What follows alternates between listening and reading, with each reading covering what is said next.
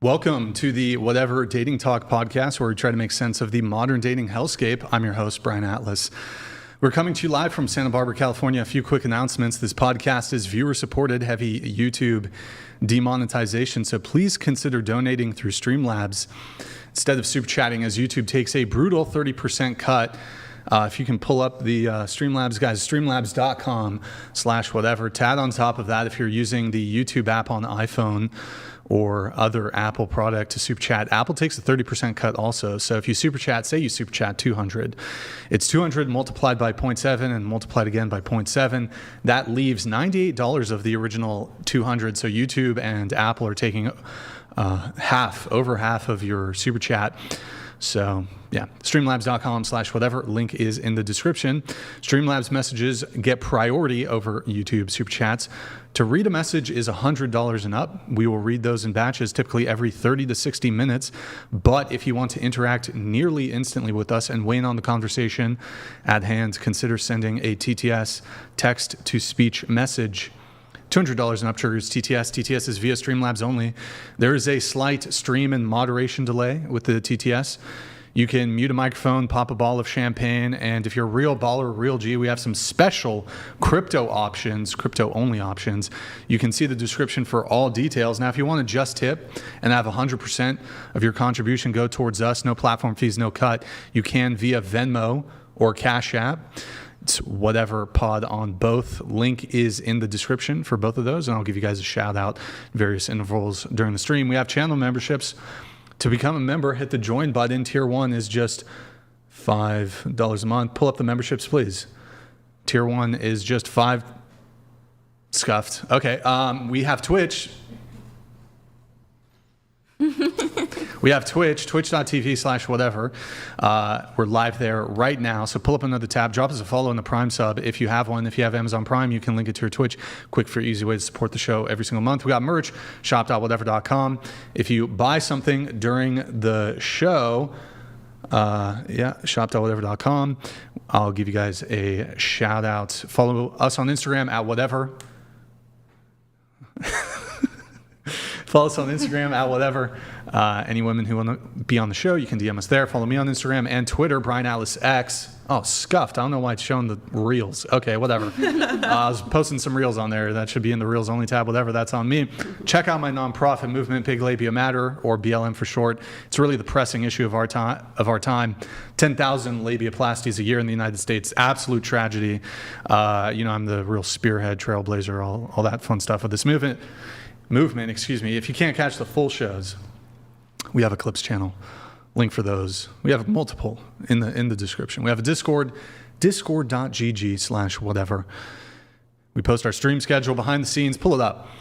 Hate mail, a bunch of other stuff, and let's see it. There it is. There's the behind the scenes tab. That's Andrew getting attacked by Priscilla. Very fun stuff. I post all my hate mail that I get in there, all the wall of haters, wall of whatever. Wait, actually, there's something interesting. Go to the wall of whatever really quick. Click on the wall of whatever. What's there? Oh, our very own Felicity Taylor Drift there. We posted you in there, Felicity, getting arrested. Good job. Click on the meme. That one, just the photo right there. Look at that. You have to join now. Okay, there it is. So if you're my Caucasian, you will join the Discord. Disclaimer.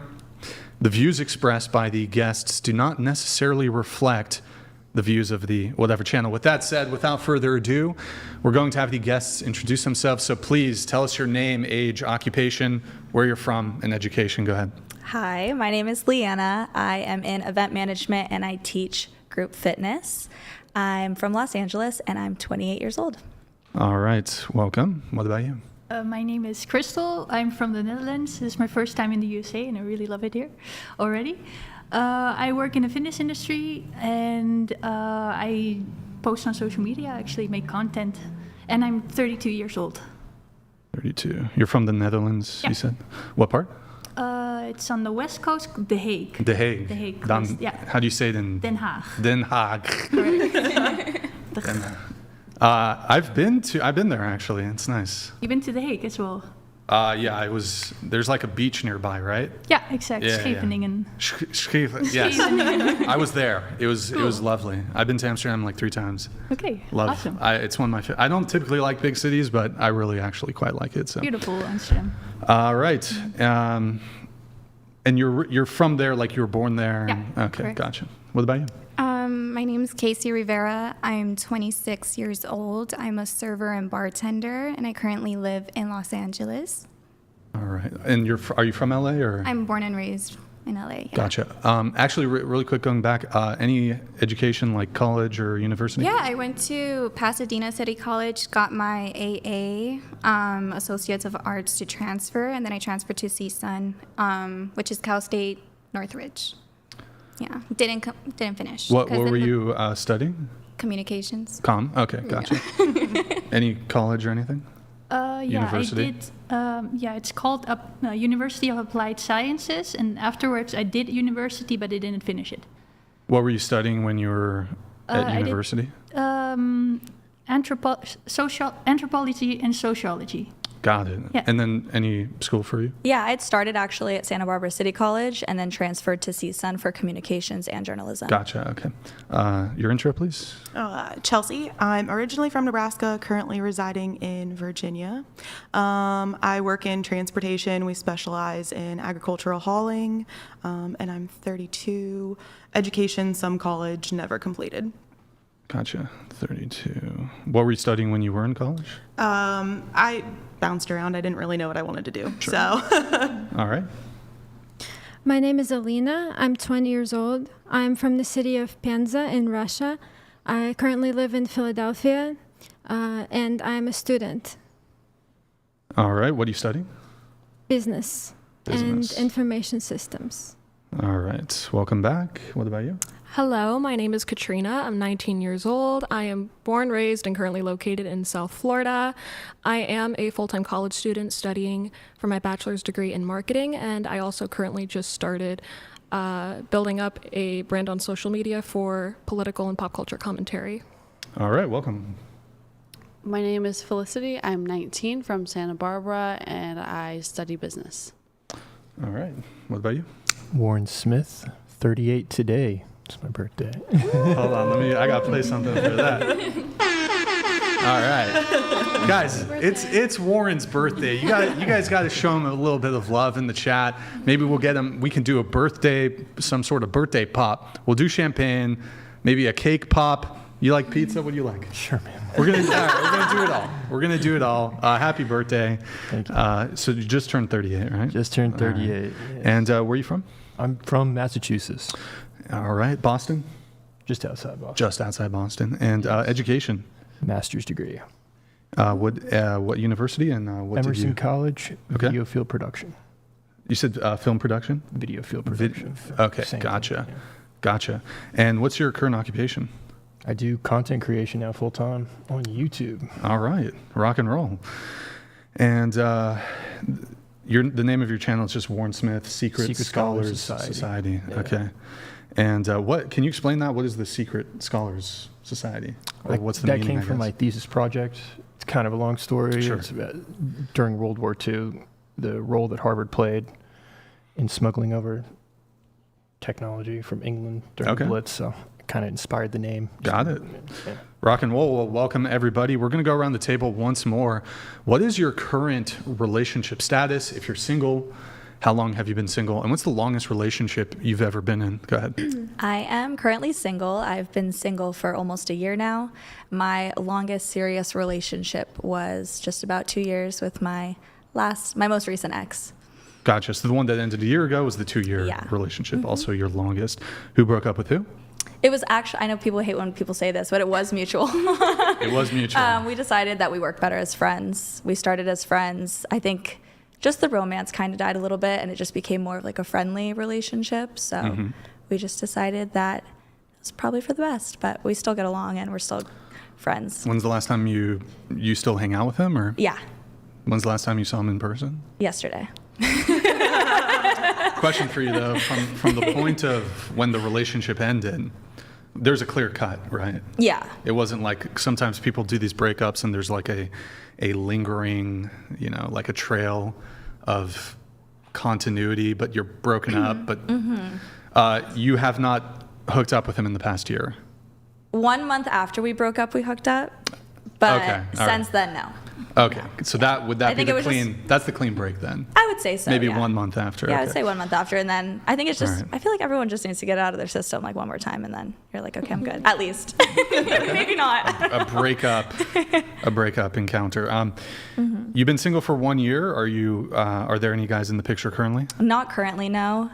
I've definitely been on the dating websites, trying. I don't know. I'm a little too picky. I think I need to. You've been broaden. on dating apps? Yeah. Currently how on m- them. Don't love them. You're currently on them? Yeah. Which apps are you on? Raya and Hinge. Ryan Hinge. And have you been on them since the breakup, or? I think I signed up like 3 months after. I just wanted to give myself some space, and then I was like, let me just see what's out there. So there's no guys in the picture. no, though? Nothing? not seriously, no. Have you? Has there been any guys you've dated, like situationship or anything in the past year? Not in the past year, no. Nothing. No, no guys. I'm like, no, I swear. Nothing. I'm busy. I have like 2 jobs. It's been a little bit busy. Gotcha. And so you've been celibate for a year. Yeah. Okay. I've been all right. celibate. Gotcha. Okay. Ever had a roster? I think in college, like max 3 Sure. people, 3? maybe. Okay. Relationship status? Yeah, I'm currently in a relationship, and my Okay. longest relationship was 4 years. All right. How long is your current relationship? Going to 2 years. 2 years. The 4-year relationship, who broke up with who? I would say me. You broke up with him? Yeah. Okay. All right. And so you've been seeing this guy for 2 years. What was the reason for the breakup of the 4-year relationship? I found it a very controlling relationship, and I couldn't continue it. He was controlling. Yeah. How so? Well, he started making all the decisions for me in my life, and I think, yeah, that feels like controlling to me. Was that towards, because you were dating him for 4 years, how soon into the relationship did he start making all the decisions or some of the decisions? After a half year or a year or so. Okay. Yeah. What were some of the things that he was doing that was controlling? Checking my bank account. Yeah. Okay. Having all my it's pretty much okay to have each other's passwords, you say, if you want to log into your social media accounts. Okay. But basically, yeah, controlling it, everything. Got it. Controlling everything. Okay. And would he also maybe say you can't hang out with this certain person, or yeah. you can't? And I would listen. You can't wear this. You can't go there. That sort of stuff. Yeah. Or Yeah, okay. yeah. You said you're. Are you religious at all? Yeah. Are you Christian or? Yeah, I would call myself that. Was he way. Christian? Yeah, Okay, gotcha. What denomination? Catholic. Both of you were Catholic? Or? Yeah. Okay, got it. All right. What about you? I'm currently in a relationship, and my longest relationship was 3 years, I think. How long have you been in your current relationship? 6 months. 6 months. All right. The 3-year relationship, who broke up with who? So he was breaking up with me, but then I found out he was cheating on me, and he was trying to keep it mutual, like a mutual breakup, and stay in contact. So, yeah, and then I kind of just cut that off immediately. Well, he broke up with me, I guess. Okay. Plain and simple. So that he could But then I not found out cheat on you, I guess. Well, no, he was cheating on me. So it was so funny. We were breaking up, and then for some reason, because I was at his parents' house at the time, and I had my stuff over, so then I started packing my stuff, and I was like, let me just go through the iPad. I went through the iPad, and then it turns out that he was sexting another girl in the same house that I was like sleeping with his family in. So, Yeah. Good times. fun. Yeah. Fun. 3 years. Nice. All right. And how old were you when you were in the 3-year relationship? So we started 2019. How old am I? 26. How old are you? 26. So 20, I think I was 21, yeah. Gotcha. Okay, got it. All right. What about you? I'm in a relationship. My longest relationship was 5 years. I think that covers both of those questions. Am I missing something? Your current relationship, you've been in it for 5 years? No. Oh, okay. No. This- Longest relationship, 5 years? Yeah. How long have you, the current one? A year. Oh, 1 year. Yeah. Okay, gotcha. All right. 5-year relationship. Who broke up with who? I broke up with him. You broke up with him. Okay, why is that? We started dating when we were in high school, and we moved in together, and I was paying all of our bills, and he just kind of refused to get a job. So I had kind of had enough, and I found an engagement ring, and I was like, I can't live like this for the rest of my life. Okay. Got it. What about you? I'm in a relationship. It's my longest, and I love him. How long have you been dating him? 4 years. 4 years. Okay. 4 years. You guys engaged yet, or what's going on? No, not yet. No, I'm not fighting yet? for it, though. You're fighting for it? Get that ring, girl. What does Get that that mean? I'm fighting for that ring. You're fighting for the ring. What does that mean? I'm trying to prove myself to him that I can be a good wife and good mother to his children, and that it's worth the commitment. Has that not been established yet? Again, I'm fighting for it. So the fight is ongoing? Yes. There's an ongoing... So he has doubts about your ability to do those things? Well, that's not a question for me. That's more of a question for him. But all I know is that You mean I'm the trying guy my you've been dating best. for 4 years, you haven't had the conversation with him, or? Oh, yeah, we've had the conversation. Yeah. Okay. He wants me to prove myself to him, which I So think like is 2 weeks ago, he was like, I'm not sure about you. not 2 weeks ago. I wouldn't say that. So maybe he has something in the works, and you just don't know it yet. Exactly. Okay. All right. That's cool. 4 years. So he's not sold on you? Or, That's I mean, not, but he's with again, you. that's I not don't a know question what- for me. I don't know the answer to that. Yeah, well, you guys are both still finishing up college, right? Yeah. Yeah. All right. What about you? I'm currently single. I have been for about 5 months now, and my longest relationship was just over a year. Was that the one that ended 5 months ago? No, that was back in high school, that year-long relationship. How long was the one that ended 5 months ago? It was just 2 months. 2 months. Very short. Who broke up with who? In this recent one, he broke up with me. Okay.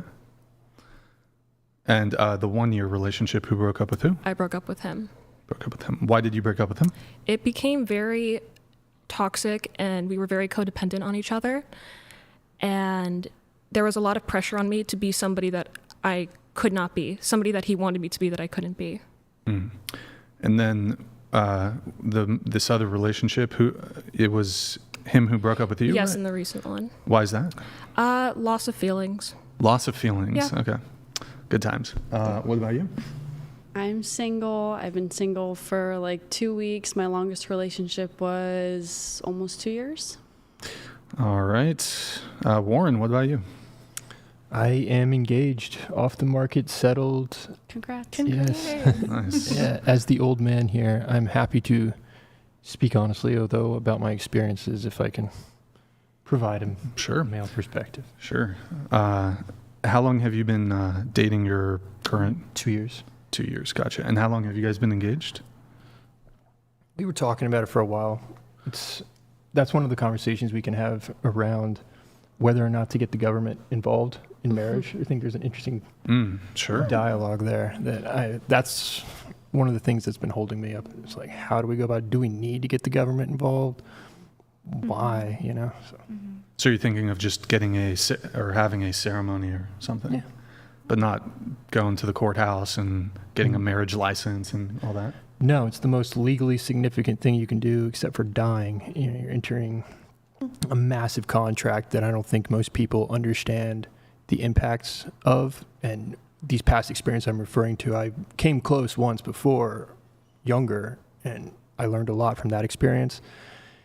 So there are lessons to be learned, and that goes to prenups and things that I have an interesting perspective on that. It all ties into, I guess, the legality conversation. Sure. But And you said you've been with your current partner for 2 years. yes. What's the longest relationship you've ever had? Oh man, I don't know. Don't know. There's been too many. There's just been too many. I'm going to try and be, this is a new environment for me. Sure, yeah. I don't usually do, let's just say. So I'm going to speak honestly as best I can. That's Sure. still, so I don't know, like 5 years, maybe. Yeah. Sounds good. We have a chat coming in here from Desert Joe. Joe donated $200. Thank you, man. Appreciate it. Been a fan of Warren for a few years before he got cancelled. Love his takes on various topics. Based. Glad to see him live and expanding his reach. Happy birthday, Warren. Thank you. Desert Joe, thank you for the message, man. Appreciate it. He says you got canceled. I guess is that true? What's the story there? Just in a way, I was teaching at a high school, and a video of me about after I met that girl, actually, which is interesting. I met Your her. current, Yes, your the one I've settled fiance. with. Yeah. Correct. About a month later, a video of me teaching, I had uploaded to my teaching portfolio on YouTube, and Elon Musk tweeted it out on X, and it kind of went crazy, and literally changed my life like overnight in a very strange way. And I saw this door open. I was like, this is a once in a lifetime opportunity. I'm making very little money as a teacher. My whole life, I was describing how my whole background is wanting to connect with an audience through video.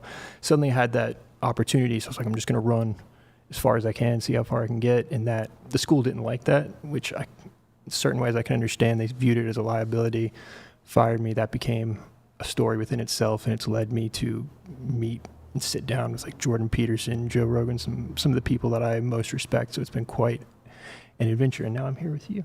There you go. There you go.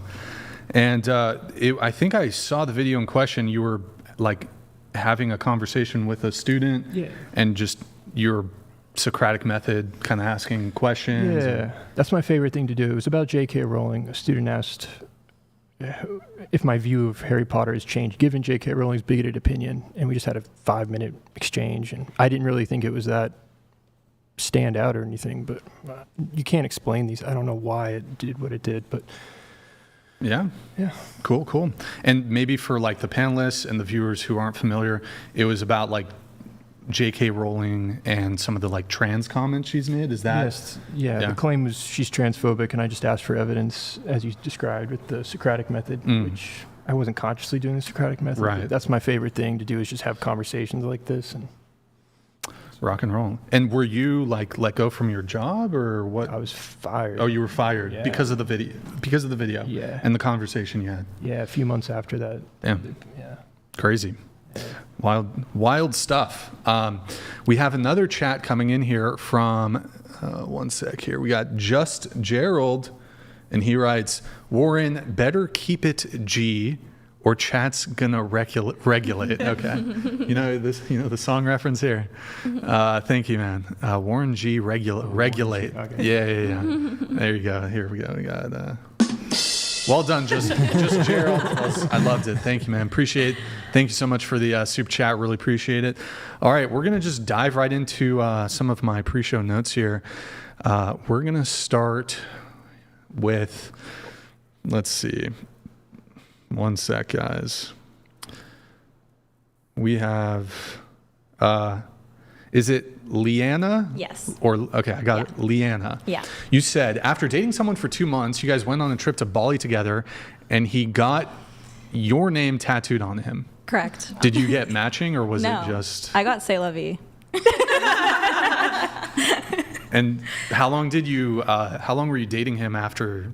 So that was my most recent, relationship. That was the. We ended up dating for 2 years. The 2-year guy. But we were only dating for 2 months, and decided to go to Bali. I was like, you do not have to get my name tattooed. I actually advise you probably don't. Yeah. But I kind of liked it. I was definitely like, sure. I didn't get his back, so I mean, he still has it. He still has it? Oh, yeah. Oh, the guy, you still hang out with him? Yeah, he still has the tattoo. Do you think he still has feelings for you? No. He's got your tattoo. I mean, he'll never forget me until he gets it covered up. So I was just gonna say, is he talked about getting it covered up? Oh, he said he has to. Because I always say, I'm like, oh, you're definitely seeing other people. And he's like, I literally have your name on my thigh. So no, I don't. Wait, how long ago you broke up? About a year ago. And he still he has still the has it? name? Wow. Maybe he does still love me. Do you guys talk still, like regularly, or They Kind hung- of regular, yeah. You guys hung out yesterday. Yeah, we right? hung out yesterday. Oh, that's the one from yesterday. But I always roast him for it. I'm like, yeah, you still have my name tatted. Ooh, oh my goodness. I mean, he made that. I told him not to get it. That's. Is there like a heart around it, or is it just the name? It's just my name in cursive. Just text. Yeah, Okay. just Leanna. And Capital has A he? everything. I mean, you guys been separated for a year. Has he dated other women? Yeah, definitely. Like, seriously? And like, has he told you, okay, I was on this date with this girl and she saw the tattoo? Like, has he relayed to you stories about the tattoo as it relates to dating new and other women? I haven't really asked. It is on his thigh, so maybe as long as his pants stay on, like he doesn't have to tell people. But yeah, I don't know. I haven't asked. That's a good question, though. Maybe I should ask. Well, I'll give my perspective on this. If I'm gonna be dating a girl and she has another man's name tattooed on her, I don't think I could date her. Like, she could be like, he's dead. Oh, no. I haven't talked to him in 10 years. Okay. I'd be like, you gotta get, I can't do it. Mm-hmm. Where it's on the thigh, yeah, you it's said? like in front, like in his, like on his thigh. I suppose like the location would also impact it too. Like if it was like on the pubic, like on the hip or on the butt. Oh. No way. I should have told him to get it on his butt. That would have been funny. Oh, wait, would he have done it? I mean, yeah, he was pretty in love with me at that time, so maybe. 2 months? Wait, 2 months in? It's a red flag. Yeah, I don't know. Well, guys, we're not together anymore. Warren, how many? Do you have a tattoo of any tattoos? I have one tattoo, and it's North Carolina. North Carolina. Yeah, North Carolina. Right there. Okay, there you go. Rock and roll. My home state. Warren, when you were single, do you think would it have been a red flag for you if you were going on a date with a girl or interested in pursuing something with a girl, and she had a tattoo of another dude's name? Any name, no offense to anyone if anyone has a tattoo with a name, but I just think it's tacky because like what caused you to arrive at that thought process where you're not thinking like ahead to where this could potentially go sideways and this is a tattoo, so it just causes you to question the wisdom of the person. Hence why I got C'est La Vie. Well, you were the smart one. Yeah, we were getting tattoos, and I was like, yeah, I'm gonna get C'est La Vie. He's like, I'm gonna get your What name. does I was that like, mean? Say la. It's like that's life. Like life, something like that. Yeah, it's like. Who here has tattoos? Show of hands. So, Warren, boom, boom. No tattoos? No. Okay. All right, rock and roll. Would you find it objectionable, those of you who do have tattoos, if a guy didn't want to date you because of your tattoo or tattoos? No. My current relationship, he doesn't like the fact that I have tattoos, so I haven't gotten any more since we've been Got together. it. Okay. And you guys been together for, you said what? A 1 year. year? Yeah. Got it. Officially a year. Yeah. Gentlemen, do not, after 2 months in Bali or whatever, do not tattoo. Don't tattoo a woman. I imagine that would be an issue though for any women who are like dating him. I don't know. Maybe fine not. with me, Maybe not. I would run for the hill. I Same. would run for the Yeah. hills I would immediately. not like that. And to double down on that though, it's not just that he has the tattoo. He still hangs out with you. I think that'll be the bigger. Yeah. Like, I could see. Okay, whatever. It was in the past, but like, he has the tattoo and he's like kicking it with her all the time. And I believe you that it's just platonic or Yeah. whatever. But like, from the girl's perspective, she could be like. No, I Jealousy thing for sure. I 100% agree. Like if the roles were reversed and I was the girl that he was dating and he had, I probably wouldn't be interested, but Sure. none of my business. I don't know. Well, moving on, you said that you refuse to date a man who hasn't moved out of his parents or / lived on his own or with roommates before. Yeah.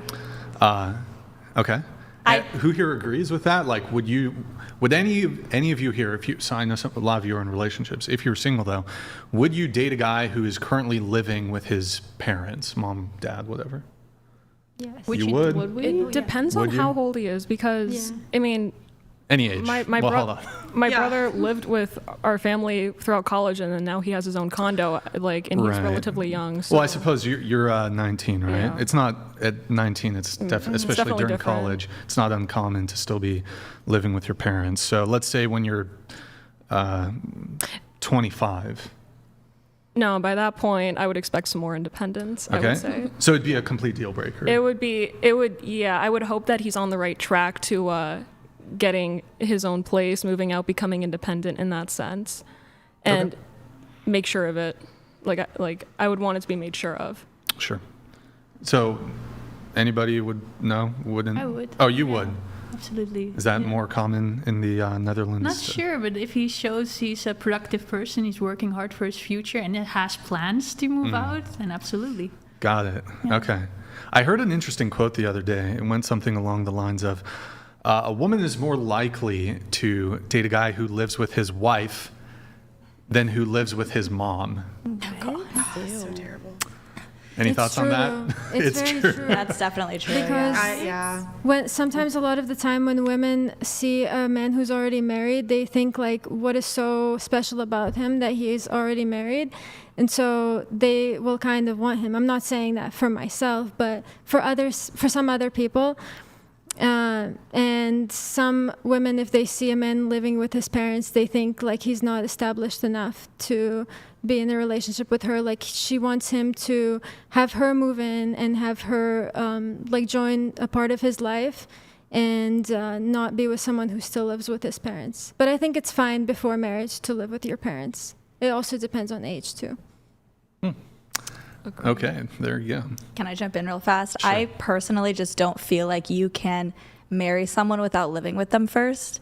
Coming from somebody who's personally, I know cultures and different people believe in different things, but personally for me, I've lived with 2 previous boyfriends, and you don't really know somebody until you've lived with them and see their living habits. Like you may think that you spend every day with them, but there's going to be little things that bother you, and it's whether that's livable for you or not. I mean, there's obviously things to look past, but I don't think you truly know someone until you see how they handle bills, you see how they pick up around the house. Like, it's just little things, like them living in a space, because that's when the walls really break down. And yeah, I don't know. That's just my take. I would definitely live with somebody before marrying them as well. What were the deal breakers for you then that you experienced?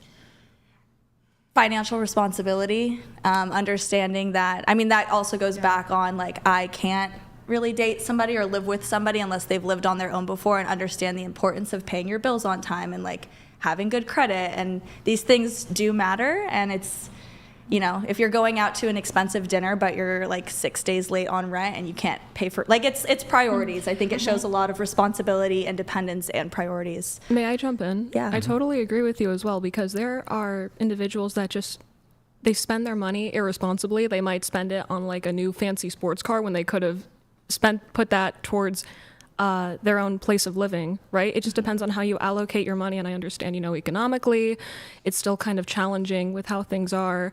And I do think it is a cultural difference as well here and in other countries as well. But I think it really depends. It tells you a lot. Like, if somebody lives on their own, how smart they are with their money, how considerate they are with what they have, and how they allocate their money appropriately.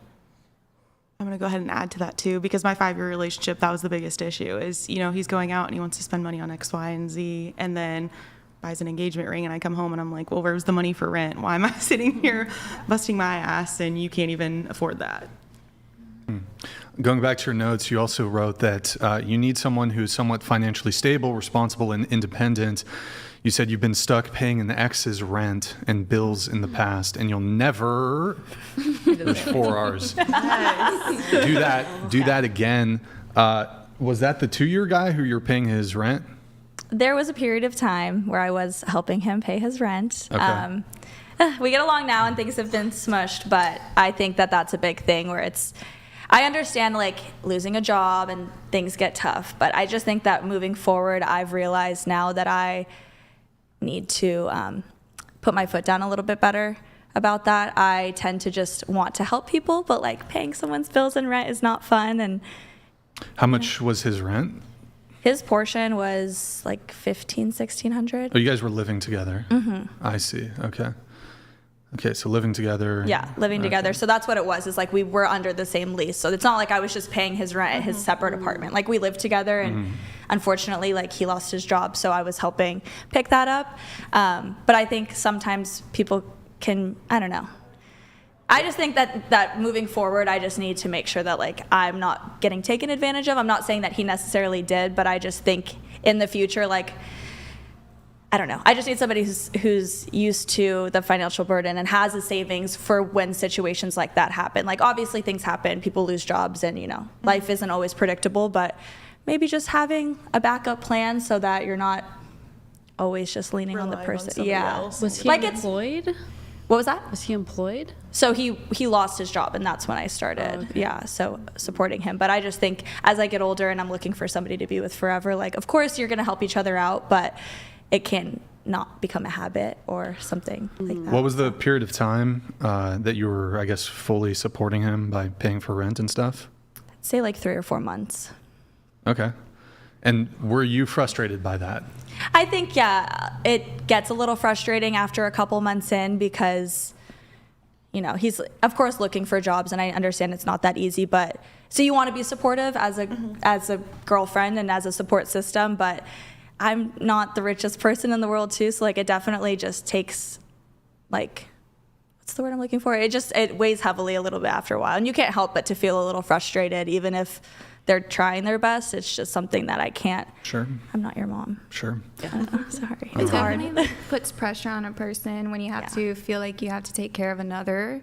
So yeah, I can agree on that. But I also probably feel like maybe he also felt frustrated because as a man, you want to feel like you can support and be, you know, the breadwinner and stuff. So I'm sure like it probably didn't help his own personal masculinity as well to feel like I had to support. Was he looking for a job? Yeah. No, I know that for a fact because I saw him going to interviews and he did a lot of like at-home interviews, but it's just I can't help but to be frustrated when like I have to. Like money is such a touchy subject, so it's difficult, but it's also like you can't help but eventually feel annoyed, like please. How long did it take before you guys started to move in together? After a year. A year. Yeah. So after a year we moved into. Weren't there already kind of signs maybe that he wasn't good with his money or anything? Not off the bat, not necessarily. We would go on really nice dates and really nice restaurants, but I just felt like maybe he had it like that. Like maybe it was just, you know. Did he used to pay for all of the dates?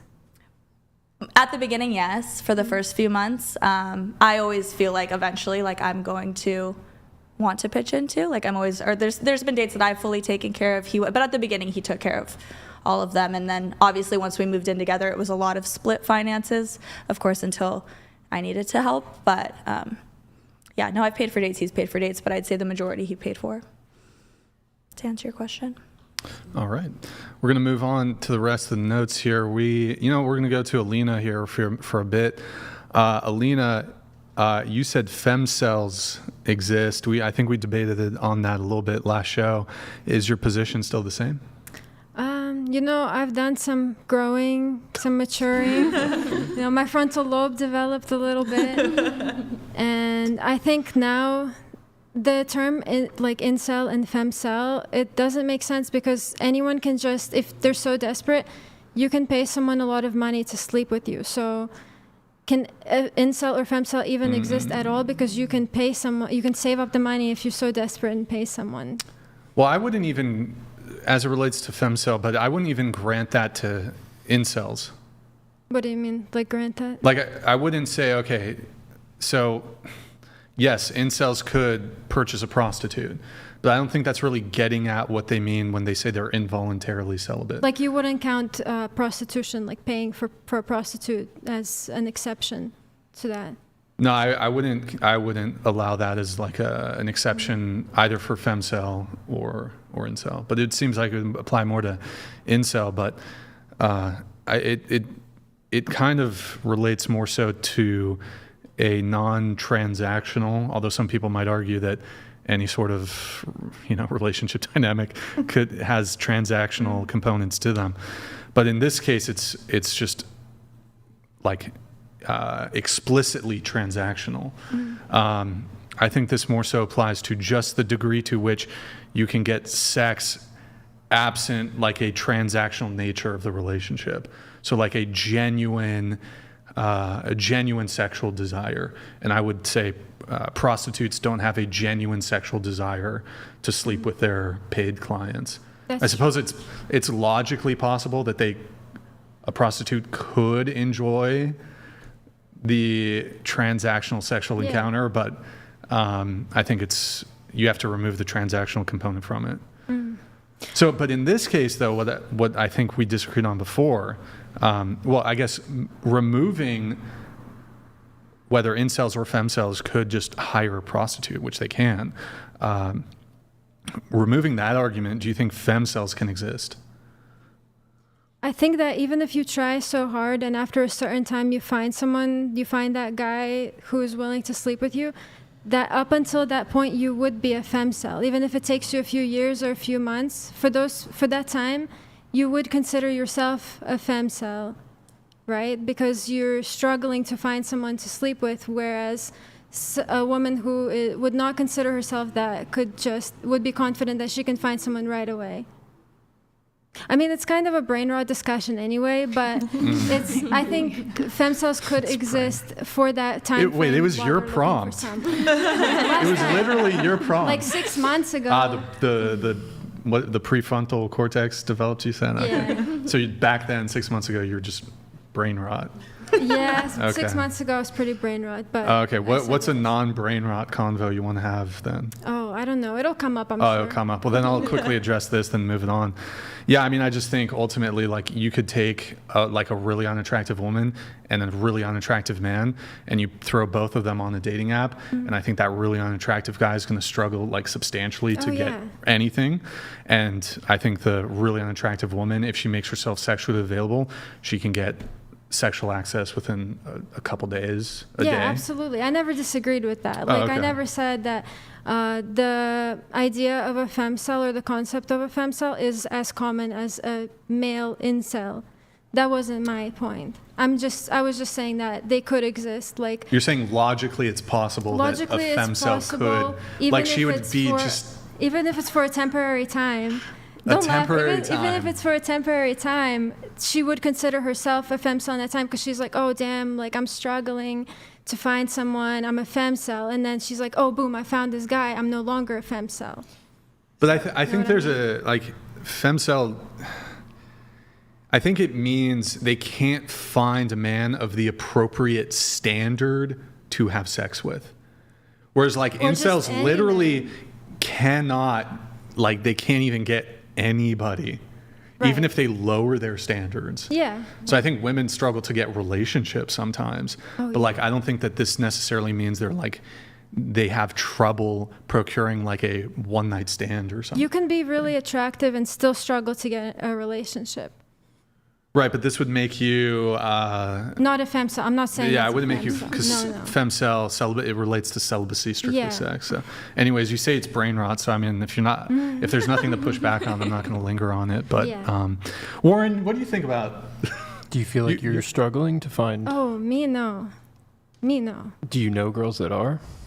I knew a girl who she was struggling to, like, she was going out to places where she could meet guys, and she was struggling to get those guys to stick around, not just for a relationship, but also for like possible hookups as well. Like, she was down for something like a one night stand or like a friends with benefits. And I was with her the one time she met a guy, and then later on, a few days later, they were going to meet, and he flaked on her, and he said that he was homosexual. And so she said it's not the first time that she had an experience like that. So is there a pattern there? What do you think is causing that for her? I honestly maybe I don't know her well enough to know that there could be some type of underlying problem that could be causing that. I think, women can get laid easier than men, much easier. I agree with that, even if she's unattractive. But there can be cases where a woman is just really struggling to keep a guy around, even for something like a friends with benefits, or even just for hookups, for maybe like something was wrong with her personality, or like how she is with him when they're hanging out together, like something just strikes like a red flag in him and he doesn't want to see her anymore. Could be something like that. Yeah. Do you want to tell? You actually were a femcel though. Me? At one point, right? Is that? I wasn't. No, never. Never. Oh, okay. Anybody here ever identified as a femcel? First time hearing this word. First time hearing the word? Same. Welcome to Brain Rot America. Has anybody here, like, I guess I could ask this. It's one of the questionnaires. I don't know if anybody, well, I'll just ask it. Does anybody here think it's more difficult for women to get laid? No. No. Yeah, okay. Yeah. That's pretty much it on that. Kat, thank you for the gifted 50 memberships. Really appreciate it. Let me pull up. There is one chat coming in here, so I'll just get it going. We have Lucas. Yo, Lucas, thank you so much, man. Call it a hunch, but Warren has been watching a bunch of James Sexton. Am I right? You know who that is, James Sexton? Oh, yes, I have. The New York City attorney, Yes, like he's family attorney, divorce attorney. Yeah, he has some interesting takes, and he's the one who made a very compelling argument around why get the government involved. It's going so well. It's like, Right. we're so happy. You know what we should do? Let's make it, draw this up in a contract with the government, because they do so well. So are you getting? You said you're engaged. Are you going to get a prenup or? I don't think anyone should get married without a prenup, honestly. And this could be an interesting conversation. I know a lot of people think it's a controversial idea. That saved me in the sense of when I almost got married. She came from a very wealthy family. I was a school teacher, and her parents were pushing for, and I didn't care about a prenup. I was like, oh, sure, I'll sign it. And there was all these family lawyers, and it pushed the process. But I realized having to have that conversation is what revealed what I would have been putting up with for the duration of being married. And I think it can lead to having, because if you can't have a conversation like that, it's just simply,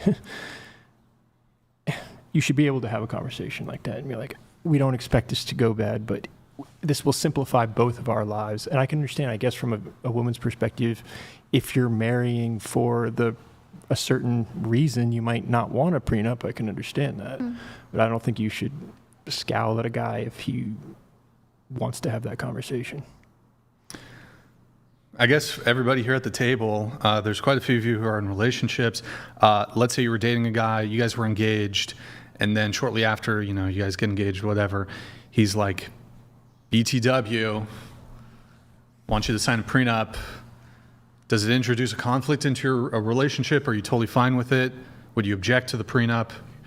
Going around the table, starting with Felicity, go ahead. One of the first times I was actually on the show, there was a woman named Alexa, and she was talking about what she thought of prenups, and she changed my mind about it. I think I would like a prenup. You would like a prenup, Yeah. okay? Yeah, I don't think a prenup is a bad idea. I think it actually reveals a lot about a true person's colors, depending on how they react if you bring it up to them, right? Sure. And for me, I wouldn't mind, because I wouldn't be marrying somebody with only intentions of just, of their money or taking their money, right? You have to have pure intentions. Sure. Can I have you tilt your mic down just a little bit? What about you, Alina? I think I need to be more familiar with what's a prenup, like what is the details exactly of a prenup? It's an agreement so that if the marriage goes bad, which over 50% of marriages do, it's just rather than having the government come in and drag this out through a legal process and screw one of the two people over in the end, most likely, and cost you a lot more money, just by having this document, it's not even having you sign it, it's just having an agreement between the two of you. It's just, this is my resources going into it, your resources going into it, and this will be our resources during the marriage, and this is how we'll divvy it up. It can be as simple as that, and James Sexton does a great job of articulating what that can look like, and it's so simple. It doesn't have to, we have this idea of what it is in our minds. It doesn't have to be that. Is there different rules for someone who's not planning to work? Like, let's say a woman is trying to be a stay-at-home mom or something, question. and she doesn't really have resources going into the marriage, but her resources are going to be what the husband builds up throughout the marriage. It's a good question, and this conversation allows you to figure that out before making this legally binding contract that is marriage. People go to Vegas or whatnot, metaphorically, and enter into this thing without realizing what they've just done. There's no handbook, is James Sexton's description of this. It doesn't come with a handbook. And this just allows you to figure that out before doing it. Am I going to provide? Can we do this? Is that the expectation? And then if we do split, in the worst case scenario, what would be fair to you? And you would come to an agreement before, rather than trying to come to an agreement now when you hate each other. Okay. I guess I'm down for that. What about you? Prenups? Thoughts? Yes, I agree. no? I think they're a good thing. It's beneficial for both people. You go into it with your own resources. You leave with your own resources, your own debts, whatever it may be. It's not somebody else's problem. You brought all that into the relationship yourself. So I agree as well. Just because it protects both of our assets and whatever we grow into. Like if let's say I boom up in my business and they boom up in their brand, then I think it's fine to protect both of our businesses. So yeah, I would definitely do the prenup.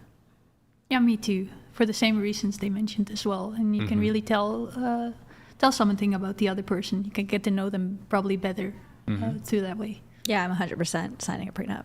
I have one more thing. What was interesting for the thing that went wrong for me, though, it wasn't even so. It did reveal a lot about her, but I kind of had already gone through this with her, and we had broken up 3 times. It revealed her family dynamic and this team of lawyers and what her parents were expecting, which would have dragged on as well. So You broke up 3 times? yeah, How does that work? Like, Because that's I thought what you just break up one we time. do. Stupid things when we when we have a dream in our minds and we think, and on some level you're in love. It's vastly more complicated, and you fall in love with the idea, especially when you get to an age, and that biology clock is ticking for all of us, especially you guys as well. Like, and it just, you come back and I learned to deal with. I don't want to throw around the term narcissist lightly, but you can encounter like a clinical level narcissist, and that is a pattern that they enact, hoovering, bringing the person back in. And even after, when this happened, I was like, this is, if you bail on this and blow this up, like it's done. This is the 3rd time, and I know you're going to try and do it again. And 3 strikes sure are enough, out. and I articulated that plain and simple, but they just can't. So learn to recognize that they're out there. Okay, cool. Let's see. We're going to get into, where is it? Chelsea. Chelsea, you mentioned in your notes one of the dating topics you wanted to speak on. It's body counts. So what's your position there? I would have to say that I think women should have a lower body count. Do I think that's always the case? No. And I know that men judge women based on their body count. So I guess my question is like, how do females feel about a man judging them for their body count? How do you feel about your own body count? And do you like regret what your body count is? I'll open that up to the panel, but why don't you give us your position on that first? Which part? Just my thoughts on it? Yeah. Well, I mean, like I said, I think that women should have a lower body count. I mean, any man's desire is to have someone who has a lower body count. So. Right. But do you object to men, for example, having a preference for No. women who have low body counts? No. No, okay. Anybody want to? Yeah, I think it's the business of the man, of course, if they want it or not. But I also will judge a man if he has a bit high body count as well. You'll judge him too. Yeah, because I find that disgusting as well. So Yeah, I don't believe in the double standard where men can go and do whatever they want and women can are set to a certain standard. And I don't agree with people sleeping around no matter what gender you are, what sex you are. I think you should be as close to as close to 0 as you possibly can, because I think that shows a lot about how much you respect and how much you value yourself, and you value the person that you plan, if you plan to settle down with, the person that you plan to share your life with, and how you're going to set an example for other people around you. Yeah. Well, we do have a question here on the questionnaire, a statement rather, a woman's past should not matter. The only person who agreed with that was Leanna. Really? Yeah, you're the only one who circled that. All the other women here seem to think that a woman's past does matter. Why do you think, or why do you agree that a woman's past should not matter? I don't know. I think if you're, say, 35 years old and you had a college phase where you dated a lot of people and you experimented, if it's like 15 years down the line and you're like settling down and you're not that person anymore, and someone's like, well, 15 years ago you had a roster and you slept with all these guys in college, so I don't want to be with you. I would just think that would be a little bit ridiculous. I don't know. I just think like that's just like one example, but I just think that, I mean, also it depends like how severe, I guess, the past is, and everyone's entitled to their own opinion. If a man doesn't want to be with somebody because they've slept with so many people, then that's totally fine. You're entitled to your own opinion. But I just think I think a lot of the time too, men do expect a lot from women, but if you were to turn around and ask the same question, it'd be like, well, it doesn't apply to me. It only applies to you because you're a woman. I mean, I've heard, I had this one saying, someone in college told me, and they were like, a key that opens many locks is a good key, but a lock that many keys can open is a bad lock, or something like along those lines. And I just thought it was funny, but something along that. I'm like, that wasn't exactly you it. Almost got it, but yeah. You mentioned there's a college phase. Did you have what does that mean? What's a college phase? A lot of people in college like will sleep around or they'll date a lot of people. Not everyone, but I feel like people have phases. High school, I mean, whatever it may be, but high school phase. I don't know, high school phase. Hey, yeah, it goes down in high school. I mean, 20s. Like, I feel like there's times. I mean, I know somebody who was in a relationship for 10 years all through high school and college, and then they broke up, and they were like, well, I never slept with anyone else, so like I'm gonna go date around and see what I like, and I think that's totally fine. Whatever you want. Did you have a college phase? I wouldn't say so. I'm unfortunately like a serial relationship dater, or a situationship-er, which is horrible. Okay. Has anybody here had a college phase, party phase? Some people call it the hoe phase. No. I've had a party phase, but I wasn't sleeping with people. Sure. They're like, anybody? No hoe phases? No. I went more on a dating phase, but I was like trying to get to know myself on what I like and what I would want in like a future partner, or just a distraction in that moment. So I'll be honest.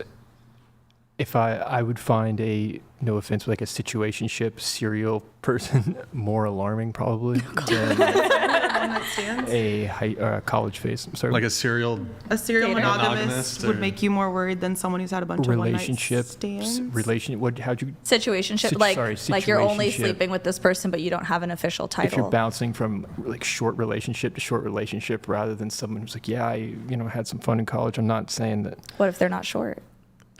I had a situationship of 4 years, and that was on me. What's the difference between a situationship? But you had a 4-year situation. Yeah, that was horrible. 4-year. That's not a situationship. Well, that's what I tried to tell him. If you've never established the relationship, then technically learned my. But what do you? Wait, did you say I love you to the situationship? No. Did he say it to you? He let it slip once, and then he was like, "I didn't mean to say that." Wait, were you only seeing him for those 4 years? It was a little bit on and off, but I pretty much was only seeing him because I guess for the first year, it was still like casual, if you would say. So I was open to dating other people. I didn't really. I catch feelings for someone, and then I'm like not interested in seeing other people. I have that problem. And then a little bit into it, he was like, I don't want you hooking up with anybody else, and I won't. But I also don't want to call you my girlfriend. And I was like, weird. But okay. And then so I was very loyal to that, but he wasn't. And I think it was just his way of like making sure I wasn't. And then he was going to go do his thing. You got tricked. Yeah, I definitely learned my lesson on that one. So would you do it again? No. Right. So then it wouldn't be serial. Right. So if I met a girl and she was doing that repeatedly, I'd be like, you're not learning. Yeah. That's a red flag. Well, I learned from that. That was like the last time like if you can't figure out what you want with me in the span of a couple months, like maybe we should just move on or call it what it is. So. Yeah.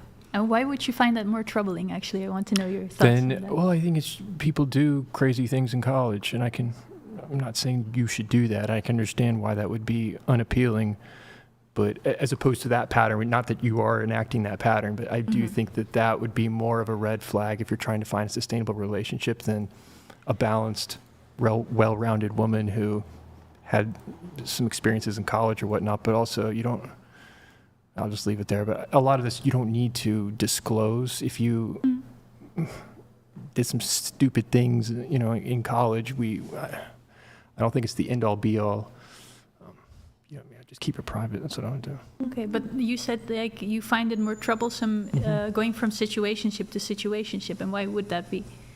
Because it shows that you're not learning, as opposed to a short period of time of youthful stupidity, as opposed to an adult who should be progressing and learning from those experiences. That pattern is more alarming. Just if I'm just going to balance two patterns, I'm not saying either is good, but that would indicate more of a red flag to me. Does that make sense? Yeah, very much. Yeah. Cool.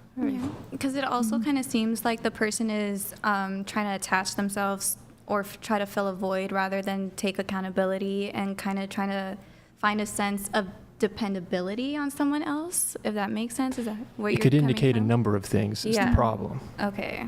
Right. I see your side. Yeah. Going back to Chelsea, your notes, a disagreement that you had with the show is that you said sometimes execution of thoughts are poor. What do you mean by that? Sometimes you can like word vomit things and it doesn't. Me or? No. Oh. No. I would say just in general, people who come on the show, they might say something and they word vomit it and then they're like, that's not actually what I meant. Oh, okay. So other people, I mean, I do that shit, but sometimes other, okay, all right. Was there like a specific topic that you think the execution is poor on, or? My first question is, are you sure these are my notes? Chelsea? Yeah. Here, let me double check. But Because I watch your podcast and I don't have any issues most of the time with what you well, you say. sent some like originally. I'll double check, but back in April. Yeah, April 5th. Body counts. Sometimes execution of thoughts are poor.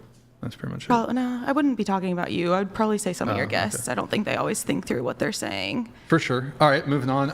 You said, I think this is yours. Maybe I fucked it up again. You said one time you were pegging a guy? No. Wait, who's that? Oh my gosh, no. Wait, 5 year, who, is that you, Chelsea? No. Or Liana? Leanna. No, God, not who me.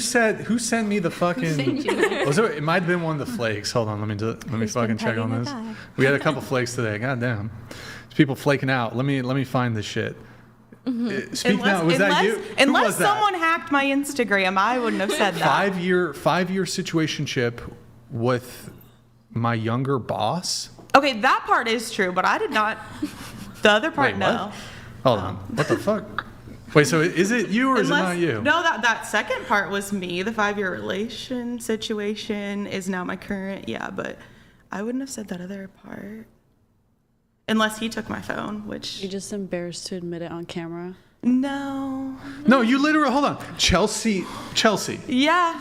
Number 6. Read the whole thing. One time you, I don't want to Okay. say I, but you did say I, but one time you were pegging a guy and he did doo-doo on you. No. Then he. It's in your notes? Okay, it might be, but I'm gonna say that the person that I'm with right now, he helped me. No, seriously, he helped me fill these out, and he watches the podcast and likes to stir. Oh, so he's shit, pranking. He pranked you? Okay. Yeah. All right. Yeah. Okay. No, seriously. So, but did you actually peg a dude? Yes. Oh, okay. So this happened. The fuck? What the fuck? Wait, this whole time you said no. Okay. Well, he kept going, and I was like, "Wait, where's this Wait, going?" did you ask to do that? shit? No. He asked for it. Yes. I think your man card gets revoked. I mean, I don't know. Whatever. Okay, whatever. Hey, different strokes for different folks. You said your 5-year situationship was with your younger boss. Yeah. So wait, you said you were in a 5-year relationship, but it wasn't a relationship. It was No, a that situationship. one was my, no. Oh, you I've did had it. both. You had a 5-year relationship and a 5-year situationship. Yeah, but the 5-year situationship is actually like where my current relationship is at. Wait, now. with your It started younger out- boss. Yeah. Wait, you're dating your situationship? Currently, yeah, it was like 4 years of us Oh, like being in wait. a situationship, and within And the last year we established a So relationship. you've been in a official relationship for a year, but you were. Is this the pegging dude? No. You pegged this guy? No. Oh, okay. That was like Like I said, he likes to joke, so that would have been Okay. But no. 5-year But you were not exclusive during the 5 years? During the 4 years, we weren't exclusive. Okay, and he's younger than you? Yeah. You're 32, how old is he? 27. Okay, 27. So he was like 22 when you guys met, and you were like 27, Yes. I guess? Yeah. Okay. And he's your boss? Yes. Where do you work? I work in... You don't have to say the place, I but won't. just- I work in you're- agricultural transportation. You're a truck driver? No, I am like an operations manager, so I okay. manage truck drivers. You don't do the yeah. you don't do the actual transportation, but you're No. Okay. But like logistics. I deal with the logistics of things. Okay. Yeah. So you're like you're in an office, yeah. basically. Yeah. Okay. And he's your supervisor or something? Yeah. Have you disclosed this to HR? Is it a small company or? Yeah. His dad's actually the owner of the company, so. Ah. Okay. It's like a lawsuit waiting to happen, but okay. Okay, that's cool. You said you have a girlfriend, lesbian friend? Like you dated her or she's... I did. I dated her for a year. We broke up. We're better off as friends. We're currently friends. She actually just got engaged last weekend. Congrats To a her. woman? Yes. I see, okay. But so you're bisexual, No. but you... I dated one woman for a year, and I was going through a lot of rough stuff, and just kind of happened, and then Did something make you realize, like, yeah, I'm straight? yes, yeah. What was it? Yeah, what was that? Well, I mean, like a conjuncture of things, like a lot of things. Like I said, I think part of the reason that I was in the relationship is because I appreciated who she was as a person and like how she treated me and everything like that. But then I came to realize towards the tail end of things that we were just better off as friends. Like, why am I in a relationship? This should just be a friendship type situation. Did you find her sexually attractive? Yes, in the beginning for sure. She was definitely more masculine in appearance and everything, so. Wait, going around the table, what's everybody's orientation? Like straight, bisexual, lesbian? I'm straight. Straight. Well, now straight. Now straight? Straight. Straight. Okay, that's cool. And okay, I guess moving on then, 5-year situationship with your younger boss. I noticed on your X you wrote you hate being a girl. This is a long ass time ago though. Your Twitter. Girl. Ringing Yeah, a bell? because Okay. it was probably when I was in college Yeah, I or pulled- something that's- like that shit it's was old. old. Yeah, I don't get on there very often. You also wrote on your Twitter, "Man, I just love me a big old bag of dicks." I don't know what a bag of dicks is, but No, again, probably back in Okay. college with my like high school / college boyfriend, and Gotcha. yeah. you said related to your current relationship with your boss, which was previously like a 4 or 5 year situationship. You said his mom hates you. Why? Why is that? I don't really have a concrete answer, but what he and I have decided is she thinks that any female that he's with is going to end up stealing the lifestyle that she currently has. Her lifestyle? Yes. She works for the company in a very small capacity, but she goes on trips, vacations, things like that. And I think she thinks that any female that he's with, because he's set to take over the business here in the next, extended period of time. And she's afraid that whoever he ends up with is going to have some type of say in how her lifestyle will be changed. Do you The mom's. Her lifestyle, for sure, yeah. Okay, so she's got like a cushy Nepo job, and if once he takes over, that's potentially at risk because of the new leadership of the company. Yeah, that or like their finances in general will be cut back because his dad will retire, and I don't think she likes the idea of that. Okay, all right. It's not really related to like anything about you. Oh no, she really. just doesn't like me though Dating. too. Okay. Good times. That's Yeah, good. yeah, she, yeah. Okay. You said that you don't advertise at work, that you guys are seeing each other. You keep things business at work. Okay. You said you're curious as to how other females feel about how dating apps, social media, we'll skip that.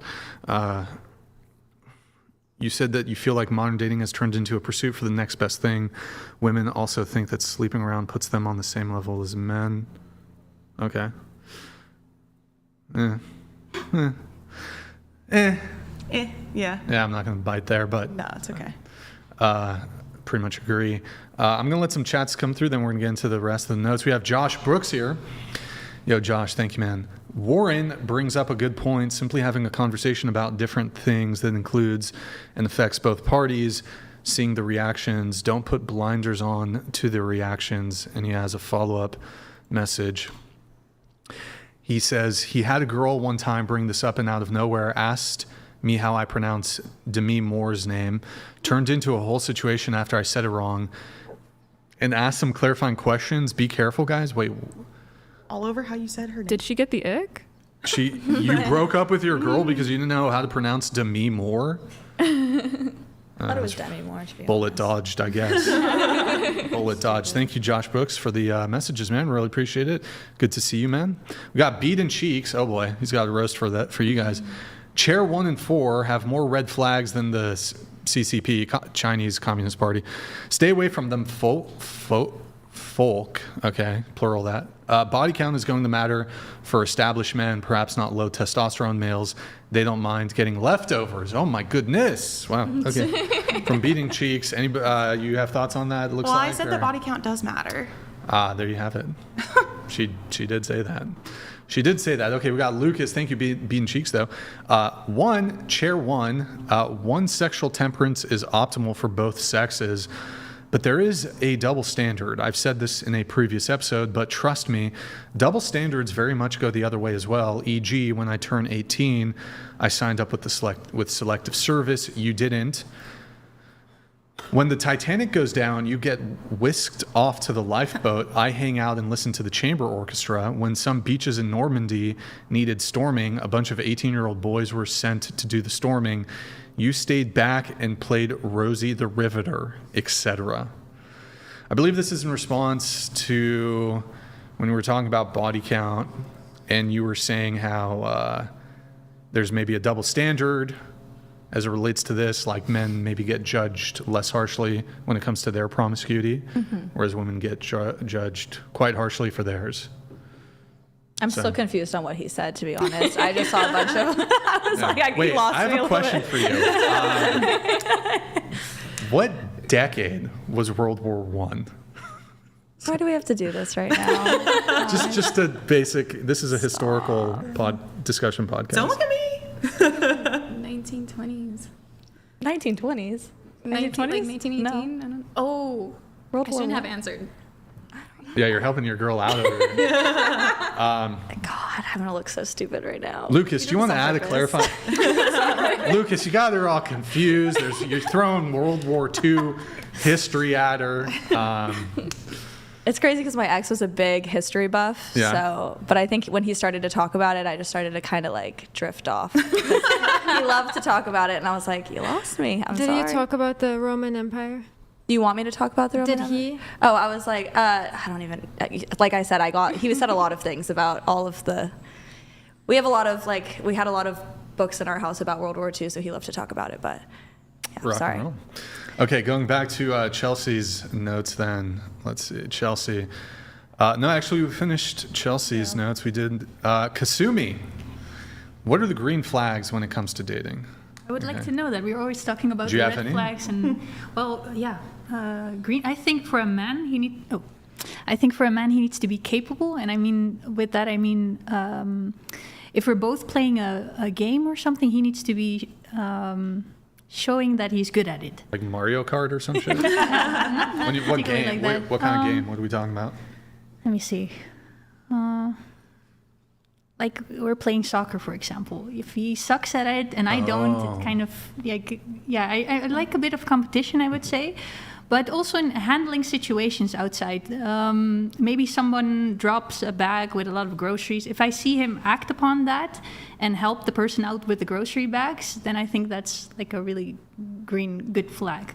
Now my English is probably not explaining this very well, but being capable, being able to do things better than other people. Competence. I think. Competent. 'Cause That's we're the always, word. I get your point, because we're always in the game, whether we know it or Exactly. not, at In some level. Every area, basically. I Exactly. think that's a big green flag for a man. All right. We'll go around the table. Give us like one green flag. Green flag. Yeah. Not taking life too seriously. Sense of humor. Okay, sense of humor. What about you? I feel like discipline and knowledge are very important. Like someone that wants to grow and has like goals for themselves. I feel like that's a really green flag for me. I would have to say, like someone who's compassionate, like towards other people. Compassion. Yeah. Okay. Alina, green flag. I would say if he has a lot of leadership qualities and he's dominant, that's a green flag.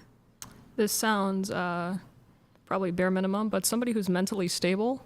That's a great. Yeah, that's definitely a green flag. Okay. Emotional intelligence. What is that? Someone who can express their emotions and communicate productively. May I jump in? Somebody who's not emotionally unavailable, or somebody who's Yes, not emotionally somebody- constipated. Yeah, pretty much. What is that? But, yeah. What does that mean? Emotional unavailability, or like, You said emotionally constipated. yeah, it's just like a funny way of saying emotionally unavailable. Yeah, I guess just unable to, or struggles to empathize or be able, like empathize, not in like a sociopathic kind of way, but just struggles to express themselves, does not feel particularly comfortable being vulnerable in a relationship, and that can in turn affect the relationship In overall. more aspects than just a relationship, I think, in all aspects of life. Absolutely. Because I think usually women experience men just shutting down and not wanting to talk about things, and emotional intelligence is the opposite of that. They can they're Yeah, able to I talk with you. experienced that with my ex. It was like so hard to have a conversation sometimes because he would just shut down, and I'm like trying to talk about it. Then he brings it up later. He's like, "Oh, but I was upset about that." I'm like, "But you didn't tell me." Yeah, I want someone that can communicate productively. Exactly. And then it also affects us as like the more emotional counterpart, or emotionally intelligent counterpart, I guess, in this case, where then we don't feel comfortable. It kind of reflects on us, and it makes us feel uncomfortable opening up or expressing ourselves to our partner, because we feel like we're going to be judged or not well received by them. Right? Yeah. Making our feelings feel valid. So you're open to express your feelings, and he's open to receiving them and understanding them. So What if her feelings are wrong? he can say that He as can- well. Like, what if say she's just that. wrong? If he And like, disagrees, I that's get you fine. feel that way, but you're wrong about the disagreement or the issue. Those are two different things, right? You can feel something and that can be legit, but your choice in something could be the wrong thing. I suppose there can be some degree of separation, but I mean, expressing Like, it's okay his to feel this opposing way, but opinion. you are wrong about it. Like, well, do you mean in the sense like somebody cheats and they're like, I feel bad about cheating, but it's still wrong that they did that? Like, what do you... No, you that's mean? not what I'm. Like the way she feels about the situation. Like, for example, you guys could agree that someone might like feel. This doesn't really necessarily relate to a dating context, but somebody might feel scared, but there's actually no. There's no actual reason for it.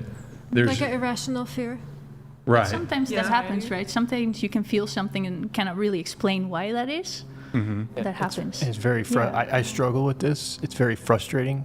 Something I need to improve or whatnot, but it appears like that on the surface. But also you got to see, what is that guy dealing with, and what's the dynamic of that relationship? Is he expected to provide entirely? And there's also different degrees. If you just lost a parent or something very difficult happened versus I'm having a bad day or a subtle fear or something, I'm often oblivious to it. Men have that more often when usually women focus on little thingies, and their emotion can go up and down, and men are not really aware of that. But some men are, and probably that fits into that as well. That Often we're aware of it, I think, but there's almost something instinctual about like, okay, but I have other you don't say that out loud, but your mind is, okay, but I have all these things I got to do right now, and you're trying to address that as well. But you said something interesting. You were like calling them out. Like, it's okay to have opposing opinions, and I think that it's okay if your partner doesn't want to talk about it right now. Like, they can tell you that I don't want to talk about it, and they can, if they do want to talk about it and they think that you're just being irrational, they just don't agree with whatever your thoughts or feelings are, that's okay. You can talk about it. Yeah, I think there can be a lot of miscommunications as well, because some people deal with their issues differently. Like for some people, it may be more beneficial to not talk about their issues all the time because it can make it worse for them. Whereas for others, they want to talk about their issues to someone that they care about. Like for me, for example, if I'm stressed about something, I don't want to talk about it, because if I do, it's going to make me think about it more and going to make me more frustrated about it. For some people, it can be opposite. So it's important to establish what your communication style is, I guess, in the relationship before you jump to conclusions of any kind. I agree with that. Okay. Did we get all the way around the table? Felicity, did you say a green flag or? Yeah, I was the one that said emotional intelligence. Oh, that was you? Okay. Warren, green flag? When it comes to dating? Being able to, this kind of goes back to being able to have those conversations, but I don't want this to be a red flag, but often, let's say you're on a date or something. I was just thinking about this the other day. A couple of years ago, I had a date at this bar, and J.K. Rowling came up, ironically. And this girl was like, I was like, why do you care about this so much? And then I knew in that moment, I might as well leave. This date's over. I was like, whatever, I'm just going to have some fun with it. Well, what evidence do you have that she's transphobic? And like, just to hear it out. It was just mind-blowing, though, and that's happened in so many different iterations around, like, oh, Jordan Peterson says something I really think is intelligent. Just, wait a minute, are you racist? And it leads into this whole thing. I can't tell you how many times I've encountered conversations like that. So I guess what I'm trying to say for a green flag would be kind of, someone said sanity. It's just... Oh, mentally stable. More just, yeah, like the word based is thrown around a lot. Learn to deal with her emotions, like learn that she knows how to handle her emotions. In a way, yes, but it's also rational. That's very important to be able to. If they don't have control of their emotions, just like in a guy, it's hopeless. Absolutely, but it's more just, are they caught up in the narratives that are going around? It kind of goes to the idea of the red pill, blue pill idea.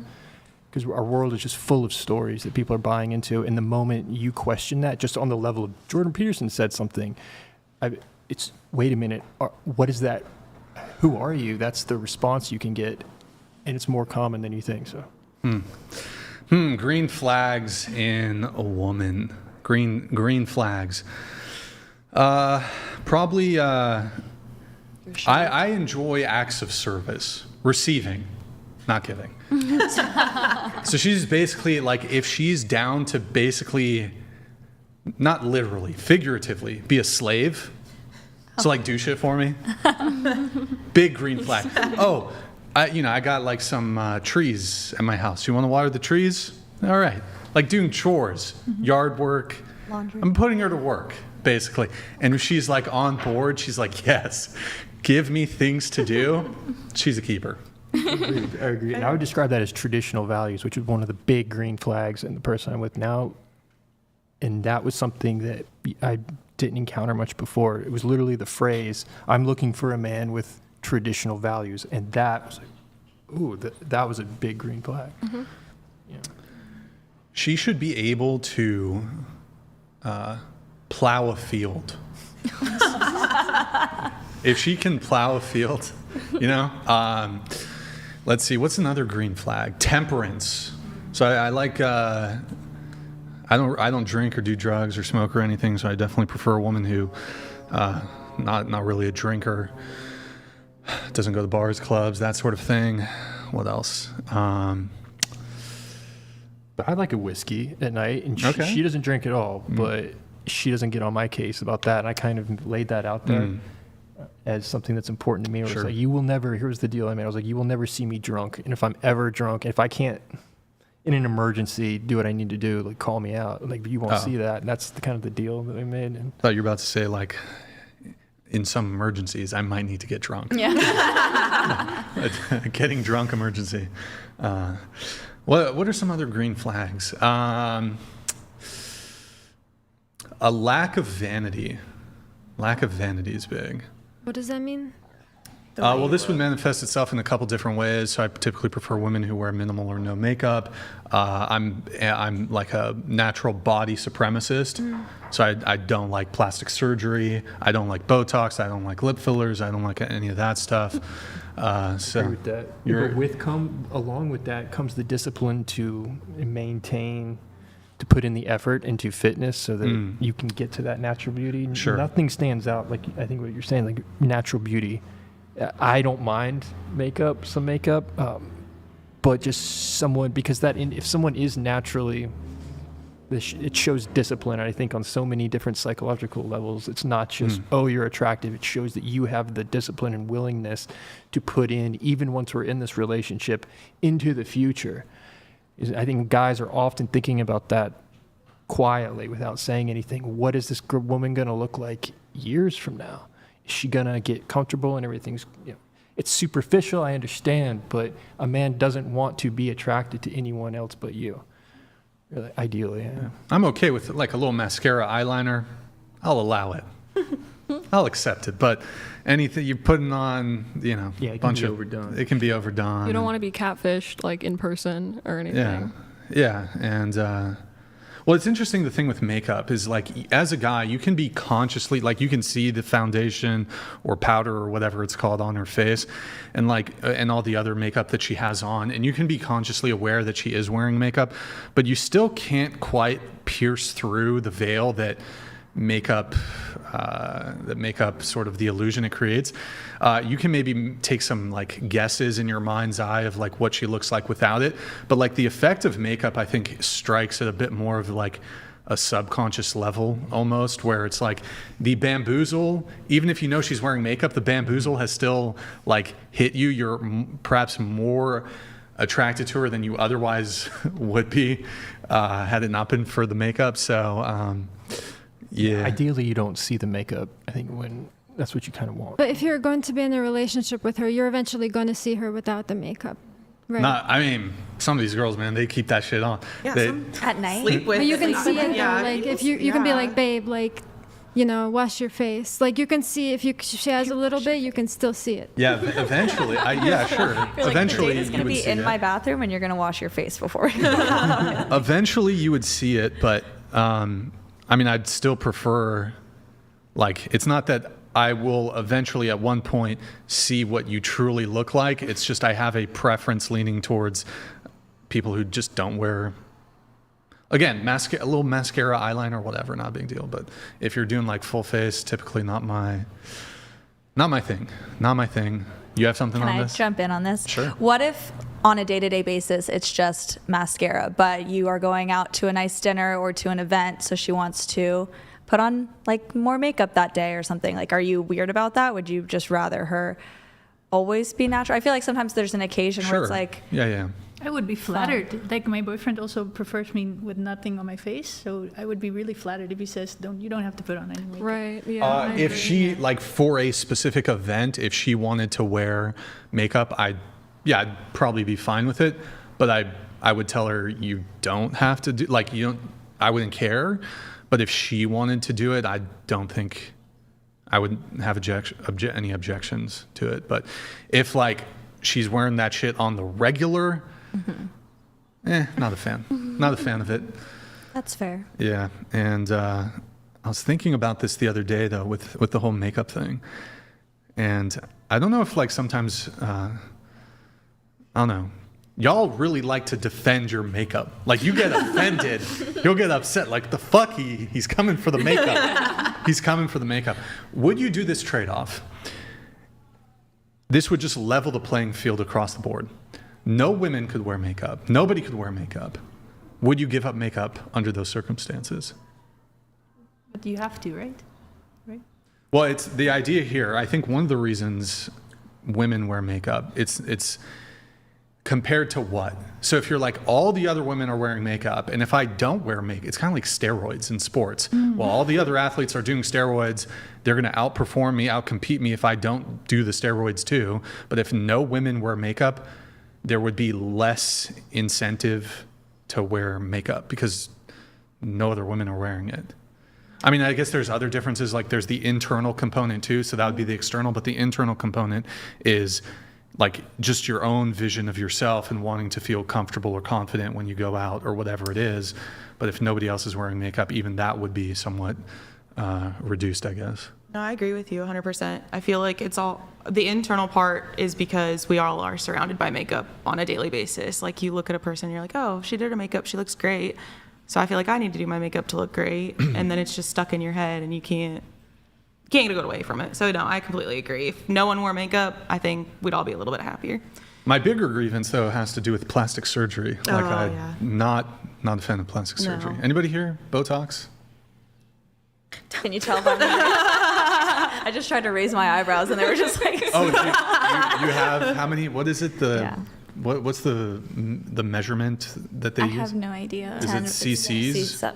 Units. How many units of Botox? I actually don't know. You lost track? No, I mean I just told them this is where I want it, and I don't know how many they did, but. But have you gone like multiple times? I've only done it twice. Oh, twice. Okay. It's like once a year. Lift. They wiggle. Okay, they move. What about? very mad have you at had the filler in the lips? Or? Yeah, just a little bit. I don't like to go overboard, but. Anybody else had lip filler or anything? Okay. Yeah, no, I'm not a fan of all that stuff, but. Sorry. No Also, offense. one thing Apology to add accepted. What's about that? the makeup, I think also everybody, and especially women, like pretty things. They like to look pretty. They want to feel pretty. So I think next to social media, because social media is pushing all the women to wear a bunch of makeup, but I also think that women just like to look beautiful and feel beautiful, and makeup is a part of that. But are you doing it to enhance your features, or are you doing to hide something? That's the line in there. If makeup was banned, people would still find loopholes in it. Like girls would use like berries and stuff, and like stuff that's like colored like red or different colors or whatever. Or for your eyelashes, like in Egypt, they used to use all types of stuff like before, like charcoal or I don't even know. So just stuff that's not makeup, but just like with every other law, people would find loopholes in it. Well, sure, I suppose, but the idea here is like you would just totally get rid of makeup, and then I don't know. There's just like a social cultural zeitgeist where it's like, okay, we're just generally not going to put shit on our face that alters our appearance. But how would you know that if somebody has raspberries on her face, like for cheek flush, you wouldn't see that, but you would just. I mean, I would see. I mean, it would have. But you don't know what it is. It could be just her natural face. You know what I'm saying? All right, Miss Loophole over here. Yo, hey, get us some raspberries. We're gonna have her put some raspberries on her face. Do we have any fruit back there? We can have her. We got some of those some pizza, some pepperoni, some fucking Dorito dust. Should we put some of that on your face? I would think the world would be a better place, actually. It would be healthier for us, but we also would have less competition between women, because women, I think they silently compete with each other, who looks better than the other. So I think it would be actually a good idea. I think it would actually be a good thing to like. Well, first off, I mean, the cosmetic industry is like $1 trillion. Maybe I'm exaggerating there. It's like $500 billion industry yearly, and like think of those cargo ships sending that paint from fucking China across. And you know they're burning bunker fuel. I don't know if you guys probably don't know what that is, but they're burning bunker fuel and shit. And it's just like so that women can feel moderately more attractive. It's just holy shit. You know, one thing I like to test out with environmentalists, female environmentalists, is I ask them, would you be willing to never wear makeup again? Never. Anyways, that's stupid. Sorry, we're getting off topic. We got some chats here. Josh Brooks. Okay, gotta ask the panel. What is your most embarrassing dating story? Something that happened in public or private, intimate or not, that was embarrassing and stayed with you? Anybody got an embarrassing dating story? Besides the pegging for you over there? Sorry, guys. Yeah. I feel like I do, but I cannot think of it on the spot. I think it's bad enough that a guy got your name tattooed on it after 2 That's pretty months. bad. I mean, that's pretty. I'm flattered, personally. I'm not embarrassed. Do you think he would be embarrassed? Oh, I'm sure now that we're not together, because he does tell me all the time that he regrets it, and I was like, I gave you Most the warning. embarrassing. Yeah. I don't know. I've got a couple. I got a bunch. Oh. Shit. Wait. Okay. Let me pull up my bad dates. Fucking notepad thing.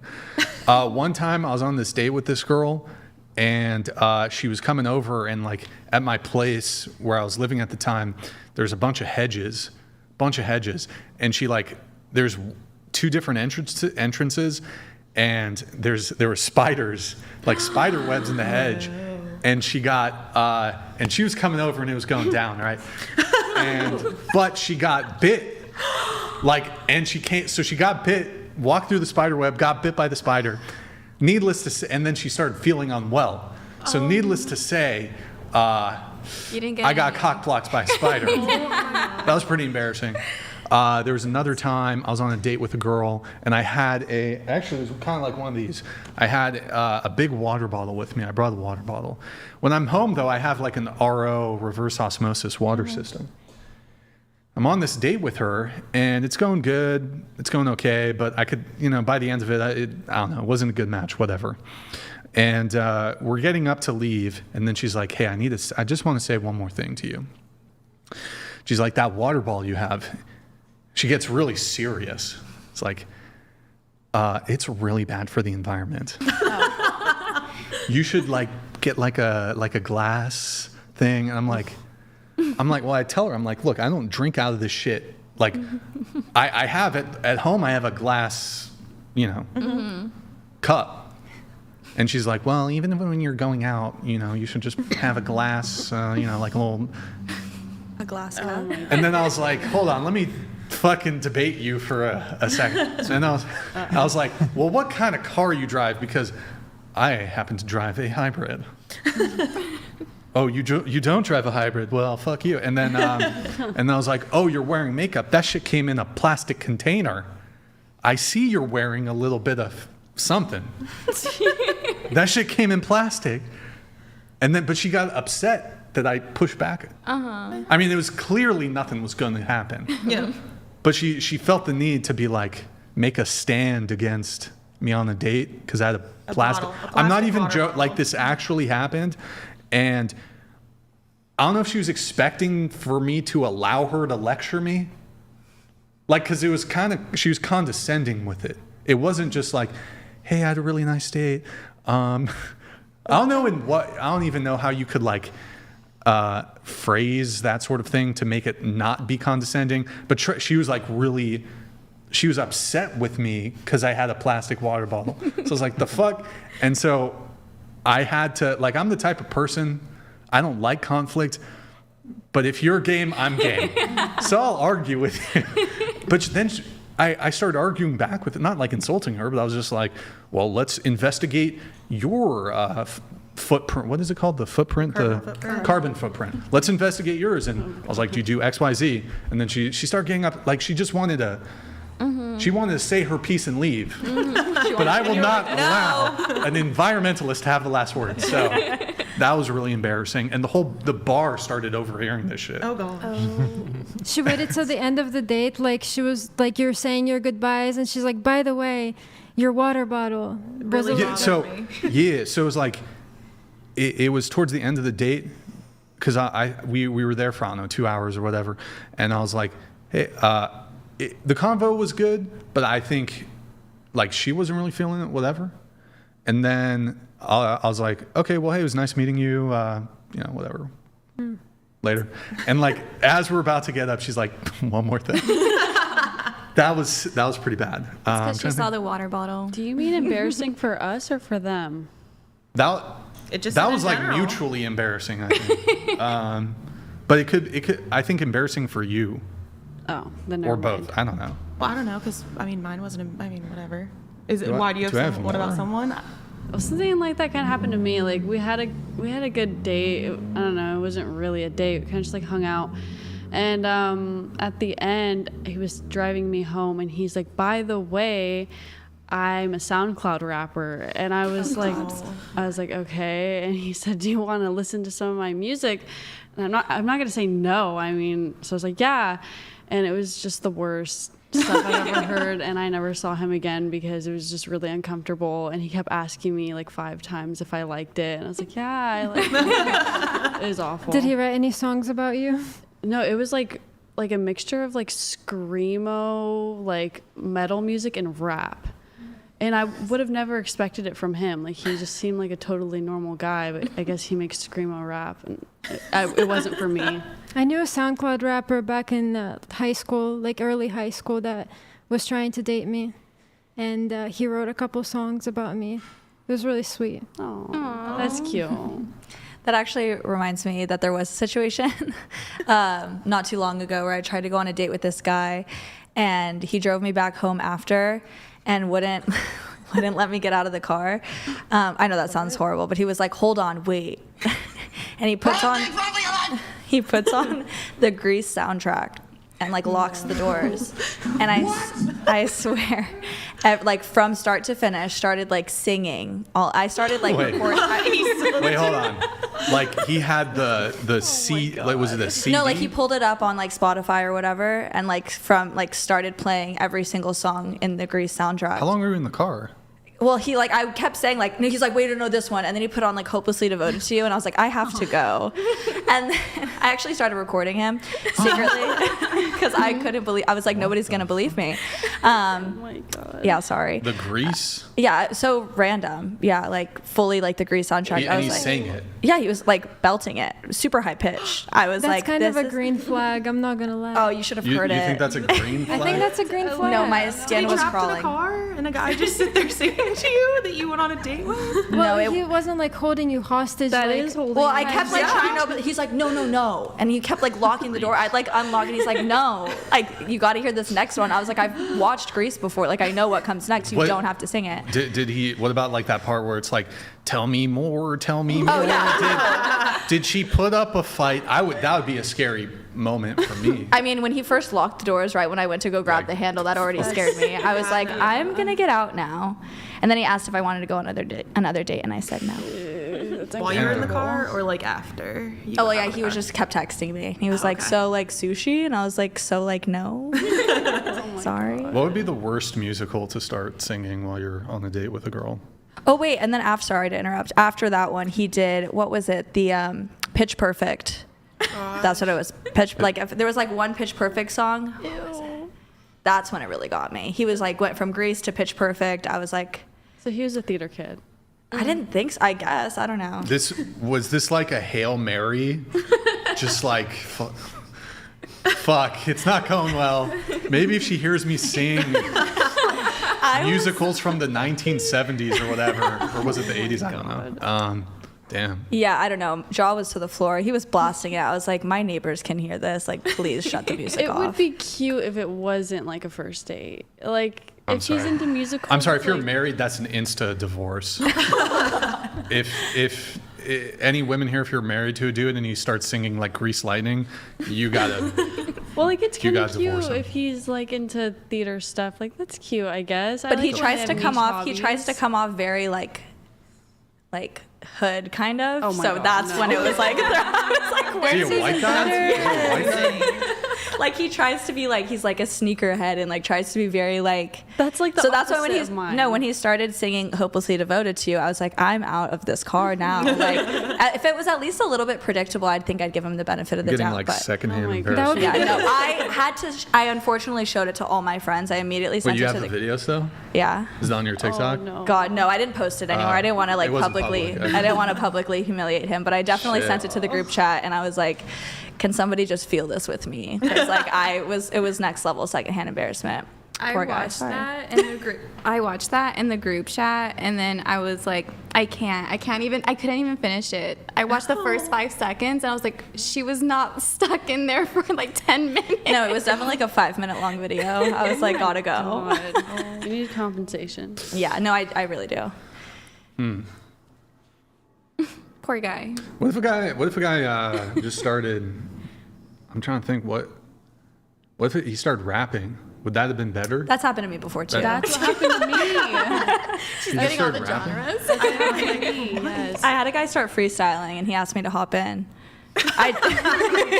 He like put on like a tight beat on YouTube and was like, Damn. yeah, that was kind of funny because I feel like it's cringy, but it's at least kind of funny. Like at least it's not. That's like a bonding experience, Yeah. like freestyle date. Yeah, What would be the worst song though to sing to a girl? hopelessly devoted to you. Let's see. We have Chaw here with a message. Hey, Warren, happy to see you on the podcast. I've enjoyed a lot of your content. There is something enjoyable about listening to someone who looks like a leftist say based shit, though. Do you want to respond to that? That's fair, I guess. Wait, you should throw on the jacket. You know, it'll take maybe, I don't know. We have someone looks like they bought a T-shirt. Thank you, whoever did that. Okay, moving on with the notes here. Let's see. That person was. Oh wait, where am I? Oh, okay. We have. Back to Kasumi. What can women do to become more desirable to men, and vice versa? Why don't you start? I think become a little bit more feminine. That would help a lot for men. I think women are taking the lead too often when dating and in relationships. And if you're not allowing the men to do these things, then he wouldn't feel needed. So why would he choose you, I would say. So I think one of the first things is, looking at yourself and how can you become more feminine. I think being more feminine would make you more desirable to men. Okay. Yeah. Anybody else have any thoughts on that? What can women do to become more desirable to men and vice versa? Oh, I agree with that 100%. I think being feminine, it's very important, and to exude those qualities for men, I mean, at least in the conservative realm of things, in the conservative dating area, it is important to exude those qualities as a woman, as it is for a man to show qualities of being a provider and being able to trust him to, so in my case, if I'm going on a date, I want to make sure that, they're eventually in the future, they'd be able to support me. And I think those qualities are important. But for a man to be able to show those off, I think the woman has to trust him and learn that level of trust. And for a man to be able to provide and be able to do those things, a woman does have to exude some feminine qualities to make him trust her in return. Wait, the man has to exude? I'm sorry. No, the woman exudes feminine qualities. Okay. Men will be more willing to provide for her, such as, wife qualities, like what Brian was saying, like willing to do certain, acts of service or favors. I think men will be more willing to commit themselves to a woman that will provide those qualities. I think, though, if men were just more dominant and they can have a woman be in their feminine nature already, I think that's what helps women be in their feminine nature, because I feel like in my past relationship, I felt like it was always 50-50. That's why I kind of felt like I was in touch with my masculinity side and my feminine side, but not so much my feminine side. And now in this relationship that I'm in, he just kind of took the lead. So I've been already in my feminine side since the get-go. So I just feel like it's not more so women need to learn how to be more feminine. It's just men need to learn how to take the lead and kind of open the doors and show and just be just be dominant. I 100% agree with that, because it takes, we have to be able to trust you or trust men. And I can say from my first relationship, which was, in high school, looking back, I felt more like the man, because he just exuded more feminine qualities, because he was so emotional. It felt like I don't want to say it felt like I was dating a woman, but sometimes it did feel like it. And it's like I didn't feel secure, and that was my first relationship, so I didn't know what security or what healthiness looked like. And the problems in that relationship were more than just he acted more feminine. Like he had, it was a very toxic relationship, very underneath the surface. But I didn't know how it felt to feel feminine. So I totally agree that the man does have to prove himself as well. I think it goes both ways. I think both parties do their share. I think it takes men longer than you guys even think for men to develop to that point where you have to, the way I describe it is you have to become it before you can be it, and it has to be real in a sense. When you're young in your 20s, it's like you're playing a game in a way. You're trying to go through the motions to simulate these things because it's not cognitively embedded almost. And we're living in a culture as well. I think many men in that age are afraid to show any dominance. Of course, because they don't want to cross some line. So a good thing that women could do would be to kind of give permission. I don't know how that would. I think that would, I'm sorry. Go ahead. I think that would be more of like a communication, sort like a situation for communicating within the relationship and within, going on dates. I feel like that's part of the point of dating. You get to know people to see if you are compatible, if you are well aligned, and that's why it's important to get, examine those gender roles like from the beginning. I feel like to make sure, especially when you're politically aligned and religious, like faith-wise. Very important. Like you can avoid the dynamic that Brian encountered, the dynamic I encountered in the same scenario, just with J.K. Rowling. It's the same thing where they're just shocked that you would disagree, and it's like as if they've never encountered that before. Exactly, and I think I don't know. I think like the feminist movement in some way has also contributed to making men feel more like retreat into their shells and feel scared and not be able to step up, feel capable of stepping up or feel comfortable stepping up and feeling dominant because they're worried they're going to be accused of something like a Me Too movement or something. Dominant has a bad connotation though. Yeah, we need to change that. I think it's important that we change that in a more positive way. Not toxic dominance, but healthy dominance. I think that's very important. Where's the line? Where's the line? Yeah, do you believe in toxic masculinity? No. Okay, interesting. No. Does anybody believe in toxic masculinity here? I think there can be toxic people who can be masculine. I agree or with feminine. that. There's toxic humanity. Toxic masculinity. Well, I'm just saying it from like my culture. I think Hispanics, like in different countries, they can kind of have a little more of a machismo attitude where it's, oh, I'm the man of the house, so this is my rules, that you can it's just kind of, that's where I kind of believe in the toxic masculinity. I can't say that word. Masculinity. So where's the line between that and dominance, though? And dominance, I would say, like, just taking the lead of I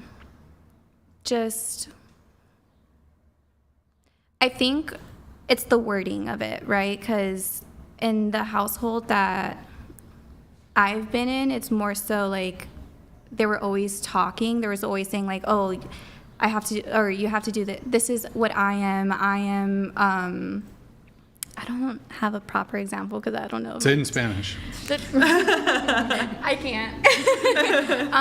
But I would. So would you say sorry, go ahead. Because, like, let's say,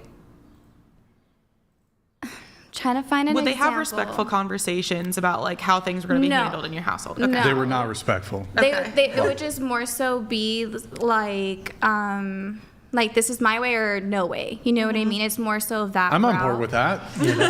What's wrong with that? Well, no, but I think that can be toxic because then you're not really listening to the other person, right? Whereas in like dominance, as you said, it's more so the healthy dominance of like, hey, like, I want to do this. We have these conversations in the sense of like, this is what I want to provide for you, rather than it only being one way because of that person. But women can be my way or the highway as well.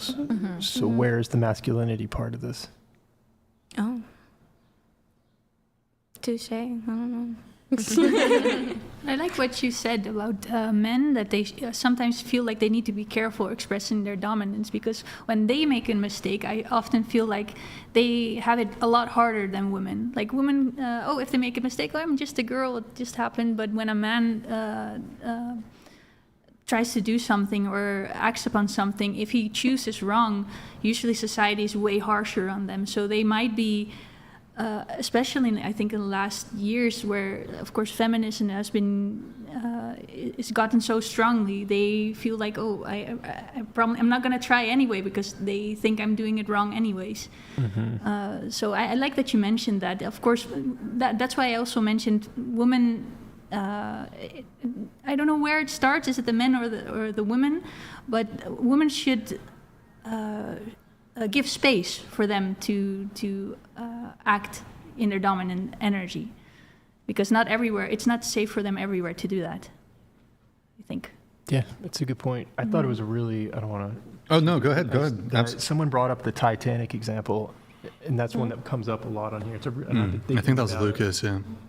I know some guys, they're like, well, it's, and I want to ask them, the ones that don't think it's fair, what would you have gotten in the lifeboat? And many of them would probably be like, yeah, why not? And then I want to ask, well, what if your kids were on shore and they were going to hear the story later, and then there was going to be a movie made, and you're being depicted in the movie, now you live on. It's like, would you die for that? Well, what's your answer to that? Would you get on the lifeboat, try to get on the lifeboat? No. Or would you stay with the sinking No, but ship? everyone's probably going to say that. But no, I think because it's as unfair as it is, it's the same reason you'd be storming a beach or whatnot, or drafted. Well, this is where I diverge a bit from you, Warren. I mean, so my own personal decision, if I was on the Titanic, and this is, of course, assuming, like, I have an option to choose to go on it. Like, there's not, like, other men who are basically like, nope, stay back. Even then, I'm like, I'm fucking fighting to get on that shit. I don't care. So the guy in the movie, you would do that? Was there?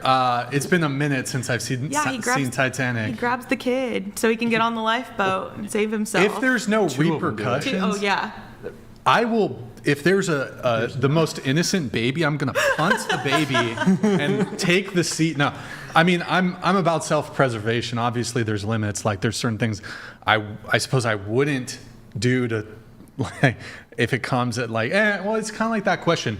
Would you annihilate everybody else to save your family, your wife, and your children?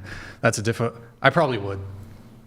Actually, wait, hold on. Let me think about that. That might sound really bad. I was just gonna say, so you would kill the entire human race. Yeah. So, okay, the question is, would I get on the life preserver on the Titanic? Yeah. Yeah, sure.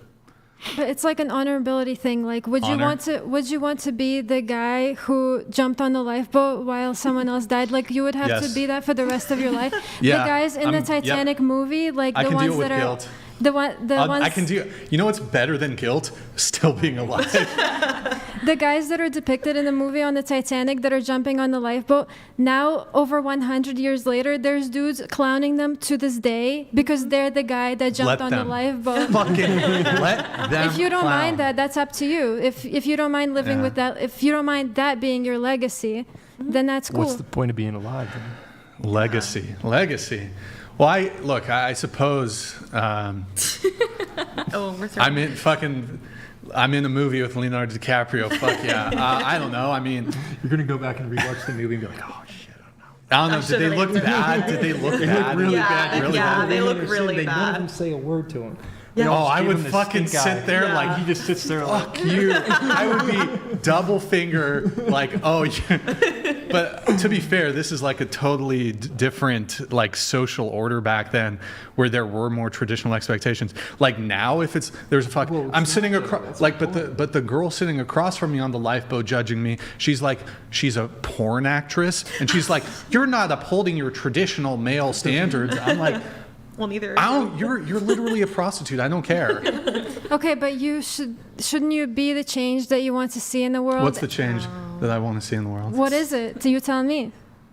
Do you want the world to be back like it was more? Sorry, go ahead. More like it was during the Titanic times when the women on the boat were like chaste. Modest women, and the man is like super masculine, like, yes, I'm going to save this women and not jump on the boat. Yeah, are women holding up their end of the bargain on that? But I'll answer your question, but are women holding up their end of the bargain on that? in what you like the imaginary Currently, world? yeah, currently. Currently, you said no. all women are chaste and blah blah blah. and they're No, that's not the modest and case feminine currently. and- That's like in the imaginary okay. world. That's But we'd have to your analyze at the ideal individual world. level as well. Yeah, It's a sure. generalization. Well, and also, just because women reject their traditional gender roles, it doesn't necessarily mean men must also reject theirs. But I reject the disposability of males. So I think, I'm against it. That's the only way I can answer your question.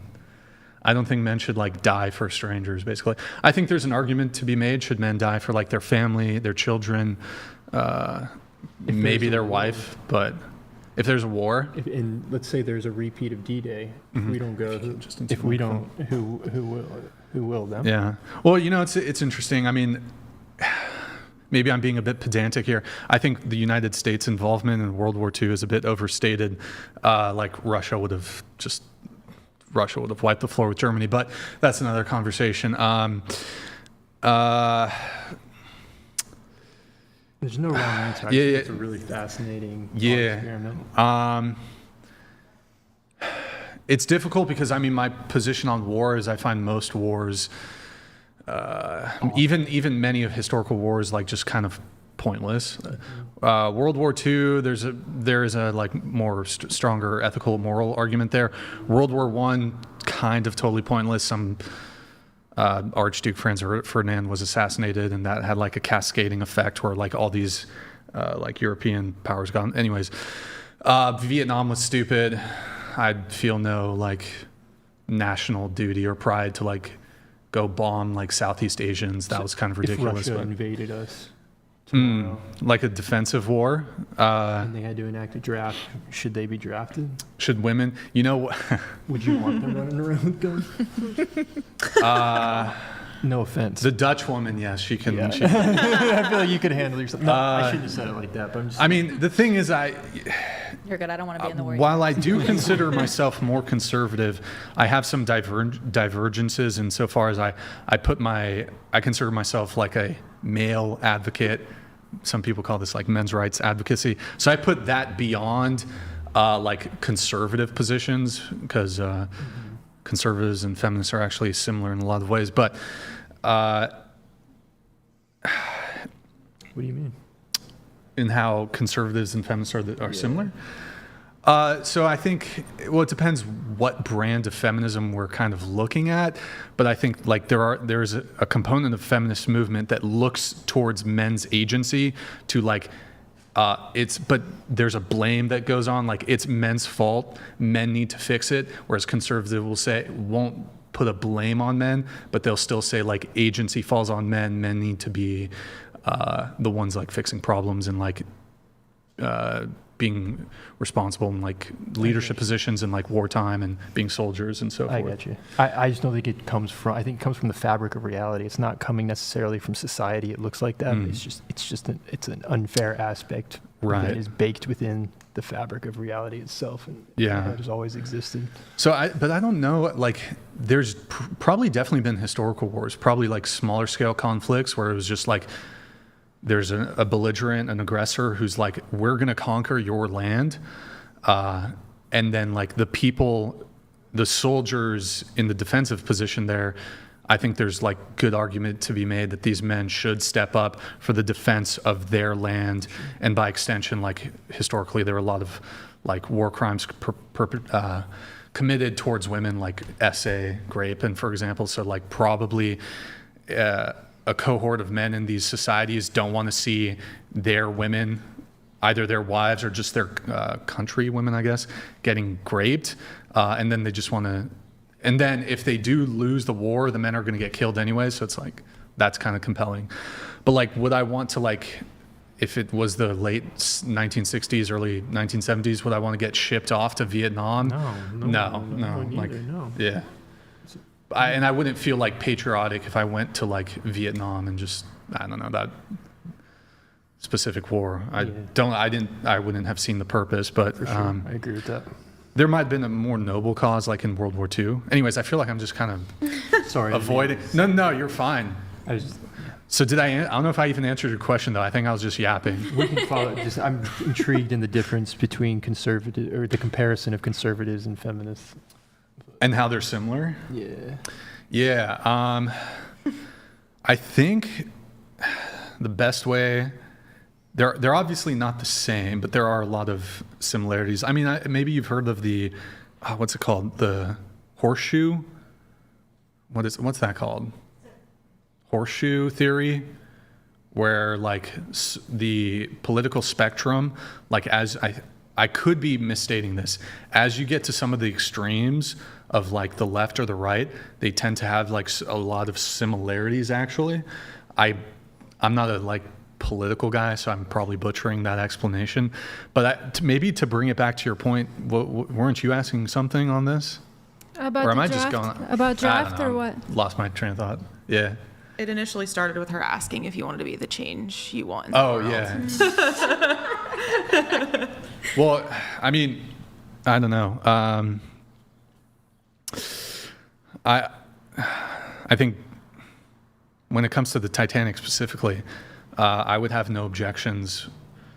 Men opting to try to self-preserve their life. Like I would if it's like, oh, there's a woman, I'm going to give my seat on the life draft for a woman. For a stranger as well. It's like, It's logic. Yeah. It's less that she's a woman. It's like I would also not give it to another man too. But there would be a social like pressure component of like women and children first. So if I could opt to take the seat over a woman, I would.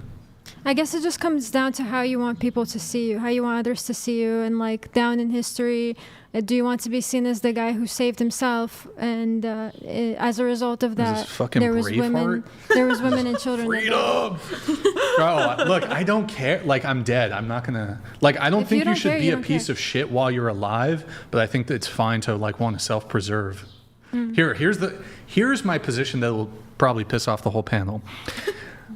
If there's, I think let's say I'm with my girlfriend or wife or whatever, and one of us has to die, she can die. Like there's a bullet, and hypothetical bullet, right? One of us has to take the bullet, she can take the bullet. You would have to live with that for the rest of your life, though. You know what I'm saying? Like hypothetical way. If you don't care about that, I guess that's your life. But for some people, they just could not live with that. Like my wife died. What? My wife died and I'm still alive. My child died and I'm still alive. Like I'm still in this world. I still have the audacity to like go and live my life and like stuff like that. But the people who I love most in my life, who I made a commitment to like that, they died at the to save me, and I'm still alive. If so you're fine with living with that, I would have bad feelings. Do you have a kid? No. It's not about feelings exactly. It's also how people who know you see you. You're like a public figure. It's how everyone would see you, how you would go down in your history. Well, I think it's actually, I'll go down in history as being incredibly honest, because most people would virtue signal on this point, but when they're in the actual heat of the moment, and like a lot of people would virtue say, oh yeah, I would sacrifice my life for my girlfriend or wife or whatever. I think most men are actually honest when they say that, but there's probably a cohort of men who will virtue signal and say, yeah, I'd be willing to sacrifice my life for my girlfriend. But like, for example, Andrew Tate, he says, oh, it's my duty. The reason that I get to have this traditional dynamic with women where they're like doing all the XYZ things for me and I'm going to be dominant, they're going to be submissive, is because I'm going to be willing to protect her. And if that means potentially dying for her, then that's why the woman should be submissive. That's one. He probably has other arguments too. I actually don't believe him. Andrew Tate has multiple women. Like he's a unidirectional they're all exclusive to him, but he sees multiple women, right? I'm confident that he would sacrifice any of his women to continue living. Like it's a total virtue signal. Maybe not his favorite one. Did I say Andrew Wilson? No, you said Andrew. I said Andrew Tate. Okay. Yes, Andrew Tate would not sacrifice his life for one of his many girlfriends. So He claims it's his job to protect. Therefore, in order to protect, that requires the authority to protect. I'm not saying I agree with them. Yeah. But do you plan to have multiple girls or just one? No, but I'm saying that what I am saying is that I think I would believe a majority of men who say they'd be willing to die for their wife in this sort of hypothetical scenario. But I think there is a cohort of men who will virtue signal and lie about it. For sure. But they wouldn't. I'm just willing to say, no, I would not be willing to take a bullet for my wife or girlfriend. But there's also men who say that and they actually mean it. And don't you think it would make your girl want to be more submissive to you if she knew that you would take your... So you're saying I should lie? No, not lie. Actually mean it. Oh, so just change my worldview. Want to die. Yeah, but I'm just not. Because, I'm just not. Why? But one day you might have a kid, and I've experienced this. Sure. And when you have a kid, it changes, and you will, and suddenly you'll feel that, and you're like, whoa, I would give myself for someone else. So to be clear, for a That was my child, question. yes. Degree of separation. For the child, yes. So it's Wife, nah. What So if it's she's just your pregnant? relationship. Huh? What if she's pregnant? Oh, we're gonna get into a fucking abortion now. Nah. You wouldn't save her life if because that's your child too. You know what I'm saying? It makes it more complicated. How far along is she? Oh gosh, she's 8 months. You conceive the child. A life is a life, no matter what part in the womb. What's that? A life I is a know, human life, well, no it matter starts what part in at the womb. conception. I agree with that, but I suppose it would have some. She's 2 days pregnant. Oh yeah, she can take the bullet. 4 months. Where does She it can still take Where the does it bullet. start? Where now it's like, Well, okay, this is my child. I'm not saying it's. So I'm going to go ahead for the sake of I'm going to go ahead and grant that life begins at conception. So Yes. she literally the sperm implants or whatever the fuck. She can still take the bullet from that point on. At what point does that change? Yeah, that's what I'm saying. Yeah, where do you draw the line? But just to be clear, that I'm not making or taking a position on abortion by saying this, but the head's popping out, and the doctor just goes crazy. He's like, I'm gonna fucking stab your baby. I'll be like, ugh, and just jump in front of the knife or some shit. I don't know. Some crazy chicks in the fucking operating room with us. I don't know. But you were your baby. you were saying in the future though, if you had a kid and it was you or the kid who had to die, would you die for your child? Yeah, for my kid, yes. Just not for your wife. Yeah, because I could just get another wife. Okay. Just not for your pregnant wife who's pregnant with your twin sons. Twin sons. Twin sons. Twin sons. Gosh. Triplets. Ah man, She's it's really hard. fine. It's hard. I don't know. I would do as much as I can. This is like the Jordan Peterson cop out. I would do as much as I could to not be in that situation. I would never be in that situation. I've made so many mistakes. By that point. So many mistakes. I would just, do everything in my power to not be in that position. Would you want your wife to die for you? Would I want her to die for me? She wants Sure, that'd be yes. That's a ride or die. But you're third not- date. She's about the ride or Lying die too. then? She's probably You're lying not a about ride it or too. No, I don't want to be ride or die. She has to be ride or die. Why does she owe you that loyalty then if you're not going to owe that loyalty Because back to I her? believe in unfair dynamics. Okay. a bit feminine. I don't of believe you, in Brian. fairness. What's that? It's a bit feminine of you. How's that feminine? Wait, hold on. Let me. You want her people to die say, for look, you. look, go ahead, say that shit. Felicity. You want her to die for you, but you won't die for her. Of course. You want her to want to die for you. But here's the thing. I don't want to die for her. Well, I wouldn't not date her. But if she's like, Brian, I accept that you will not take a bullet for me. I love you so much. I'll take a bullet for you. Hell, why would I not? But what if why she's would I not like, deal I with won't her? do it? Is that I don't something- care. Most women wouldn't anyways. So it doesn't determine how if you date her or not, if she'd take a bullet for you or not. It's not a deal breaker, is what you're saying. No, if she was not willing to take a bullet for me, I wouldn't. Because I don't think men look to women to be protectors. Of course not. So if she's like, I wouldn't take a bullet for you, I'd be like, okay, it's better if you would, but I don't care. Yeah. It's better if you would. But look, here, I'll say it like this because I get attacked for this position. Brian, you're so feminine. Felicity, thank you. You're such a feminine man. You're a beta male. You're a beta male, Brian, for refusing to die for a woman. But if we look back at some historical, some men in history, I don't think we would categorize them as betas. And these men would undoubtedly sacrifice women for themselves. Genghis Khan had hundreds of concubines and wives. If he was presented with this hypothetical, Mr. Genghis Khan, you currently have, he doesn't even know the name of like half his wives and shit. He doesn't even know the names of them. You're not Genghis You think Khan, Genghis though. Khan, I know, hold on, I know, I'm working on it now. You think Genghis Khan is going to be like, well, I'm the leader of like Mongolia and I've conquered all this land, blah, blah, blah, and I've got like, you're replaceable and I've got 1 million wives, and he's going to like get rid of the wife before he gets rid of himself. Genghis Khan was an alpha male. But that makes sense. Genghis Khan, but the we example- can't say he's a beta male. No. But the example that you're using is that this man, just like with Andrew Tate, this man, women are disposable to him because he has multiple partners, correct? Wouldn't it be different? Wouldn't you argue that it could be different if you just commit yourself to one person? This is... Well, yeah, but then that would... Because you haven't thrown out a scenario yet where it's just given an example of another individual who has committed themselves to one person. It's only Sure. been multiple women. Well, which that would make women less valuable to that man, wouldn't you think? He wouldn't value them as much because he has so many of them. Yeah, I mean, I would tend to agree with you that men who like have multiple. Wait, hold on. So the women are less valuable than him? Is what you're No, saying? what I'm saying is that because he has so many wives or so many partners, he doesn't value them. He doesn't hold them to a. No, I think you value can that still the value standard, them. The standard. Not as highly, though. I don't think he values them as you I would see if what you you're were in a saying. committed relationship, just one-on-one, the Sure. respect that you have for that one person.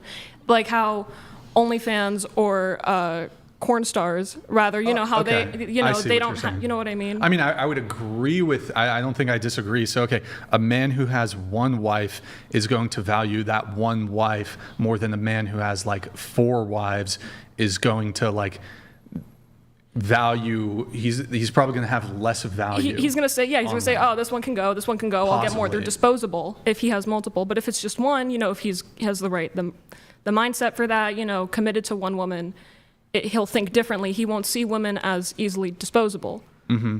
Yeah, I mean, I would tend to agree that if you have one of a thing, you're probably more likely to value the one of the thing that you have. Mm-hmm. So if you have one wife, Yeah. you wouldn't take the bullet for her. No. Okay. Yeah. Okay. But I'm just, the reason I brought up Genghis Khan was because of the criticisms of it's very feminine or beta to be unwilling to die for a woman. But I guess it's like very extreme examples, like looking at these examples of like, okay, I don't think you would categorize Genghis Khan, who would, I mean, look, we probably don't have historical records if he's, well, I mean, we know enough about him to probably make a reasonable determination that he would not sacrifice himself for one of his like concubines or wives. Well, that was He probably fucking killed some of them. My point was that you would want her to want to die for you. That's why I said that's kind of feminine of you, because you're like, I'm not going to die, but she can die for me, and I would want that. I suppose it would be self-serving to have a woman who would be like, wouldn't that be better to have a woman who's willing to die for you? Sure. Because that would mean that, like, let's say there's a bullet, boom. Maybe we both dodge it, but if she's 100% going to take it for me, why would I not want? But you said even if she's pregnant, like, really? Man, bro, why you guys got to try to get me in a trap with the abortion thing, basically? What if she has a really big labia, Brian? Nope. Wow. Nope. So feminine of you. I don't think it's feminine. I'm just kidding. I actually think in a lot of ways it would be I don't know if it's maybe neither feminine nor masculine, but I think it's more cutthroat, this desire to want to preserve your own life. I think I use the word feminine because it's like wanting to be protected. No, it's not that I want to be protected. It's unwillingness on my part to, I don't want to die for a woman. So the desire is to be cutthroat? I don't know if it's necessarily cutthroat, but Can you just say that? Don't you say like Yeah, men have duties, women have duties, stuff like that? You say that? yeah, I think, sure. So what's the man's duty To women or to society? to women in a relationship? Yeah, sure. Provide and protect. Okay, so wouldn't it be protecting if you are willing to take a bullet for her? Wouldn't that be protecting? Yes, it would be protecting, but there are, for example, you would agree that it would be providing to become a trillionaire, and like that would be the ultimate manifestation of providing for a woman to become a billionaire. If you're spending that money on your family, yeah. But like, for example, let's say I want to have like a good work-life balance, and I could make an extra $100,000 a year if I work overtime, but I choose to not work overtime. That would be like a rejection of my role as a provider to some degree. Are you still able to provide for your Yeah, hypothetical still, family? Yeah, but if it you're would still be, providing, that's- it would be, there would be a baseline of provisioning, but I could provide more. Similarly, there would be a baseline of protection, and the extreme of protection would be sacrificing your life for your wife. So in the event of a house invasion, I'm going to get my gun and try to dispatch the home invader. But like in a extreme hypothetical scenario where it's like one of you has to die, she can die. You're saying you would take on the They home hate this shit. intruder. You would take on the home intruder Yes. instead of your wife. So Yes. you would put your life at a risk for your girl that you love. But there's a component of I'm also my own life is at risk if there's a home intruder. yeah. But you're But saying a component of that would be I'm by extension also protecting my children and my wife. What if you don't have children? Then yeah, I'm also protecting my wife, but I'm also protecting me. I'm not just going to be a little pussy if there's a home invader and just be like, "Oh, honey, you go deal with it." No. Okay, but I'm going you to get would my be- gun and I'll deal with it. But you would be that way if there's that situation where one of your lives is getting taken. You would be that little P word and like, okay, you can take the bullet, honey. Yes, that's what I've been saying for the past 30 minutes. Okay, that doesn't make sense because in one situation you're like, yes, I'm taking on this intruder that could kill me. In the other one, you're like, no, honey, you take on the bullet that will kill you. so as soon as it's guaranteed that you're dying, you're immediately just like, nope, that's all you. But if it's like up in the air, a coin flip, you have a chance to fight it off. You will Well, it's defend like your base. it's the hypothetical, right? Like if you look at the trolley problem or the trolley dilemma, for example, in what world is anybody ever going to literally have like you're all of a sudden like on a train track and you can pull a lever and you can divert it to kill one person instead of 5. This is never going to happen. It's just a hypothetical situation. Well, wouldn't you argue that getting shot or being faced with a bullet is more likely than that scenario of being tied down to a trolley, to a train tracks? Yeah, sure. The hypothetical, yeah, sure. That's more likely to happen. But I the scenario where it's like one person has to move in front of the bullet and to block that, It's not that's realistic with timing, considering how I don't fast think bullets that's move. really. That's why we Yeah. use the Titanic example. What would you do, Warren? You gonna get on the lifeboat, or what are you gonna do? Acknowledging that many people will say that they would, and there's no way to know it. I'm going to say I would, though. Because, yes. You would get on the lifeboat, or you'd stay on sorry. the. I would not. You'd stay on the Titanic and sink. Okay. I don't have external to me pushback for anybody who would choose to do that. Aside from like, I think it is a sad state of affairs that Well, I believe in a higher power as well, though. So I Okay. believe how you live.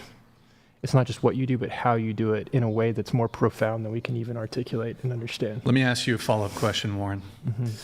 How do you categorize yourself politically? Are you conservative, moderate, liberal? I don't know. I'll pull a Peterson on that. So on some things, I'm probably more conservative. Okay. So let's say your Titanic situation. You could choose, like, person B, what the fuck? Person A you can opt to take person A's seat, only that person's seat on the life preserver. You know person A's seat. This person is completely ideologically opposed to you, and you know they're a bad person, and they're also a child abuser. Under that circumstance, do you take their seat? It's not about that. By the way, that was a ridiculous. I think your point, though. Yeah, but would you do it not in about that circumstance? person. It's, as someone mentioned, the legacy, how your grandchildren view you, how history views you, how a higher power views you, how everyone on that lifeboat views you. It's not about the person whose seat you're taking so that they can die because they're a child abuser. It's about something much deeper than that. It's so that your relatives... The guys who stormed Normandy, it wasn't about an individual, it's about something much larger that I think is deeply ingrained within them that caused them to be willing to do that, and we can't grapple with that today in the same way because we've kind of lost that wisdom. So this is where I struggle with the Normandy example, though, is that certainly there were many, many veterans in World War II who were exceptionally brave and noble. But I do wonder that there are probably also,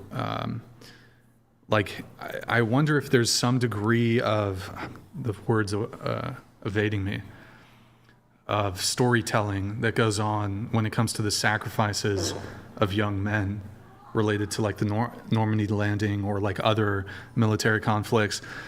Like the actual process that I don't know if during say somebody was shot during the Normandy landing and then they live for another 30 minutes and they're bleeding out and they're dying. I'm not sure if what's going through their head in that moment is I'm doing this for my country. I have this sense of pride, glory. I don't think in that moment they're glory. No. I think they're calling out for their mothers and they're oh my God, I'm coming from fucking Nebraska and I had Betty Sue. I don't disagree with you. And now I'm in fucking... What's your point though? My point is that we perhaps romanticize the glory of war. And I do think there's plenty of men who are brave and they go out fucking guns blazing and that's badass. But I think probably the majority of men who die in war, it's cold and alone in some trench in a foreign territory or whatever it is. I agree. And it's not glamorous and there's no glory or they're not even, they're literally just, they're fucking smoking a cigarette, they're eating their ration and fucking a shell just implodes their face and they're dead instantly and there's not even a thought process of glory or anything. Their sacrifice to the country,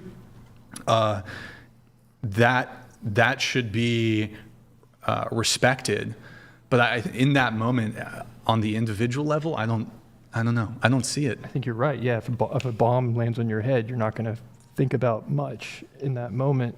Brigadier Nicholson, for example, at Dunkirk, they said draw the fire, they gave that command knowing 13,000 men were committing suicide. Had they not done that, they would not have been able to save 300,000. They have lost almost their entire army. Was that the right call?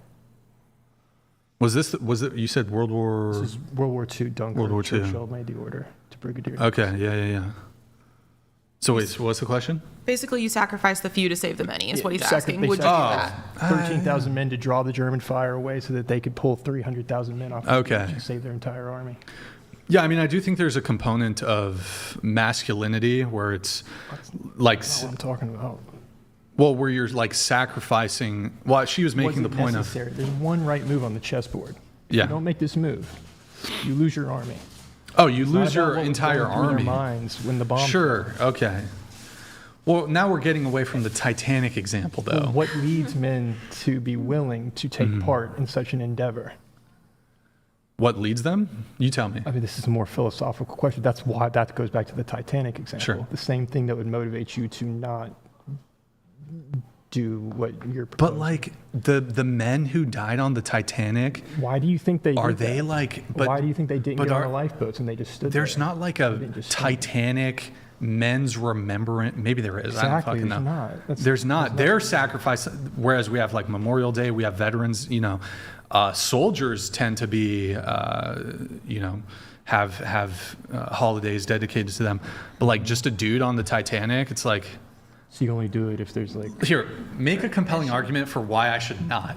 They're honored Go on within the their family. Within their family, like How? this is my grandfather who died on the Titanic for my grandma. Like that's what matters Honor? to them. Yeah, but like Their children. At what point does okay? Let's say you're the main provider for your family, and you're on the Titanic, and I know if I die on the Titanic, just by virtue of my death, that's going to be extremely alarming to my wife. Let's say I have kids, to my I have parents, I have siblings. That's going to be really hurtful to them. And then let's say I'm the main provider too. My children are going to grow up potentially in poverty. My wife is going to grow up struggling.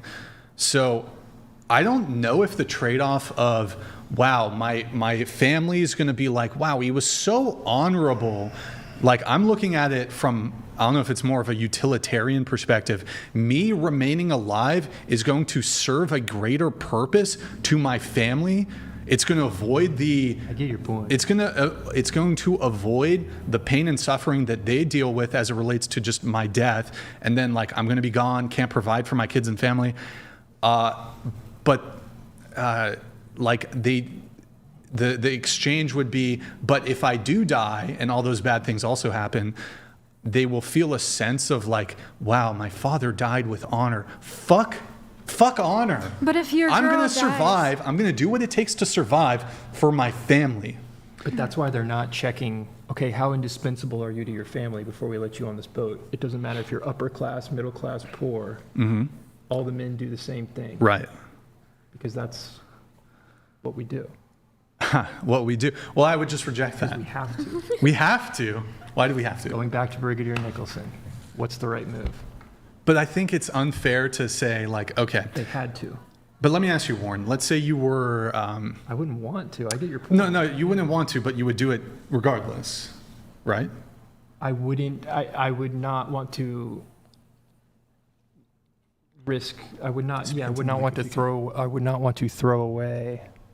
I don't. What's the point? It's a deeper. It Of sounds life? crazy. No, it's just I wouldn't. To survive. It's a biological imperative. I wouldn't be able to live with myself. If you let your girl You would die, just then sit- who wait, are you wait, going when to you say provide you- for? I would probably commit suicide, No. like the guy at the end of the movie. Warren, you wouldn't. Wait. What happened in the He movie? shoots himself. Oh, because he was like, oh my God, people think I'm a pussy because I survived? Fuck them. I think it's deeper than that. I don't think we can really understand the human soul in this way, really. It eats away at us. And maybe it's because I believe in a higher power. I think that evil is not a social construct. It exists, and it can creep in. Wait, you think it would good be... intentions, and often we can logic our way into bad decisions. Because Sorry, go ahead. it's when illogical behavior saves you, is what is intriguing. And that's where spirituality, for me, lies. It's the only explanation. So we were talking about with Brigadier Nicholson, but Churchill saying, no, we're going to fight to the last man, only when the last one's choking their own blood, which is not logical. Everyone around them is saying, do the logical move. They're making your argument. What's the point of going down fighting when we can appease with Hitler, surrender, and live? And he said, it's better to die defending the temples of your ancestors. That will allow your forebears to rise again one day. But I think the calculus here is a little bit different because if we're looking, if I take somebody else's seat in the life preserver on the Titanic, only one other, like it's one life to one life. Whereas like I don't know if it's a totally fair comparison or equivocal to say, okay, well, if we sacrifice 10,000 soldiers to save hundreds of thousands of soldiers, that's something commonly done in warfare where it's like, well, okay. It wouldn't be one life, though, because it's all the men don't do it unless you're the only one. And that's what makes you lose your legacy. Wait, all the men? The men voluntarily stay back, except the one who doesn't. And that's why all the women sit there and stare at him. And Well, it destroys. I mean, I'm His very soul. much okay with women giving me oh my God, I'm okay. Like I'm not, but I would not, social pressure or disapproval, like women's disapproval, is not going to be sufficient enough for me to be willing to die because of women's disapproval. I was using that as I know. an example of it's much deeper Sure. than just the women on the lifeboat But looking at you. you mentioned the word evil, though. Do you think it's evil for a man to get on the life preserver instead of a woman? In that case, I mean, into the mic if you to can. be logically consistent, I mean, I was trying to make the point of it's easy to logic your way into evil. I'm not sure. I mean, it is self-preservation, and it's unfair, but so I'm not sure if evil would be the right word for it, but I think it goes against something deeper. I bring in the idea of the kids. What if your kids were onshore, and they would know? That would be enough for me. And if that would be enough for you, then it shows you the magnitude of that decision about this is something deeper, even if you don't have kids. Oh, yeah. I mean, I would be prepared, though, to say, and if my position isn't clear, even if I had nobody in my life, I would still take that option.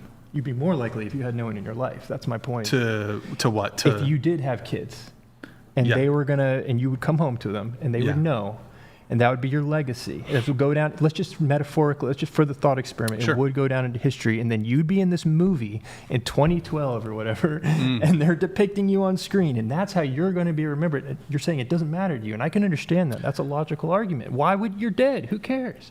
Oh, okay. Wait, so you're saying, like, but when I'm still alive. I would care is what I'm saying. And in that moment, that would make me take a different course of action. So just to be clear, like when I say I don't, like it could very well be the case, like being labeled a coward, that would bring some degree of shame. It's not that I'm saying that there wouldn't potentially be guilt or shame, but I think my desire to, like, say I have a family, right? My desire to survive for the benefit of my family, and then also, I'm not going to virtue signal, the benefit of myself and self-preservation. I am willing, in terms of the calculus of, the comparison of all factors, the totality of all the circumstances, survive, but like have shame. I would rather survive and have shame than die and go out doing the honorable thing, if that makes sense. No, I get your position. We're kind of repeating it now. Yeah. And even like, I would also frame it to my kids, like, there could be social pressure impacting my kids, like, whoa, your dad wasn't willing to die. I'd be like, you might think that, but also I'm still here now, and your guys' life would be way more fucked up if I still wasn't alive. So to me, it's like to the benefit of the family, to the benefit of myself. And that supersedes the external social pressure, social shame, social guilt. And and I reject the disposability of males. So it's just, I think it's a pretty coherent worldview. I agree with you. Males should not be disposable. But I mean, within your worldview, aren't they? No, we're taking a specific hypothetical, whether it's Brigadier Nicholson or the Titanic, and saying, if you were in this horrific situation, what is the least bad course of action? To the mic if you can. That doesn't mean I think men are disposable. Like, I can't just go. I don't. Well, just to be clear, I don't think they're disposable, but I think society thinks men are disposable under both Then we go back to the Russian example of like, okay, if we are invaded, what do we do? Like, because it's utility. Well, so I want to explore that a little bit when it comes to duties. And there's actually a chat that came in that will probably prompt this. Let me pull up the chat, though. One sec. It is Beaten Cheeks. What duties do women bring to society? Or better yet, what do you bring to the table to get your so-called dominant man? Plenty of men in the USA. Women need to be feminist at start, not after knowing a man. So going around the table, starting with you, what duties do women bring to society? Good question. Like bring to society or bring into a relationship? It's both. Yeah. Okay. So what duties do you bring? Like, do you have any duties to men? And then do you have any duties to society? And when I say men, like to your future husband or whatever. Yeah, I mean, I think it's hard to say society. I don't know. I guess for me, for my man, I guess my duty is to be loyal and supportive, emotionally there, a motherly figure. Am I going the wrong direction with this? I thought you shook your head. No. Oh, well, when you say loyal, I suppose this would be like a equal duty. Mm-hmm. So. Yeah, I guess to be a motherly figure, be supportive, be like emotionally there. I don't know. It's hard to say because I think a lot of things go both ways. But okay, yeah. Sure. Kind of hard answer. What about you? Students at the table, if you can. So for society of relationships, both. I think for society, being teachers, being caretakers, that's an important role for women to take. In a relationship, I think like being a cheerleader and also being a place, like a safe haven for a man. He can be out in the world being masculine and tough, but he can be vulnerable with me. And be a place of trust. Okay. Yeah, I was going to say probably the nurturing side to both society and to your relationship, because it's more so of like how you nurture your relationships, whether they're friendships, your family members, and your or your partner. You're going to want to be there for them to like kind of care for them and be in that femininity side. And then, like as she said, supporting as well. So. Okay. I agree. I think a female's position should be a caretaker in society and in the family. I mean, sure. Most women are teachers because that's their caretakers. That's what our role in society should be. Okay. What about you? I think the role is to be a mother and to raise children to be valuable members of society, and to also take care of your community. Like, of course, there are women who can't be mothers just because of like health issues and stuff like that. You can still take care of your community and serve your husband by anticipating what his needs are and what his wants are, so that he doesn't even have to tell you what he needs. You already know it. Yeah, I agree with all of these ladies over here on the panel. I will add one thing. I think it's also a duty of women to not sell themselves short or give too much of themselves to just anyone. And I mean that, in terms of like the world of like prostitution or OnlyFans or anything like that. I think that's very important. We owe that to society to set a better example to be more respected, to not only men, but to other women and also children as well.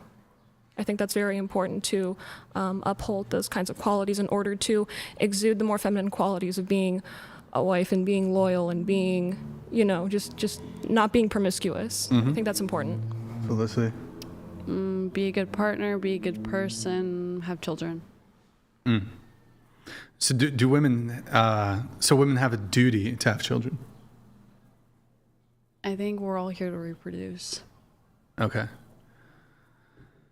So just really quick, I guess bringing it back to like duties. So what's interesting to me though, when it comes to war, and we were talking about this when it came to the draft, right? Like Russia invades. So for the panelists here, do you think if a country were to invade us, do you think that the men have a duty to like try to fight the enemy, join the military, become a soldier? Anyone who's physically capable, mostly men. I personally would not do very well in war. I don't I'm think going to back out of that. I don't think women should be involved in combat. Yeah, I think it's the woman's duty actually to become like the nurse, take on the caretaker role for the men in war, for the soldiers in war, nurture them, nurse them back to health, whatever it is. I think women also have a role. Granted, it's not as severe as the men have, being faced with imminent death every day, but I think women also take on that role, and I think it is the man's responsibility. I don't think women, because women are biologically less capable than men, I just think women should stay out of it, should stay out of combat. I think a more important question is to ask if the men are capable of being protectors nowadays, especially in the USA, I think. Agreed. If with their diet and lifestyle and I mean, someone has to do it, and I don't think the women are going to be in general more capable, so I think the men do have a duty. They do. I agree completely with you, but are they capable of being the strong men that we need for them to protect us? They should be, but a lot of them aren't, as like how progressive things have become. I feel Then like, and especially they're like you gonna said be with the first discipline. ones killed at the war. But why the U.S.? Why did you say the U.S.? Because what I've learned health-wise, it's not like the best place to be, I think. Affects the men, especially here. Like when you need to get into in the military, you have probably a set of tests you need to do. And I'm sure most of the men nowadays are not capable to pass these tests. Spent 10 days in Amsterdam. Those guys are huge. Like 6 foot over. Mm-hmm. Yeah.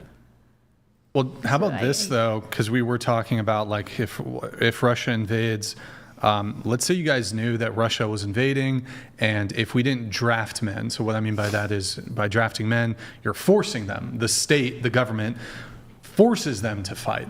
Like let's say as a guy, you're like, I don't want to fight. The government's like, nope.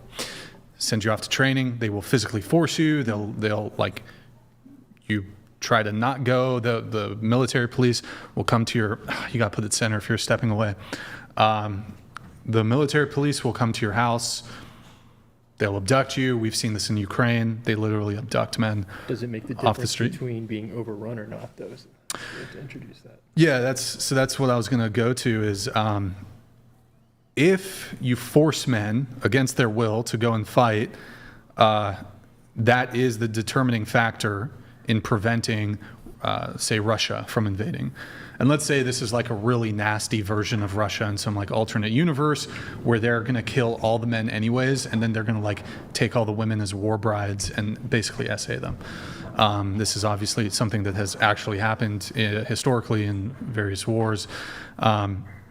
So would you guys be advocates for forcing men under these circumstances to fight? Someone has to do it. There's no, you have to choose. It's either going to be the men or who else is it going to be? So right, but so we now have established that men have a duty to do this, right? What duties can the state compel women to do?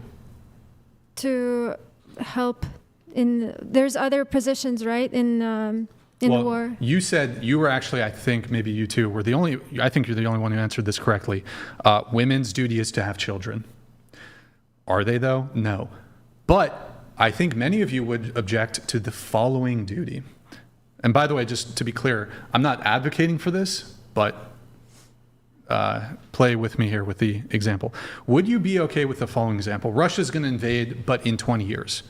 I don't know, we can see 20 years into the future. We don't have the requisite population level as it currently stands to combat Russia. But if we draft women into and they can select their partner, but the women are drafted to give birth.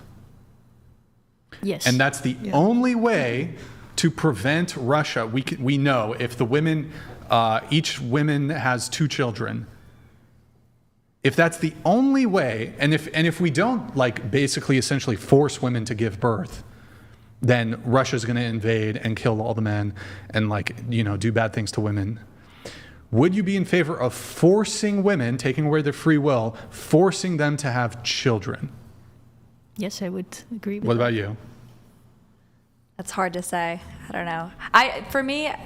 I do believe that women should have children. Do I believe all women should have children? Probably not. I think people who are capable mothers should be. Like, there's a lot of times where people have children and they are drug addicts living on the street, and now the child has to grow up in that environment. So your average woman who is financially responsible or whatever, it's like a caring mother. I think they should. It's getting a little bit away from the question because. Yeah. Like, for example, with the other example I provided, it's possible that you're going to draft men who are going to be incompetent soldiers when you draft them. So in this case, it's possible that you would end up drafting incompetent mothers, I guess, but invariably we still need them to birth enough future soldiers. So under these circumstances, would you be in favor of forcing women to give birth to children? Yeah. I guess. Yes? Yeah, I guess I have to. worded it that way. When you word it like that, yes. Okay. It's I mean, yeah. And the reason I say this is, so we send men off to training when they get drafted, and let's say we go to war and they have to go to training. Well, obviously, let's say we have the bad mothers who can't take care of their children. Why would you not make sure that you have people, let's say people who can't even have kids, why would you not have them go ahead and take care of those children and make them into productive members of society to be able to fight that there war? could be an entire system built around this where there's like courses that are taught, and the women are prepared to like raise the most fucking badass soldiers, warrior children, and guidelines on like nutrition and like getting them in good physical shape, this sort of thing. So, Alina, your thoughts? Should we be able to draft women to? I mean, you said it's the only thing stopping the invasion. Yeah. So yes, most of those women are going to want to have children anyway. So it's like if the men's free will is being taken away in the way that they have to get drafted to combat, then the women's corresponding responsibility would be their free will being taken away in that way. And they get to choose their partners too. So it's like most of them are going to do that anyway. They're going to choose their partner and they're going to have children with that man. So I think it's fine. Okay.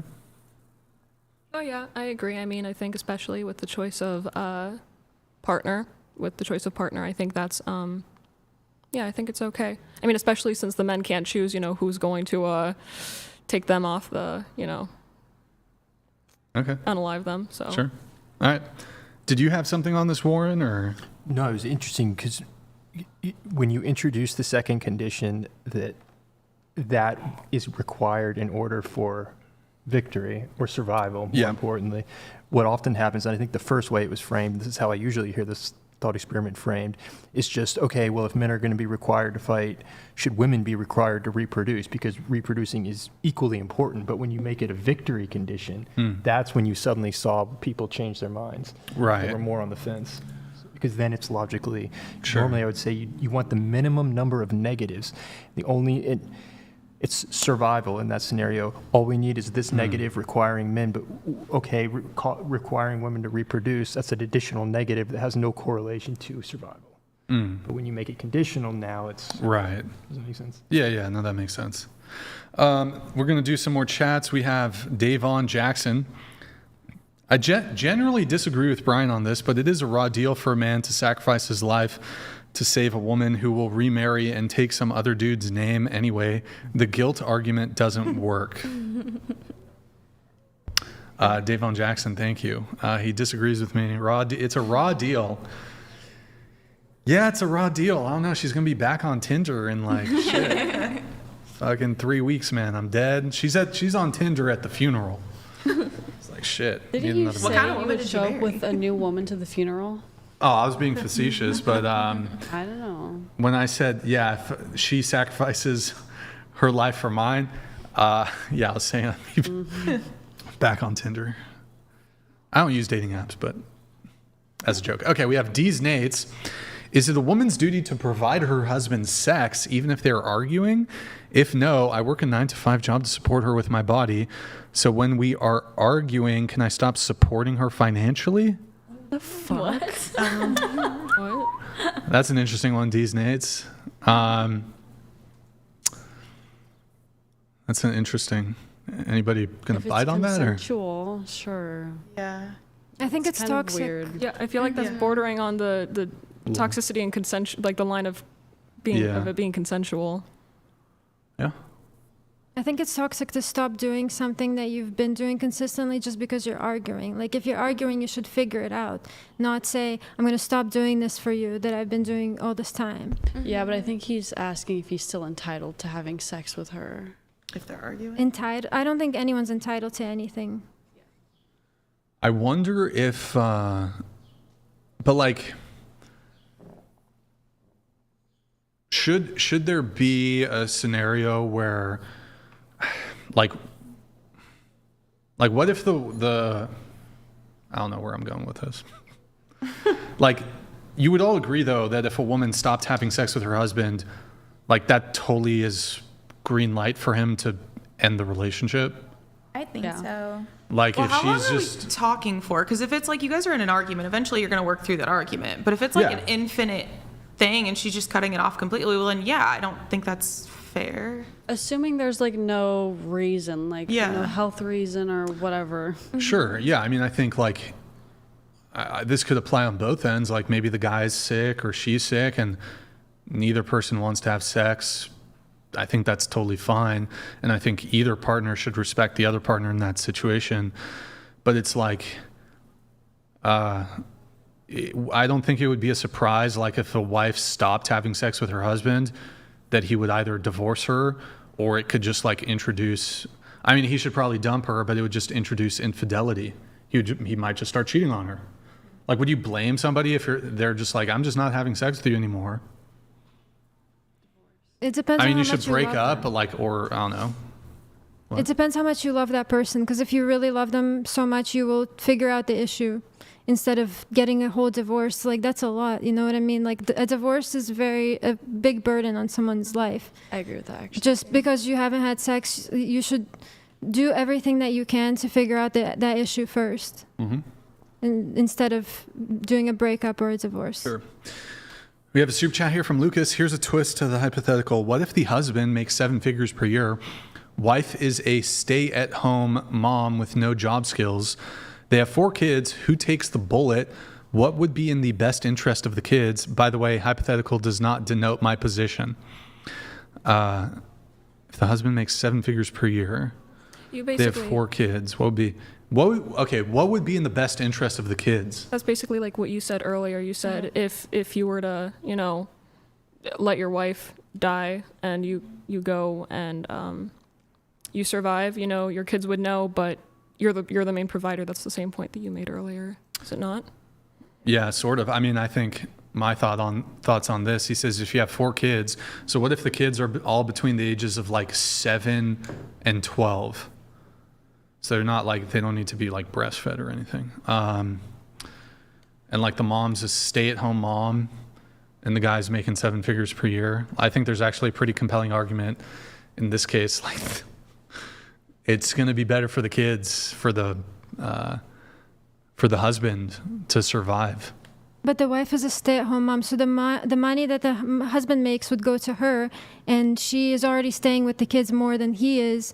So you could argue that she would still have the resources that he had, and she would be providing that motherly role for them, and they would have the honorable story of like their father. Okay.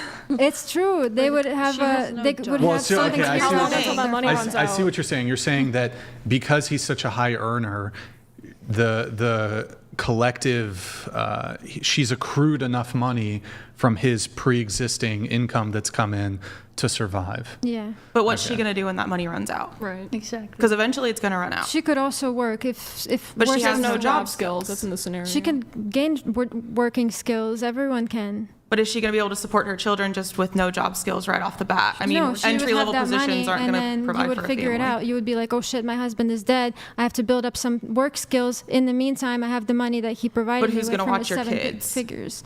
You're going to gonna need to watch your find a kids. man. You're going to have to find, figure it out. Figure it out like every other single mom has Well, that But is you have to work, and then you would be able to take care of your kids. What if the comparison is this? for a little while. So it's his scenario, but we know that the person is within 6 months is going to like find a new person, and then within another 6 months will remarry to somebody else. So the single mom with 4 kids who is a stay-at-home mom with no job skills, her subsequent partner is probably less likely to be capable of replacing the like 7 figures a year is a ton of money. Whereas the single father with 4 kids who's a 7-figure per year owner or per year Provider. earner, excuse me, I misspoke.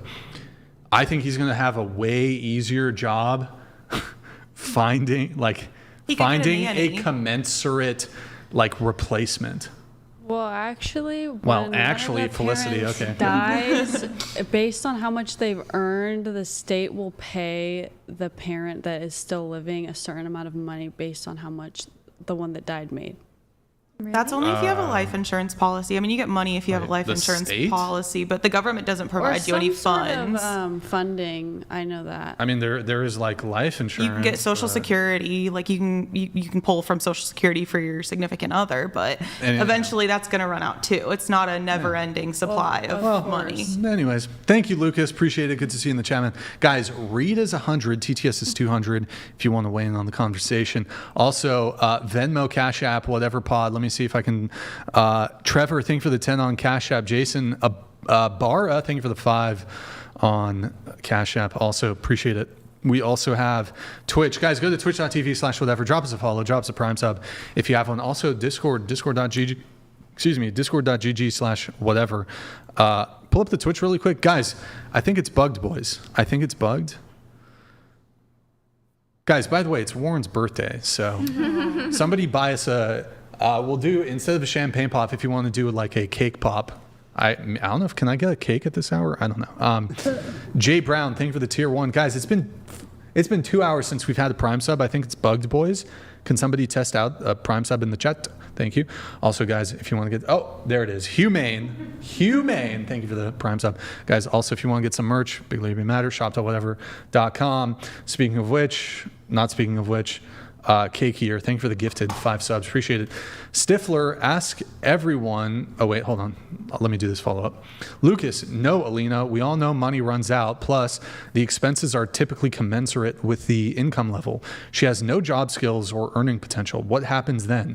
From a purely pragmatic perspective, the wife is more disposable. She can gain job skills just like everyone else in this world, just like every single mother has in the history of this world. She can spend that time while her money hasn't run out yet to gain the work skills. Then her money starts to run out. She can start to work. It's going to be a struggle. It's not going to be a luxurious lifestyle with your husband taking care of you because he's dead. So you're 4 kids though, by the way. 4 kids, yeah. So, it's hard. but you're saying, okay, she can gain the job skills or whatever, but of the entire population, what percentage of that population is going to go on and make 7 figures a year? She's not going to make 7 figures. Right, but that's the not, man was. Yeah, she's not going to have the same equal standard of living that she did before. Man, but she's going to have to 5-bedroom house right there. She's going to have to prioritize her kids and put her kids ahead of herself. Let go of certain luxuries and kids sharing bedrooms now. Fucking kids sharing bedrooms. They're gonna have to share the bedroom, sleep on the floor, sleep on the couch, do whatever you need, but you're gonna make it work. But do you want to do that for your kids? Or the man could survive and he's still making the money and he can still provide the household. But he hasn't spent all that time with the children. He has to work to keep the money coming in. He's going to have to either find some stepmom all right, he's a or fucking some crypto babysitter. guy. How about that? That's great. He got a crypto pump. And actually, wait, no, that's not fair to Lucas's his thing. Anyways, we'll move it on, though. We have Stifler ask everyone to rate their own looks on a scale of 1 to 10. Starting with you. Go ahead. I can't pick 7. I was going to pick 7. You can't pick 7. Can I pick half numbers? 7.5. No, just do full numbers. I guess 8 then. 8? Okay, what about you? 6. 6, okay. Go for an 8. 8, okay. A 4 or 5. Alina? 6.9. Uh-huh. I'd say a 4. 4? 6. Warren, what about you? Into the mic if you can. 5? 5. 5. All right, I give myself a 5. Also, all right, wow, everyone's pretty reasonable here. Look at that, love it. I feel like it's a really based panel, like one of the most based. I know, I'm a little disappointed. I'm a little disappointed in all you guys. Well, I mean, I kind of got them upset with the whole wife should die thing. That was the best birthday present. Yeah? Yeah. I mean, It was good. It was a good convo. Yeah. By the way, no hard feelings. We disagreed. No hard feelings. We do need to get Warren a cake, though. We need to get you fucking tanked before the end of the show. This is your fucking birthday. You should have told me. I wouldn't have booked you for your birthday. Oh, you don't drink? I drink. I thought you said just get like this one guy Champagne some fucking seltzers, some White Claw, I like that and some I don't know. Cristal. We need a Cristal. Guys, any fans? We got a bottle of Cristal champagne. You know what? It's his fucking birthday. It's any Warren Smith enjoyers in the chat. Have you ever had Cristal? No. Guys, Warren Smith, he's 38, guys. Never had Cristal. 1 Ethereum. What's crystal? It's 1 Ethereum to pop a ball of Cristal. So get to it, boys. Get to it. Any Warren Smith enjoyers? Okay. Where were we? We're going to get back to the notes. No, but do you think you'll be better looking in 10 years' time? I would hope so, but probably not. Can I have you just tilt your microphone Sorry. down a little bit? Down? Yeah, you're good. From the back, like push it up a little bit. Good. Yeah. Down? So you're 28, better looking in 10 years' time at 38? Most likely not. Okay. And then are you better looking now than when you were 18? Yes. Okay. You're 32, better looking in 10 years' time at 42? No. Okay. You're 32, were you better looking at 22, 10 years ago? I think my style is better, but I don't know if I looked. Sure. I looked more youthful back then. Okay. Of course. You're 26, will you be better looking in 10 years' time at 36? I believe so. 20 years' time, 46? If I'm sticking with my gym routine, 40, I would say so. You age nicely. 30 years' time, 56. Better looking. I don't think so. Okay. You're 32, better looking in 10 years' time at 42? Absolutely not. And then you're 32, were you better looking at 22? Yes. Okay. You're 20, better looking in 10 years' time at 30? I don't think so. Okay. 19, better looking in 10 years' time, 29? No. Felicity? 10 years. 10 years' time, 29? I don't know. I don't know anymore. I used to say yes, but I'm going to go no. Okay. Gonna go no. All right. We do a segment called, I don't know, man, you guys are too nice. I'm going to have to just intentionally argue with you guys over something. We do a segment where we put all of you through AI and we age all of you. Oh my God, I'm scared. So we're going to do that segment super quick. Mary, if you have that going. Then we have some reacts, guys. So we'll blast through that. All right. Go for it. Oh, gorgeous. Make it bigger. That's hot. Bigger. Are all of them small? No. It's okay.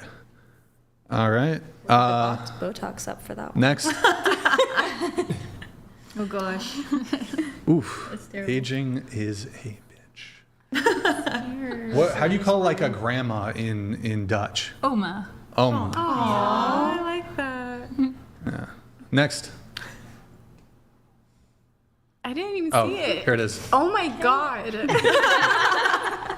Because you said 46. That was 46. That in the middle middle is 46. You don't look bad, I don't though. look bad. No. I mean, you don't look That's bad. crazy. I hate to say it, you don't look better, but You like look I don't better really than look I do at bad. that age, Yeah. for sure. I mean, to be fair, it's not. You're looking still good. You're still looking good. Hispanics age nicely. Still I think, looking good. for the most part. All right. Next. Scared. Also AI. Oh my gosh, I actually look like my grandma, kind of. That's weird. Like the lunch lady. Oh, thanks. All right. Ooh, Alina's going to like this one. All right, next. Yikes. It's kind of cute though. I think the middle one is. The middle one isn't bad at all. Nice. You kind of, like, this might sound weird. The first one is kind of scary, too. Oh, thanks. Like, that's some, She almost looks like a doll. yeah, she looks like a doll. yeah. Like one of them in the back. Is the first no, I one like wouldn't go current? that far, but like a China doll almost. Yeah. Okay. Let's do, whoops, next. Nightmare fuel. Oh my gosh. Chick's a MILF. Wait, what? Okay. All right. Kind of look like my mom and my grandmother. That's so interesting. Right? It's weird. All right. We got Felicity. She loves this one. Next. Oof. Oh, they keep doing you dirty, Felicity. Keep doing you dirty. Ew. What are you? Oh, okay. You have to keep it up. Yes. All right. We got Warren coming up. Let's see Warren. What the fuck? It's kind of scary. It looks like the Trump mugshot in the last one. The Trump mugshot? Oh, because what He's the? like scowling at the camera. All right. We'll do me. Oh, okay. The They didn't- eyebrows. They took like a 10+ year. This is a 10+ year old photo. Yeah, I was like, that's an old. Okay. Is the middle Is one there right another now? one or? Oh, and then the next segment is we have gender swap. Wait, what the fuck? I don't know why that. We gender swapped all y'all. So the question is, would you date the male version of you? No. And in Warren's case, A female. Would you date the female version of you? Okay. Ready? Oh. Well, I also typically don't. Jawline. I typically tend to not date white men anyways, so it's fine. I would have probably said no regardless. What's your go-to? It tends to be either Middle Eastern or Hispanics. My track record. Middle Eastern or Hispanic. Yeah. Any, do you date black men or? I've Have you dated before, but I haven't been in a relationship. I mean, I'd be open to. I feel like I'd probably more likely be with a black man than a white man. Don't ask me why. It's just my attractions. I'm just white enough for the both of us. Do you not? You don't like white guys? I just tend to not like my track record. I just haven't I don't know. Yeah. I Like feel the mannerism? The no. track I record. just tend to be more attracted to like other cultures. I don't know. I would love for my kids to be able to speak another language. I don't know. I just think. I mean, that's not just it, but. Okay. People have types. That just happens to Yeah. be my type. I wouldn't be against it fully. Like, of course, if I meet the love of my life and he's white, it's not going to be like, oh my God, Yeah. no, because you're white. It just tends to be that I fall other ways. Native Americans? Sure. I don't know. Chumash? I guess. Apache? Why not? Apache? Are they hot? Okay. Next. Wow. Cute. Would you date the male version of you? Not sure. Yeah. Yeah. Not sure. Yes. I would. I would date you. More than I would me. It's closer to my type right there. No, I wouldn't. You wouldn't. No. If you, I know some of y'all in relationships. So just if you were single, yeah. No. All right. Next. Oh, Rico Suave. I mean, that's not bad. The beard? You with the Yeah, beard? the, like, beard the is no good. The facial middle hair one is, like, the middle one's scary, but the last one, the last one I would go for. Oh, yeah, the last one I would go for. All right. For sure. Next.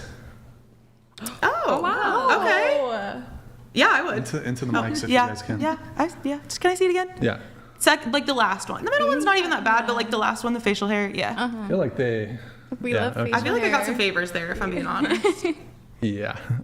Well, no, that's not what I meant. But I mean, whoever's did these, like we used to do it where it just like, I think we started masculinizing the faces a bit because we used to just literally like, it would change the hair and maybe put a beard, but your facial structure stayed the same, but it masculinizes the face a bit more. Like, for example, the nose is a bit bigger and eyebrows get a little bushy or whatever. Anyway, next.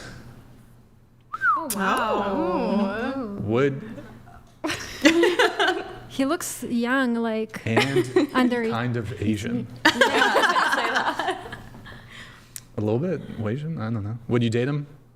Middle one looks like very young. The Okay. one on the right, perhaps. I mean, if he has Riz, you know what I'm saying. But We know what you're saying. Next. Oh, God. Oh, Ooh. would you date? Not if I was the last person on Earth. You wouldn't date? He's not bad looking. No. He's not. You wouldn't date him. It's The scary because I look like my good, brother yeah. somehow. Then I look a little bit like my brother there. You, so you, Oh, fair enough. you also only date Middle Eastern men and no, I'm not going into that Mexicans. territory. okay. Next. Oof, Felicity, they did you so dirty. Why did they give you that haircut? Yeah, this is Poor like girl. in sync from Really? They gave her like a jumpsuit too. and she's Aaron like, "What is Carter. doing Yeah. this?" Whoever does this, bring up the one where I'm wearing the pink shirt. I like that. She saved it on her phone. It's her wallpaper. All right, Warren Smith. Oh. I feel like I'd be highly, Your eyes Highly are so desired. big. highly annoying. You got glass skin. Female. You would be highly My annoying. personality probably would be. You look like one of these uwu waifu. I don't know. Wait, what the fuck? Where is it? Damn, I can't find it. Oh, wait. Oh man, it took. Wait. Can I find it? Hold on. God. Oh, here we go. Kind of like that. I don't know. Yeah, like a VTuber kind of or something. Yeah. She cosplays. Are you? Are you cosplays. like part Asian? No. Oh, okay. Irish. Because they made you kind of Asian. Yeah. I don't know. All right, last one here. Oh my god. Yeah, sure. I would date myself as a woman if she was a biological woman. You know who that looks like? The Discord knows who that looks like, and it looks bothers like the shit out of me. The girl from the Crazy Girlfriend meme. Oh, well, no, it's not her, but yeah. It is a girl we've had on the show before, though. But okay, cool. That was an interesting. Are there more, or is that it? X out of those. We got some reacts, guys. Recently on Tinder, it's taken the internet by storm. Tinder has introduced a height filter on their app. So if you're a woman, and I think if you pay for like a premium feature or something, you can sort through height. Oh, is there one for weight for men? Like if that's going to be that kind of a standard? No. Pull it up. Pull it up. Like height preferences? Yeah, the height filter thing. So this is it. So you can, put your age range, and then it says height, new feature, whatever. You can do any height. I assume you can, whatever, set it to whatever you prefer. And there was an outrage on the internet. How dare women have preferences? I mean, look, to be fair, sometimes y'all crazy with that shit. Like, oh, only date over 6 foot. But would you guys think it's fair? Should we have a weight setting next? I feel like it's the same thing. That's kind of why I made that comment. Like, Yeah. if- Yeah. Right. I think that's silly, personally.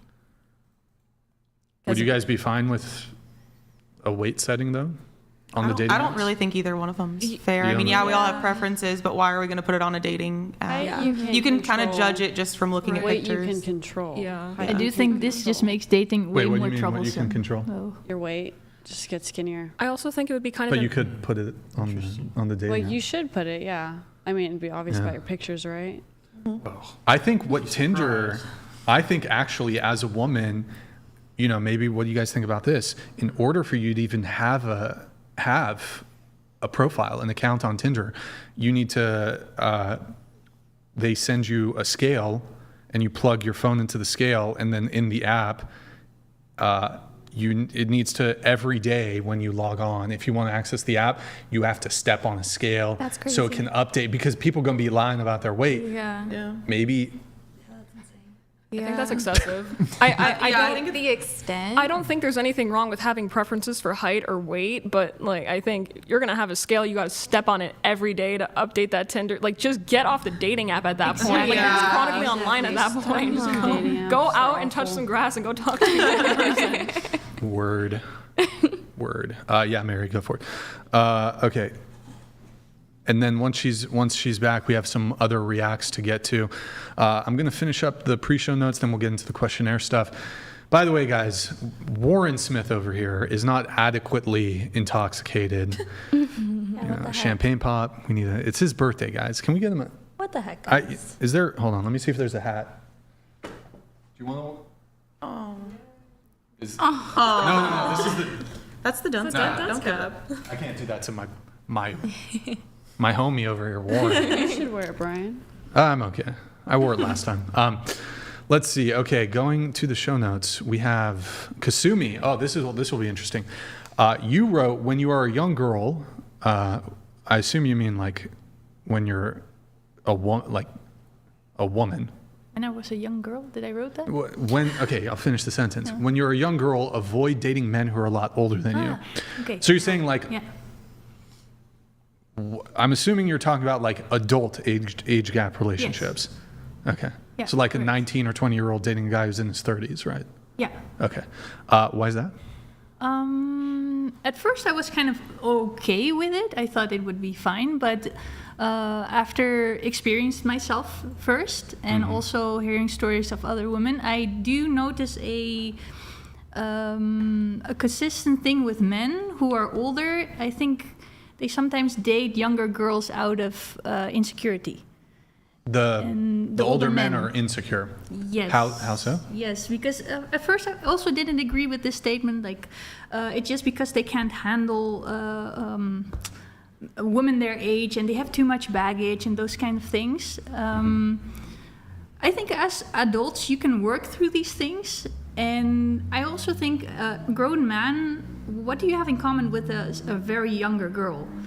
And it's always about the man trying to control her, shape her in a way that he wants her to be, mold her in a way that is easy for him to deal with.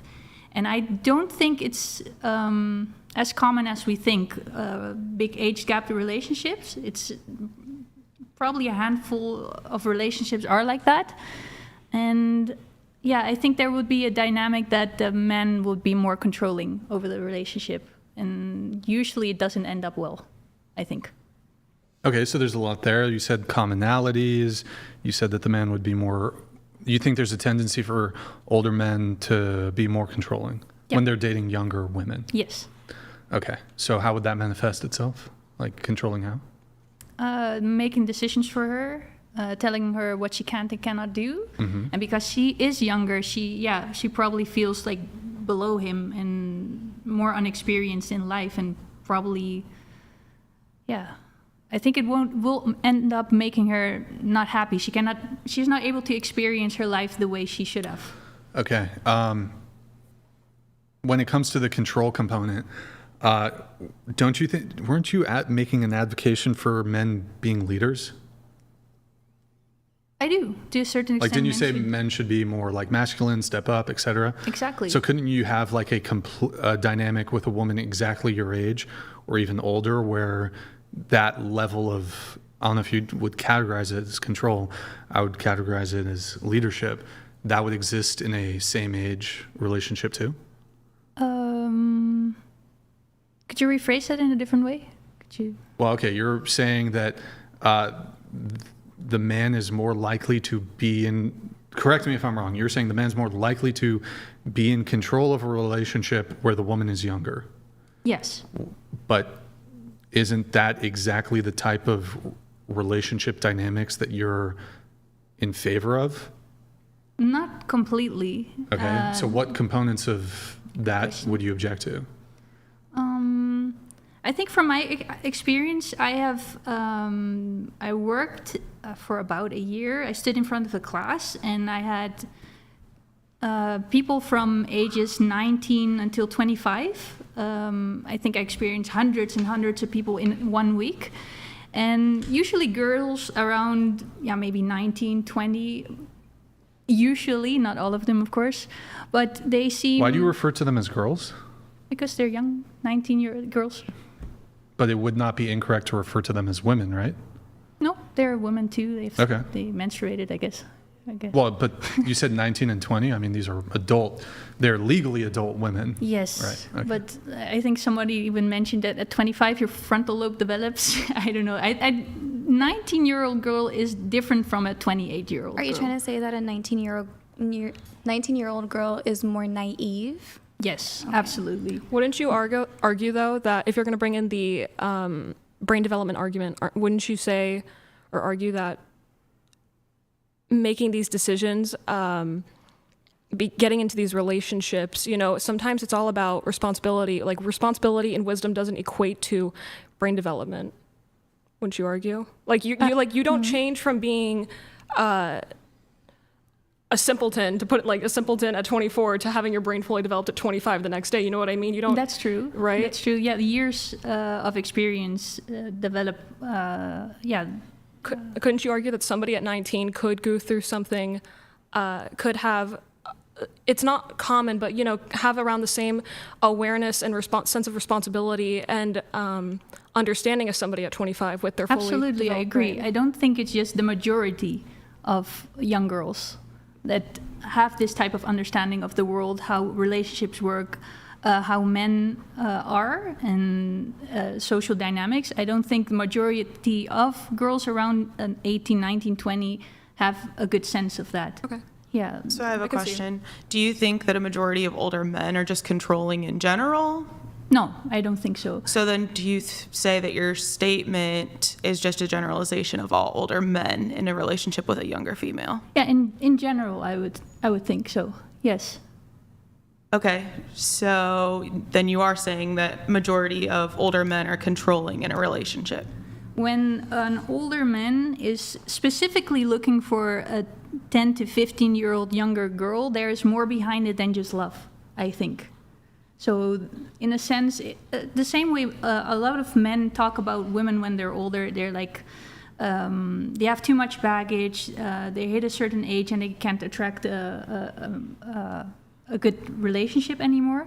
The same is with men. At some point when they're past 28, they're not in a relationship yet, they're probably failing at something in life, I think, and they look for a younger girl they're able to control more and to have a type of relationship dynamic that he wouldn't be able to have with an older woman. Do you think that's the case for all age gap relationships? No. Okay, so some. What percentage? Good question as well. I don't know. You don't know? Do you think do you think the majority of men who want to date a younger woman, the reason for them wanting to do that is because of this control component that you were referencing? It's a part of it, but it's also a part because, of course, youth is attractive, and also to older men still. But I find it, odd if an older man, let's say he's 40 and he's only looking to date 20-year-olds. There's something wrong with him, I think. What? Oh, go ahead, Warren. Leonardo DiCaprio, for example. Yeah, there's something wrong with him too for doing that. Yeah, it shows him he cannot have a stable relationship with somebody too. I think you touched on it where I think it's mostly aesthetic, more so than it could be a component in some cases of control, but I think it's always going to be an aspect of that fabric of reality that I keep referring to, that biologically, because youth indicator, reproduction. I have this whole theory, we don't need to get into unless you're interested in it, about why we are attracted to beauty, certain facial features. And it's seeing traits that, if I reproduce with this person, my offspring will have the highest likelihood of having those traits, thus carrying on my genetic code. And that happens in a split second, and this is one way that is acted out. Yeah, I agree with that one. Yes. But I also think that just when you think of it, a 40-year-old man and a 20-year-old woman, what would they have in common that much? I could answer that. Relationship-wise. Yeah, I mean, I have a couple of questions on that. So first, though, just clarifying question. What is a way in which I would have a commonality with a woman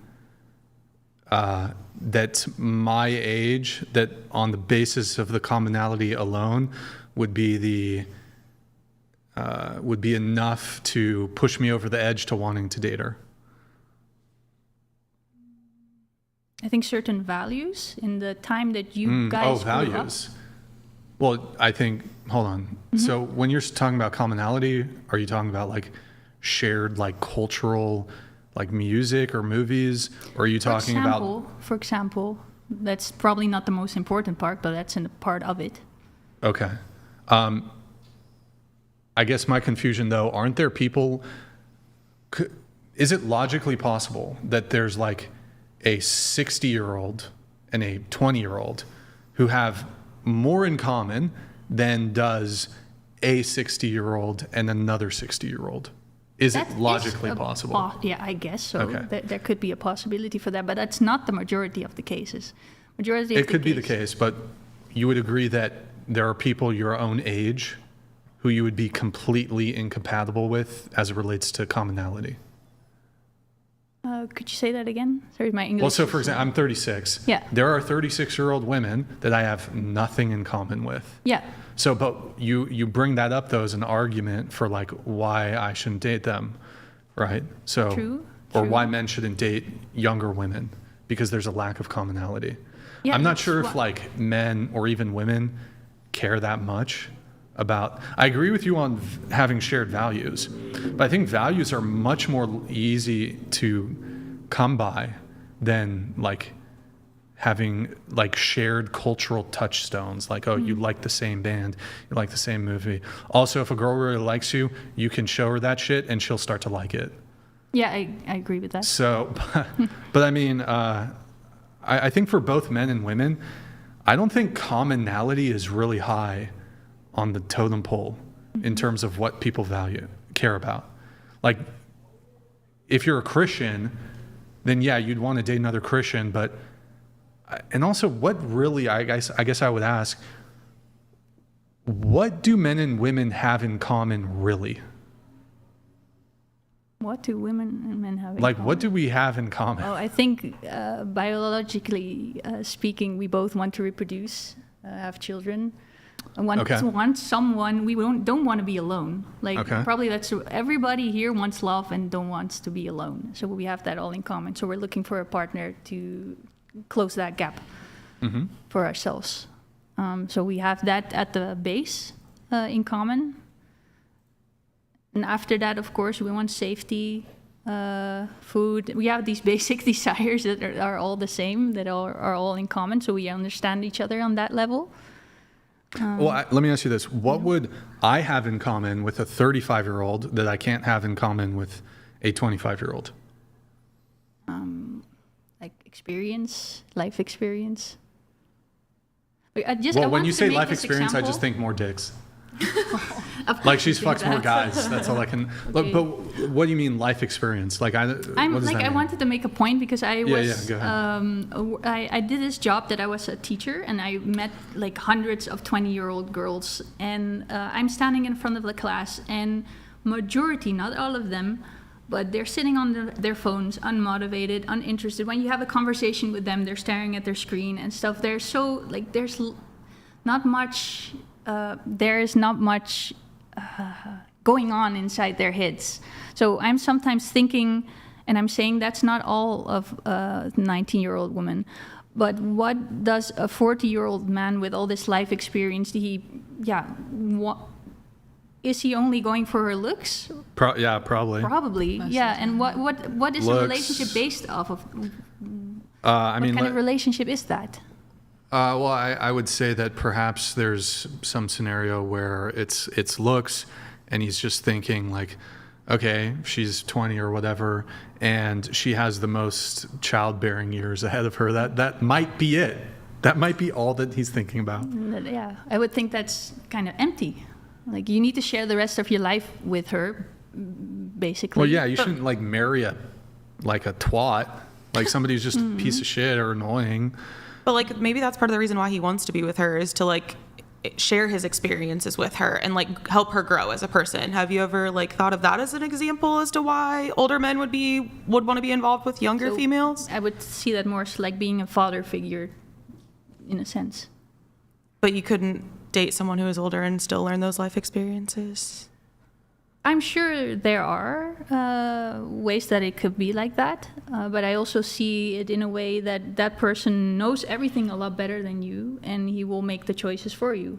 And you cannot experience making errors in your life and create that own life experience for yourself.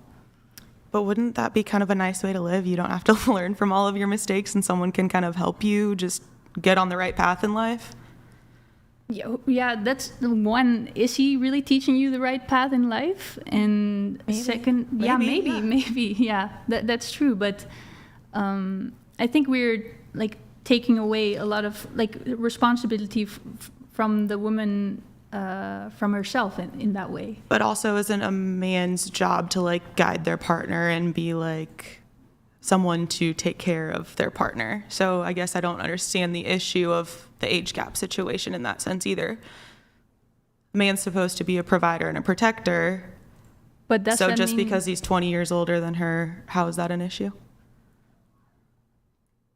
Yeah, I think for the reason I explained on beforehand, as a 20-year-old woman, you have like many years in front of you, and if somebody is telling you how to live your life from that point, I think that could be an issue for you. Would you be okay with a 20-year-old dating like a really masculine and dominant 21-year-old, and he's like telling her how to live her life? Because like, why would a man need to be telling someone to live? Okay, so it's not related to age then. You just have an issue with like men being leaders in relationships. Usually, it falls in the gap of when the man is older, he will feel more assertive in telling her what to do.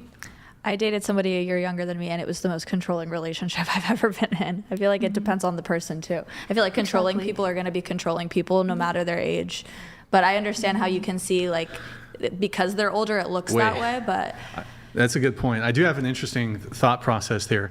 If the goal is to avoid controlling situations in relationships, what if I were to propose that there's a tendency for the woman to be more controlling as she gets older, ergo, men should date younger women so the older women don't control them? Ooh, personally, no. Yeah, because there's also a tendency that women can be very controlling in relationships as well, I guess. But is it... Okay. No, but that's true. Like, it's... But he's pointing out that age doesn't really play a factor. If you're going to be a controlling person, you're going to be controlling. Do you think the age gaps are it's gross? No. Is it icky? Does it give you the ick? No, it doesn't give me the ick. You're curious about the motivations, it sounds like? The motivations, indeed. Like, why isn't that man able to date someone around his age? And usually it falls into maybe she is not attractive enough for him or something. But it just interests me a lot. Why isn't he able to find somebody around his age? If I'm dating a girl who's my exact same age and we have nothing in common, should I break up with her? If you don't love her and... No, she's really attractive and I love her. But you know what? She likes rap music. No, you shouldn't break up with her. Huh? No, you shouldn't break up with her. I shouldn't break up with her. No, okay. If that's not a deal breaker for you, you don't break up with her. But like, I don't do my nails, and she does her nails. Yeah, we have nothing in common. But would you want to be with someone like that if we have nothing in common? But you like her and she's attractive?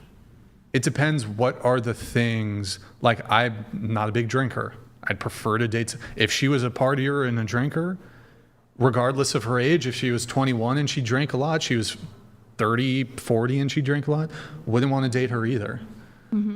So I have a question. So let's reverse the roles. So it's 5 years difference. I'm the older person in the relationship and my significant other is the younger person in the relationship.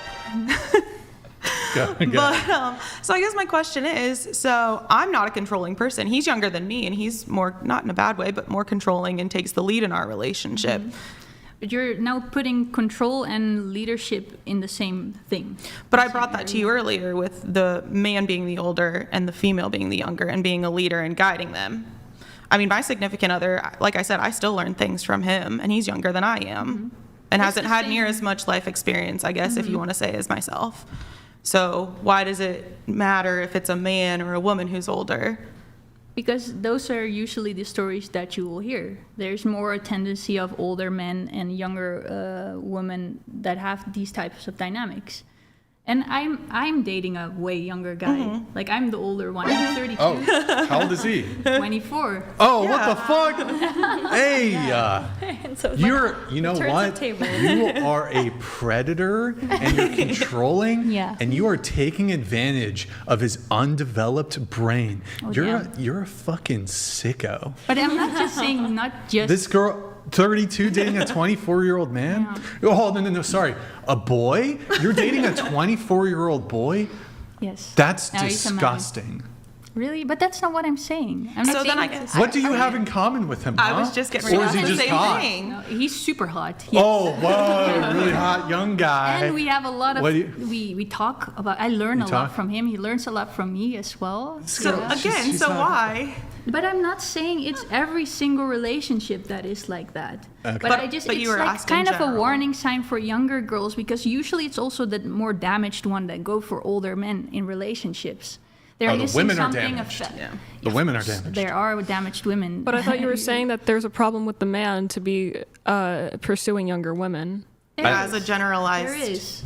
Because I'm just thinking about what is going on in his mind. I'm just thinking about what could be going on in his mind if he's actively pursuing girls that are way younger than him. Okay, so what's actively going on in your mind dating someone who's 24? I didn't actively pursue him. Boy. Okay, so then maybe I'm not actively looking for younger boys to date. Okay, but maybe some of these older men are actively looking for younger women to date. I'm sure there are situations that just work and they're fine and that's okay. But there is like. Why do men's motivations? So again, we're back to like what percentage, I guess. So what percentage of like age gap relationships, I guess, do you think are controlling and are like toxic?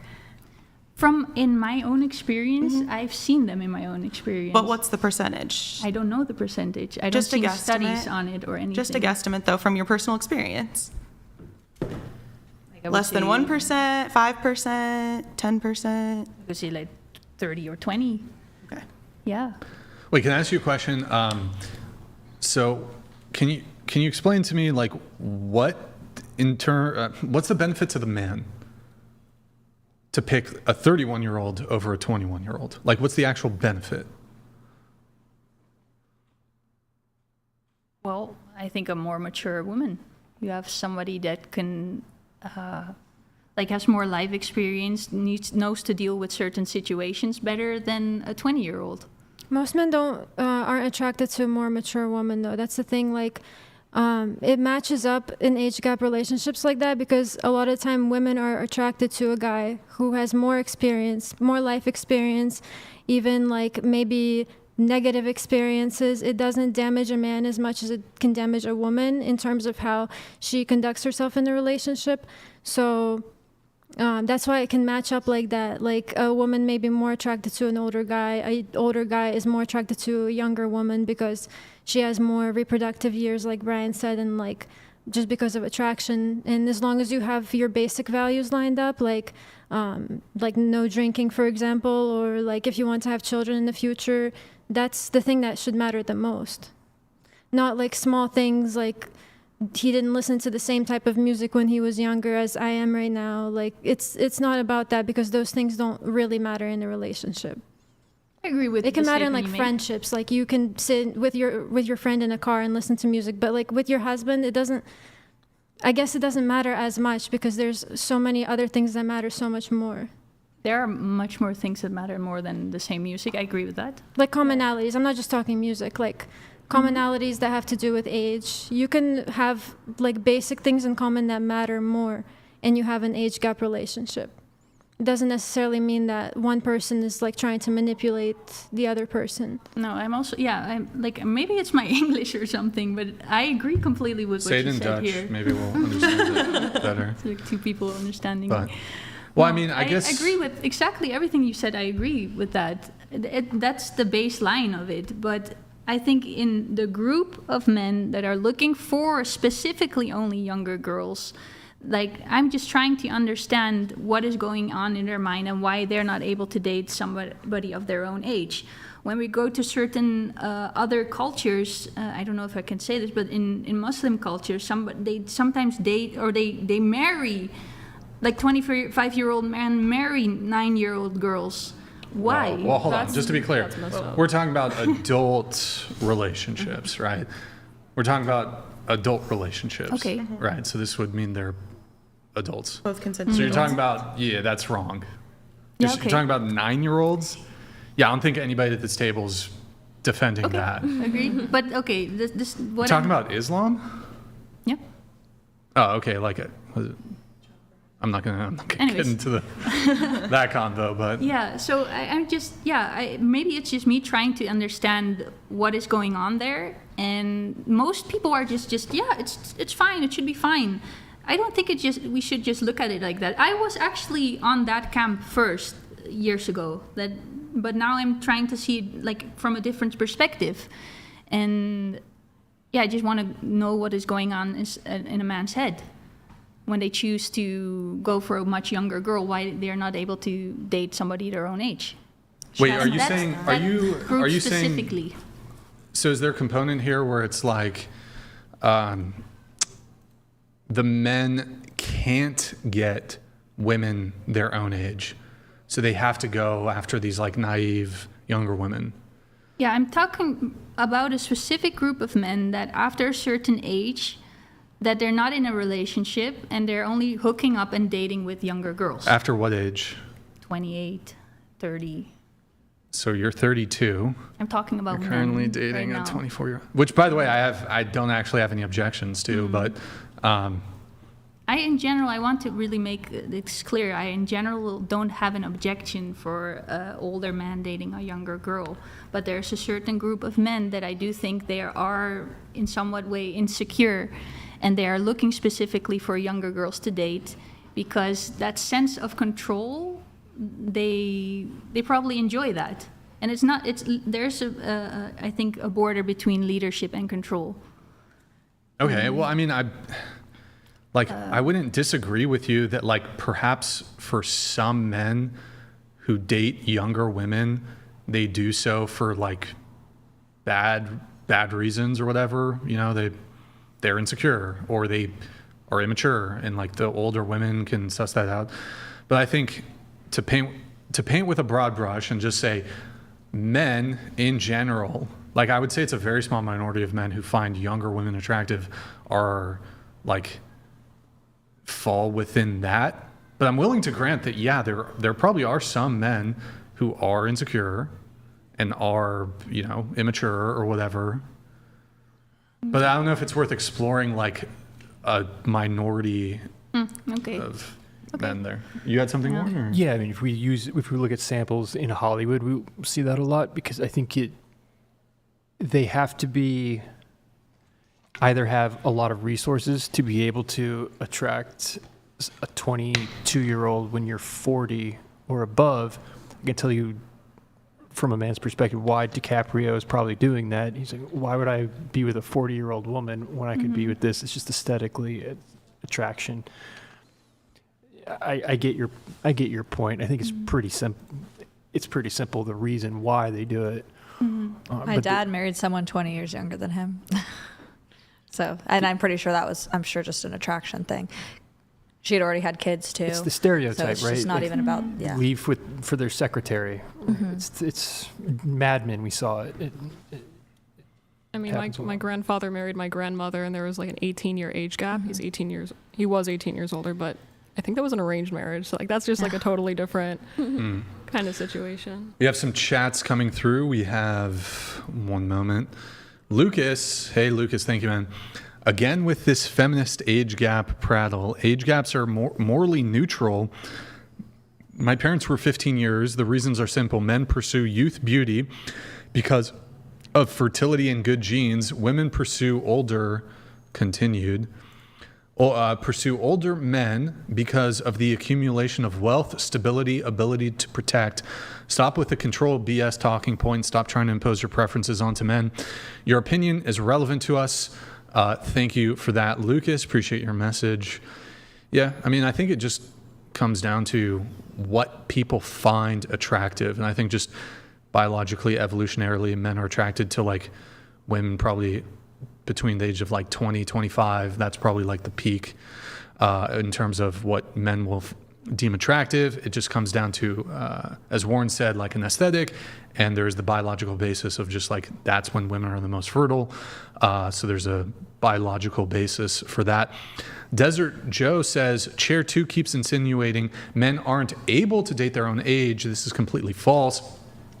Men generally have a biological preference for women who are in their peak fertility age range, not control. I also, on this one, I think, Desert Joe, is that I was thinking about this, and I actually think that men, say like men who are in their 30s, early, mid-30s, whatever, who are able to date younger women, like say between 20 to 24 or something, I think they actually, those men in that age range are more able to date women in their age range. They just opt and choose not to. Because I think as a guy in your 30s, in order to be able to attract a 20-year-old, I think you have to be pretty damn attractive in whatever the ways that women find men attractive are.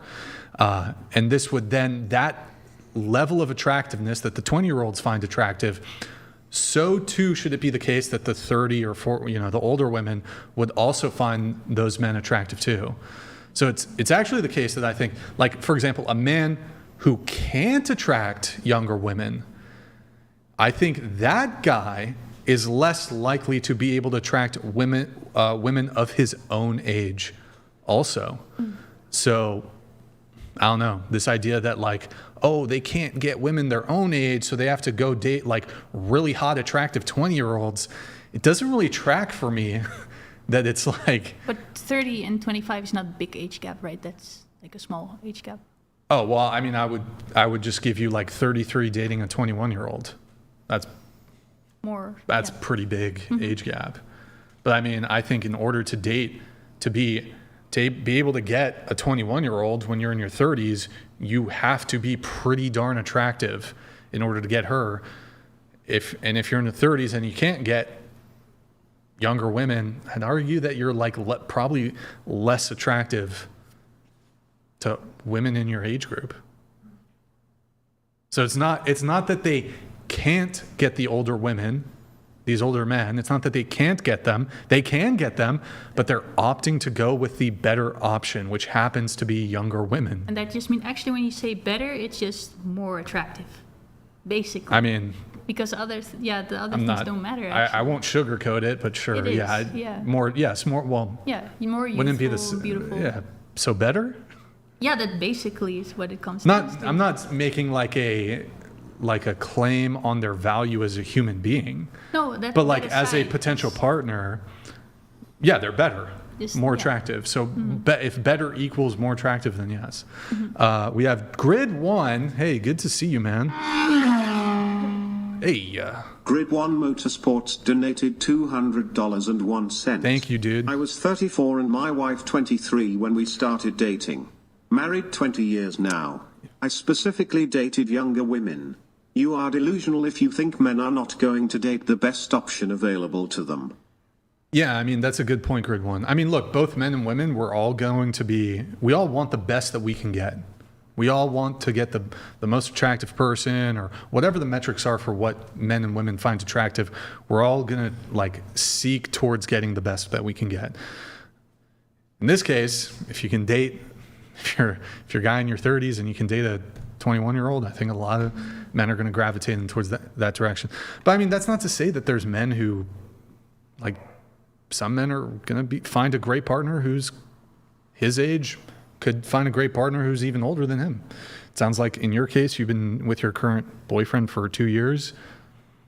You're older than him, but I'm sure he's very happy in the relationship and all that. But it's maybe you could like raise an eyebrow if they're like exclusively, even then I wouldn't say there's anything wrong there. Like me personally, I'll date a woman. I've dated women older than me. I've dated women younger. I've dated women my same age.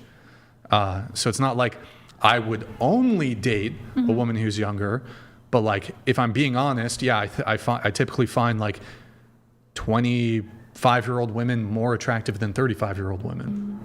You had something, Warren? Or? Yeah, I would be more likely to question the wisdom of the 21-year-old dating Leonardo DiCaprio. It's like, are you not picking up on pattern recognition? And what's your motivation? You know this isn't going to last, or you're probably going for the power that comes with that, the fame, resources. So they're probably the experience, gold digging or whatnot. And these darn gold diggers. It depends on the spread. Like if you're talking like 40 and above with a 21, there's some. But I can understand the biological. That's always going to be there from the male perspective. The question is like, what is the wisdom of the woman who's willing to play that game as well? Somebody sent me a list here, and I'm going to read them. So younger women, more physically attractive, more emotionally available, more romantic, more energy and optimistic about the future, more time to live life and travel the world before starting a family, more fertile, less baggage and trauma, more open to new ideas, less stuck in their ways, stuck in a job city, more agreeable, easier to build a life with, more grateful and easily satisfied. Most good men want to satisfy their woman. Nothing is more awful than a woman who's never satisfied. Less likelihood of having children or a psycho ex. Younger parents who could be involved in raising the children. More on equal footing. Okay, whatever. That's something else. Okay, somebody sent that into me. I don't know. Whatever. I like that he said a good man. Like a good man, okay, but you have also not such good men trying to take the lead in a relationship and ends nowhere. No. Okay. We have EW here. Thank you for the super chat. 44-year-old man here, never married, no kids, makes 6 figures, good career, not ugly. I'd like to marry with the intention of having a family, so I'm looking 25 to 32 at the latest for biological reasons. So I'm creepy for wanting the right intentions with a partner. I think people are taking me super out of context here. Like, if you're a good human being, you have good values, you're a good caretaker, if you're making the right decisions, Like, why shouldn't a young girl follow you? But I'm saying there is a group of men, that group I'm talking specifically about, that are just going after younger girls. Some of them don't have good intentions, and maybe it's just me letting younger girls that they should be conscious about dating someone older than I have them. a question. So, is there a specific age range from the women that the younger women, like 18 to 21? Because I feel like that's mainly like the topic of everyone's kind of bringing, because it seems like you're 32 and your partner is 25, 24? He's turning 25. So, but you guys met each other where you're at now, where like they're a little more emotionally available and like older to understand. So my question to you is there a specific age range of women that you're talking to, or is it just in general of the age gap? I think a specific age range, like you said, from 18 to 23 for a woman. To 23? Yeah, I think so. But going back to what you just said, though, wouldn't your main objection here then be, like, it's just toxic individuals?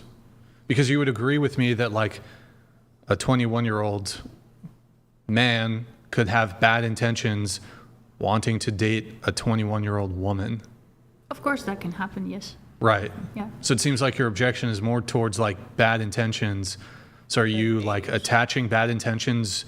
Is this more likely to occur in age gap relationships? Is that your argument, or? More likely. Good question, indeed. Like, of course, everything comes down to the person themselves. But yeah, maybe it's just from my own experience, seeing the older men doing that. So I'm attaching it to them. Sure. Yeah.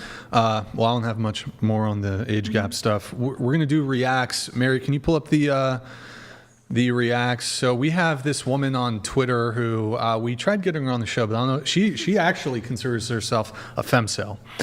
We're going to read her tweets. Pull those up. Diane, yes.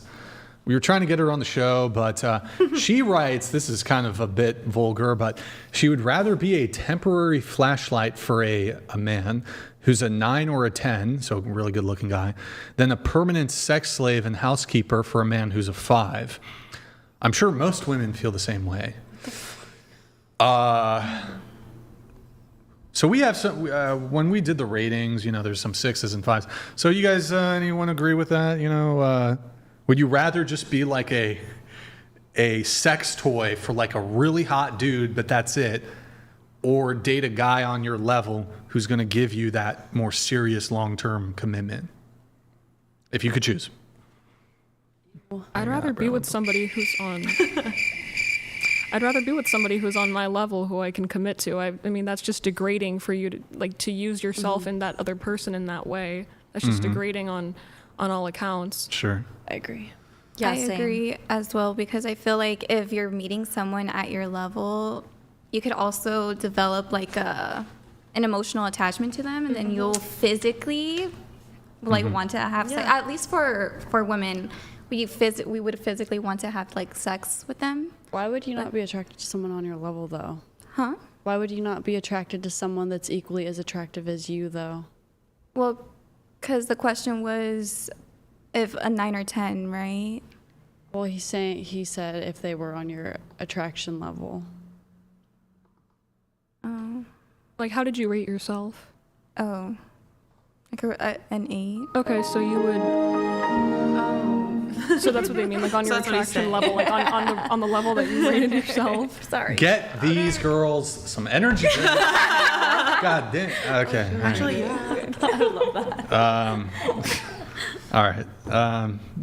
What were we talking about? The temporary. All right. Pull up the rest. Here, let's just go through the rest of the tweets. She has a few more. Next. Many such cases avoid like the plague, at least being with a 9 out of 10. It was in response to a tweet, but we can. At least being with a 9 out of 10 is temporary, and you can easily bail when it's not what you want anymore. Okay, next. Average men could up their value if they were willing to, say, do their part around the house without being told. But no, they fight tooth and nail to avoid doing even that. So she wants chore play. Chore play. That's what doing chores is going to make you more attractive, guys. Okay, next. These are the only options men allow women to have other than being alone, which is also preferable to the 5. Is there a next, or I think that's it, right?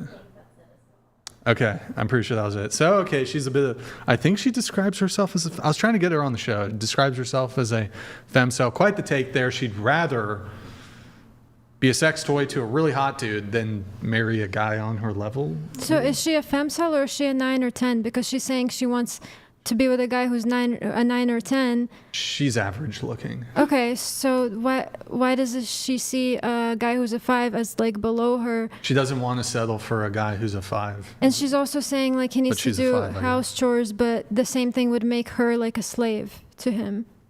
You know what I mean? Like you should debate her. Because she's shallow. She's not here. Yep. Let's do the other tweets. We got some Kasumi tweets. We got some tweets from you. Let's pull those up. Oh, this is what you responded. Okay, scroll up. So I posted this on Twitter. Can someone explain this female phenomenon? That one, scroll down. That one sweet guy that would do anything for me, but I somehow can't catch feelings for him. Scroll down. Because she doesn't find him attractive, handsome. But the thing is here, though, on this, and it got a lot of attention on Twitter, is she's not saying he's unattractive. So, I mean, we could make the assumption either way. So pull it back up really quick and then scroll back up. So, like, the way I'm assuming this is that she does find him attractive, but by virtue of him doing the sweet things, so he's kind of like being a simp or whatever, I don't know. She's not attracted. So he's like, he's attractive, but he's being a nice guy. And that turns her off. That's the way I took that. I think it's a given. Like, wouldn't it be a given if the she's not attracted to the dude, like he's not attractive, of course she's not gonna, regardless of how sweet he is, she's not gonna like him. So, but your point was, well, she's not attracted to him. But I don't know why you would. Because I think in the same video she was talking about like a guy treating her like trash, but he was really attractive, and she would rather have that than the other guy. Oh, I don't. Wouldn't you think that it's we want what we can't have? Like that's why she's attracted to the bad boy rather than the guy that would just hand her the whole world. Word. Let's do the next tweet though. Kasumi, do you want to read this? Yeah, okay. The self-proclaimed red pill gurus tell other men to find a woman who embodies purity and loyalty, but the same men often have girlfriends posting half-naked pictures online, which immediately devalues their message. You can't talk about the sanctity of loyalty when your actions don't align with the very principles you preach. There's nothing high value about a man who can't even practice what he's selling. So what really defines a high-value man? It's a man who can command the respect of women who is the object of desire for many other men. It's not only about her looks. A woman who carries herself with dignity, confidence, and self-respect is a reflection of her partner. When you walk into a room with a woman of this caliber, you don't need to say a word to make an impact. Her presence, the way she carries herself, elevates you. It's a silent acknowledgement that you are someone worth looking up to. In the end, a high-value man doesn't have to shout about his worth. It's understood by the caliber of woman beside him and the way she chooses to present herself. The real question isn't whether she's submissive or not, but whether she's someone who brings out the best in you, someone who makes you strive to be the best version of yourself. When you truly understand that dynamic, you realize it's not about the words you speak or the ideal you sell. It's about living with integrity and letting the world see your value through your actions and choices. Okay, that was a lot of words. You said it's not about being submissive, though. And then you also, maybe this is just a nitpick, you said a high-value man is a man who can get a woman who a lot of other men desire. But like, you would agree with me that a lot of men desire, like, have desire OnlyFans girls or porn stars. And what type of men are those? But you said in order to be, by the way, I don't like the high value or like the alpha male stuff, but you said that a high value man is a man who can get a woman who is desired by a lot of other men. Yeah.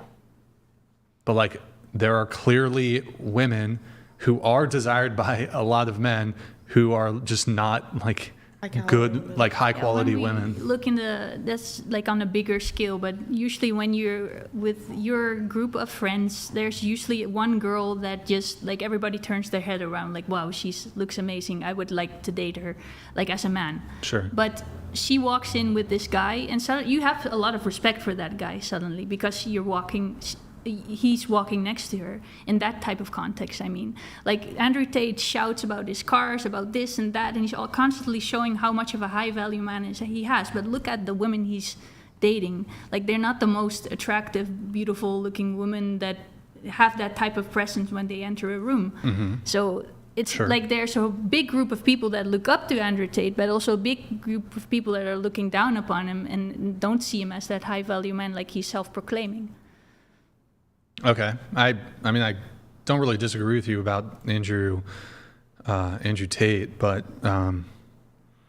you mentioned though the submissive. You think women shouldn't be submissive, or what's your position? Yeah, they there? do. There's certain dynamics in a relationship, and I feel like also the man should have the final decision, but it's both of you discussing certain things. But yeah, to a certain extent, yes. Oh, the man should have the final say. Okay. With decisions. Oh, okay. Well, nothing there for me to disagree with. Emotional Damage says, in my opinion, women over the age of 30 are basically leftover. No one they dated wanted. Oh, he said crap. Okay.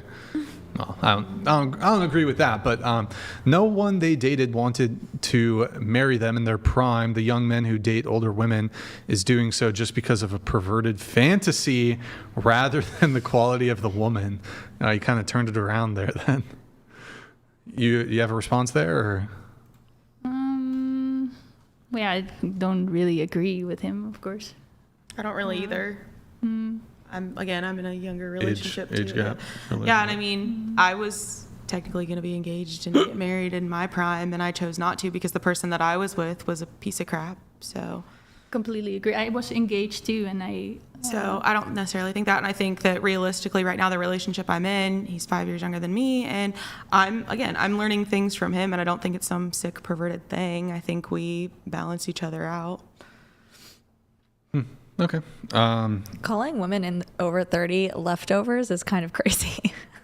Like that they're not in their prime anymore. Sometimes I feel like a lot of people are in their 30s are now established in their career and are actually like, I don't know. Maybe men don't want that. I feel like that's what, it's like men don't really want value anybody. That. They don't like that. They don't like to have to compete with their woman, with their female counterpart. I mean, realistically, at the end of the day, I know we're all supposed to be caretakers and everything like that. And if that's the position that I was put in and it was, okay, I want you to stay home and take care of the kids and everything along those lines, I would have no problem doing that even in my 30s. Like, yes, I have an established career and everything along those lines. But at the end of the day, like, if that's what's going to make my significant other happy and that's what our goal is a family unit, then that's what I'm going to do.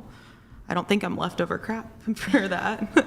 Yeah, I don't know. I know a lot of people or women in their 30s who even look better than when they were in their mid-20s. I know it's far and few between sometimes, but like, you mature into your face. You don't look like a little girl anymore. Like, you are a woman. And I feel like if we're even going to talk about looks and stuff like that, which I guess it's all guys care about. Yeah.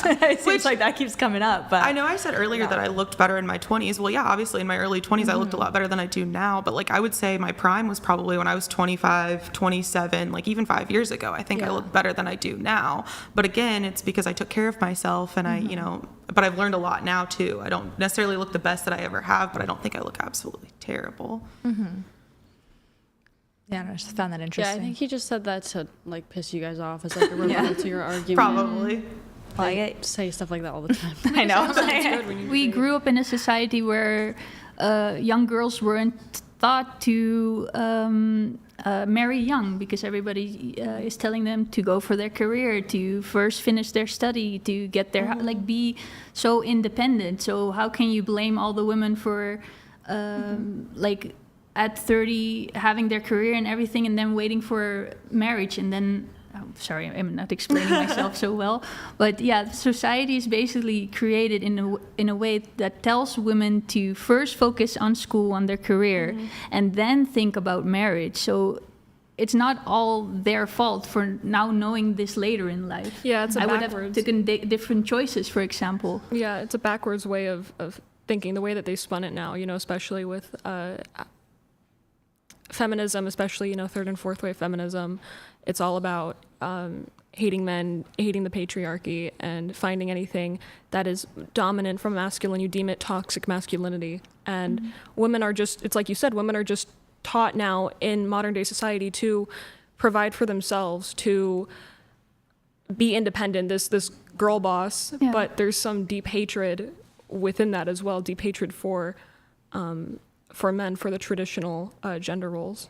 Yeah, I agree with you. Yeah, because once a woman feels like she doesn't need a man, and like in general in society, women feel like they don't need men, and it's almost like starting to make them feel like men don't have a purpose. So they're starting to disrespect men, and overall it's just bad for every dynamic, every relationship dynamic, because men are growing up with this idea that they're not as good as women, or that they should be like putting women on a pedestal, and a lot of women grow up thinking that they are above men, and end up disrespecting them as well. Some of these comments, I wish they could like submit a photo of themselves with the comment, because I'd be like, oh, okay. They have before. Yeah. One time, I think. And he wasn't bad looking. Oh, shocking. This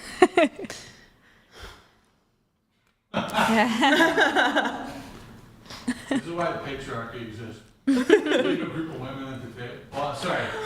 We've been talking. It just got quiet, and you're like staring at us awkwardly. Go ahead, Felicity. Entertain. But maybe a question: why are men over 30 not leftovers? Why? Is because of fertility?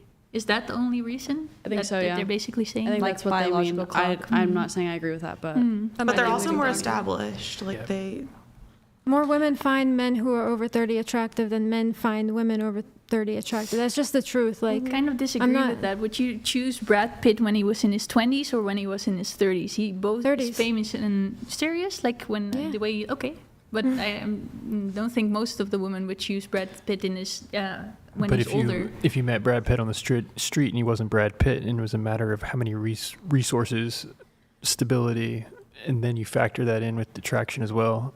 And I think you'd be surprised. I think many women would choose him. But in I'm 30s. talking about young women, like high school women, girls. I'm not talking about high school, but girls in their 20s. 20s. If you would present them with Brad Pitt when he was 22, 23, with Brad Pitt like over 30, 40, what would the girls go for? Because it's Brad Pitt, probably 40, just because he aged really well. Any other regular man who's not that attractive, maybe it'd be different. I mean, I'd be willing to grant that probably like a 20-year-old woman would be fine dating 22-year-old Brad Pitt. Like, yeah, who would she choose? Between 22 versus 32? Yeah. I think she'd pick, it's hard to say, but yeah, I'll just say 22. Yeah, I would think so too. And just to make a bigger comparison, because men always talk, or like people always talk about that women go for the richer, wealthier guy with more status. If I would put Bill Gates here and Brad Pitt here, what would she choose? Sorry, Bill Gates and who? But he's really rich. But who's the other one? Yeah. I know who Bill Gates. Brad Pitt. But at a certain threshold, you have that stability, having extra millions, even billions. It's a diminishing returns. I think if you're like literally stacking up Brad Pitt with Bill Gates, I think many women would go for Brad Pitt. Yeah. I mean, also still secure. It's like that's all. No, it is a good argument though. Like, but I would agree that like most women would pick Brad Pitt, like broke Brad Pitt, or Bill Gates. Super rich Bill Gates. Yeah, I think most women pick Brad Pitt. Oh, that's interesting. I didn't realize you were talking about broke Brad Pitt. Yeah, I don't think she was, but but that's a better one. That's probably a better way to frame it. But I think it's a tough analysis, though. It wouldn't be the same woman in a way. Here's what I think it would be. They have the child. Well, I don't know, man. I was going to say they have the child with Brad Pitt, and then they go to Bill Gates for his resources. And then Bill Gates is like the little simp boy who's like paying for the... But even then, I'm like, if the woman had to choose, like for everything, like to have kids with, I think she takes Brad Pitt. But I don't know if like most women have like a similar choice in life to that. So yeah, I think it's impossible. It's just like this hypothetical that people, the chat seems to agree. Like, no chick is picking Bill Gates. Really? But I'm sure, bro, in the 90s, Bill Gates was crushing it. He was that Silicon Valley. I mean, to be fair, like the Silicon Valley. Elon Musk passed. Now the I question think I was just mentioning this because there's always a discussion online that women are only pursuing men with status and money. Like when they're older, that men will have more status and money, but the attractiveness of men will also fade at some point. So it's not like if you have a 20-year-old girl, she would rather go for the hot 25-year-old than the 44-year-old with money and status. Yeah, I agree with that. I actually don't disagree. And also, just to be clear, when it comes to the age gap stuff, I'm not saying, like, if a younger woman who's like 20 wants to date an older guy, you can make that choice. But I also acknowledge, like, probably like the majority of young women have a strong preference or prefer or ultimately end up dating men around their age. So it's not, I'm not saying a should, like they should date older men. If they want to, okay. Many claim that men peak at around 35. Now, I'm not sure how accurate that is. It's all downhill for us. 35, we're screwed. But that number's thrown around a lot, which I find are you peaking right now, Warren? But like in looks. Were you just, went to film school, right? Yeah. So you were dealing with like a bunch of theater chicks and stuff, and I was super crushing awkward it in high school. No way, dude. You were crushing it. Were you doing theater classes or what? Not in high school. No. No? No. I was just, I can tell you, this is for any men listening that,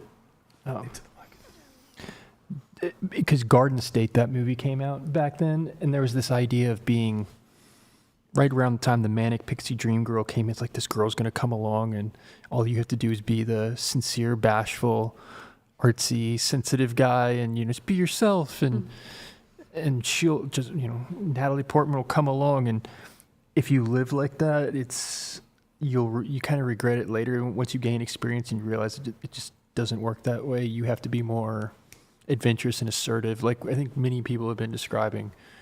In the word we use is what, not dominant. Is it? Perhaps that's what I mean by that, but something about the word dominance is a bit like taking initiative. A little more. It's assertive. definitely initiative, assertive. Yes, you can't wait for the Manic Pixie Dream Girl. And so I had that idea in high school, kind of, that, and looking back on it, I'm like, darn. We got a message here from Lucas. He says, "We do not want a woman over 30 with a career that challenges us. The wisest man ever to walk this earth, King Solomon, once said, better to live alone in a desert than with a quarrelsome wife." Oh, this is proverb. This is, pretty much the same. Than with a quarrelsome and nagging wife. Lucas, thank you so much for the message, man. Really appreciate it. Is anybody here, just curious, anybody here religious? You're a Christian? Yeah. You have the cross? Yeah. What denomination are you? I'm Greek Orthodox. Oh, okay, gotcha. I had a question related to that. But Lucas is sending a follow-up. Likewise, why do you modern day gals fight so hard against biology? However you spin it, the average woman has lost 90% of her viable eggs by age 30. Leftover crap is harsh, but the sentiment is true. From Lucas. Is that true? 90%? Yeah, I think so. Yeah, it definitely depletes after. Deplete. You do. That's a nice way of putting it. No, of These course depleted women. You do lose your biological value, Yeah. like a lot of your biological value by the time you are 30. I can understand why that's not attractive to men, especially since we have that primal instinct to reproduce. Yeah, they can get pregnant though.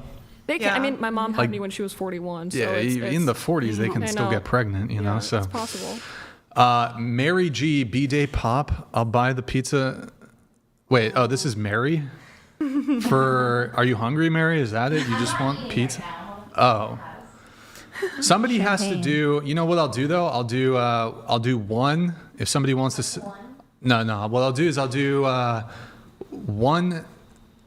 only one, half off champagne pop. So we'll do $500 champagne pop. Gotta get Warren here liquored up. Gotta send him back to. It doesn't cost $500, does it? If somebody, $500. spend $500 on, no, yeah, it's up to you guys if you want to, but yeah, I'll do half off for champagne pop for our boy, Warren G. Okay, there's a super chat coming in. Emotional damage.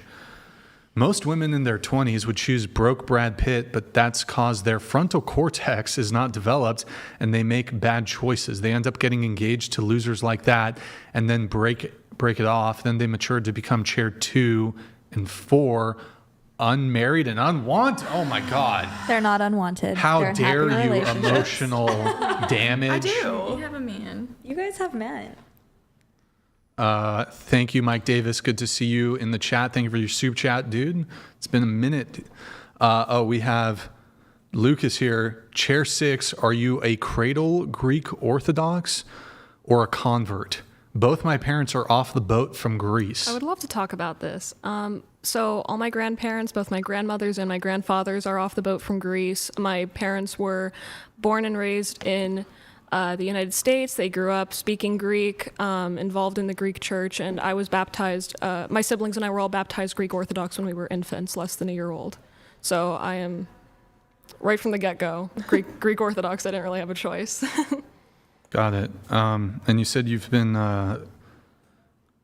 Wait, question. As it relates to dating, though, with your religion, like you're waiting until marriage, right? Yeah. Yeah. Okay, got it. Wait. Do we have other super chats or?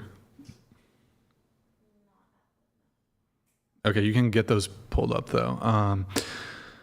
We're gonna get into the questionnaire here. I'm gonna wait until all the panelists return to the table. We currently have 2 people away, so really quick, guys, if you want to get a message in, Reed is 100, TTS is 200. You can also support the show without these platforms taking their cut, Venmo, Cash App, whatever pod. Also, guys, if you're enjoying the stream, like the video. Also, it's Warren's birthday, so that's another reason why you should like the video, because it's his birthday, and that's like a little celebratory thing that you can do is just smash the like button. We have Twitch. Pull up Twitch, guys. Twitch.tv/whatever. Drop us a follow. Drop us a Prime sub. Guys, it's been an hour, oh my goodness, since we had a Prime sub. I think it's bugged, boys. I think it is bugged. There's 1,000 viewers.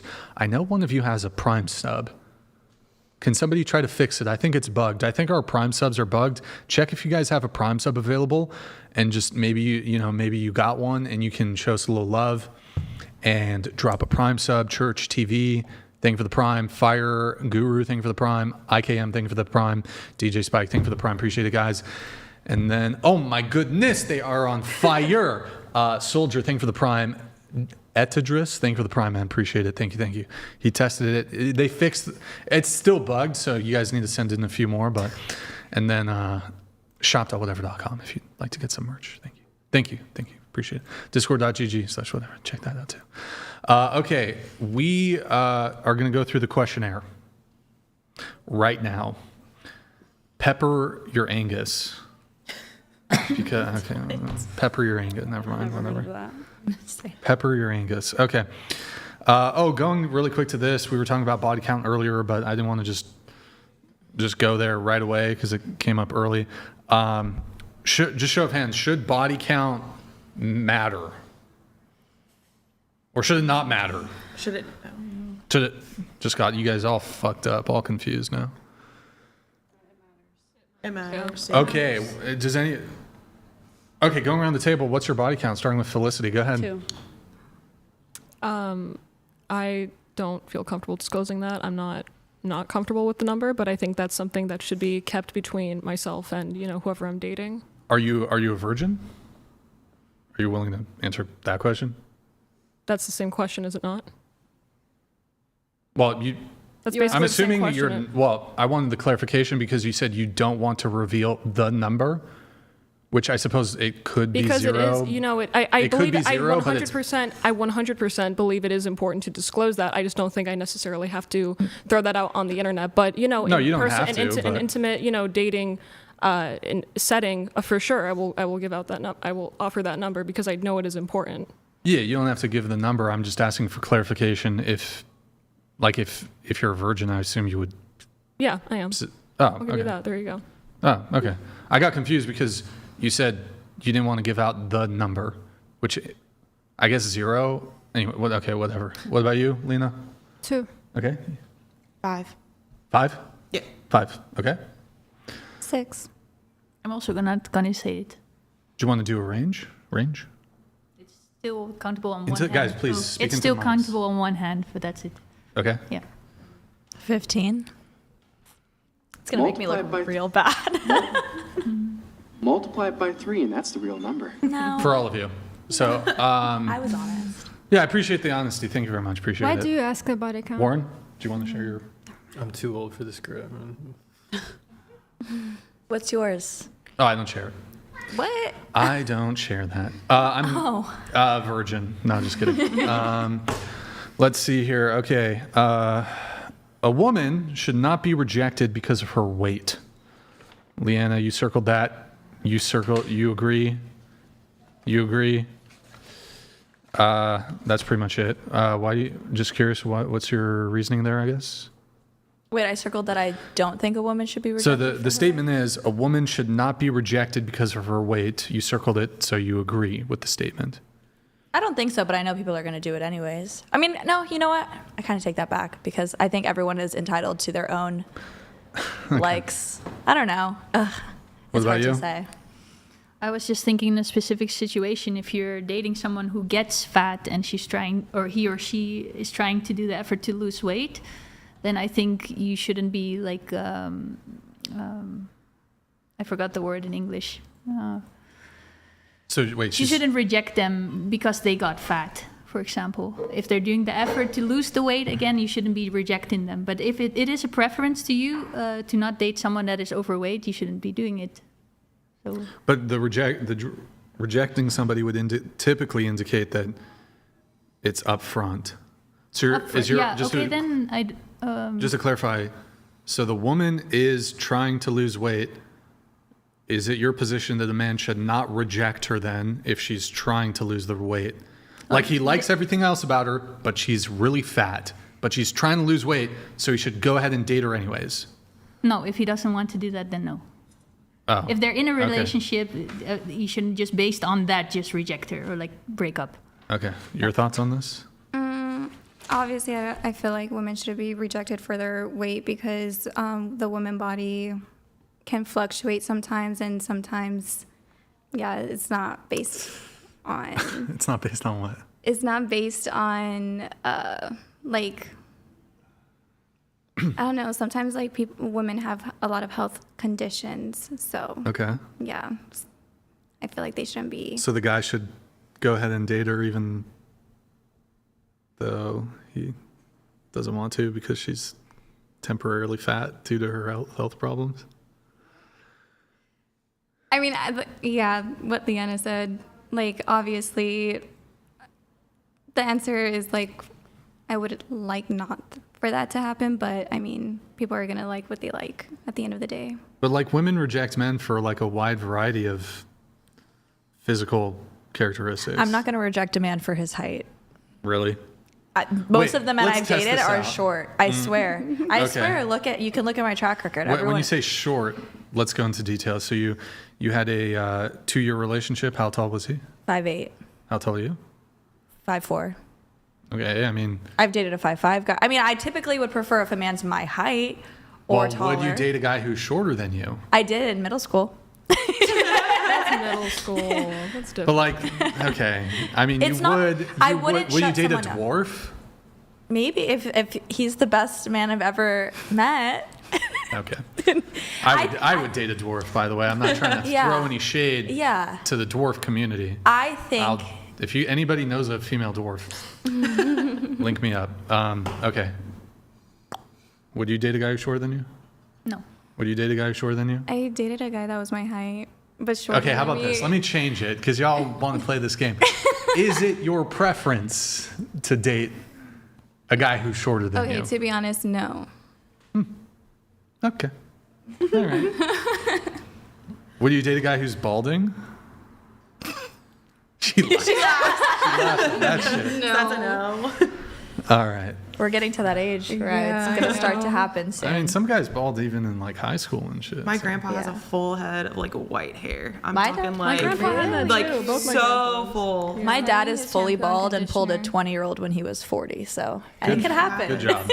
Go down. All right. My dad's fully bald, and he pulled my stepmom when she this was is for 20. you. We almost talked about wrong for a man to dump his girlfriend if she regularly turns him down for sex. You say that's wrong. Why is that? Did I say that's wrong? Well, you agreed to the statement.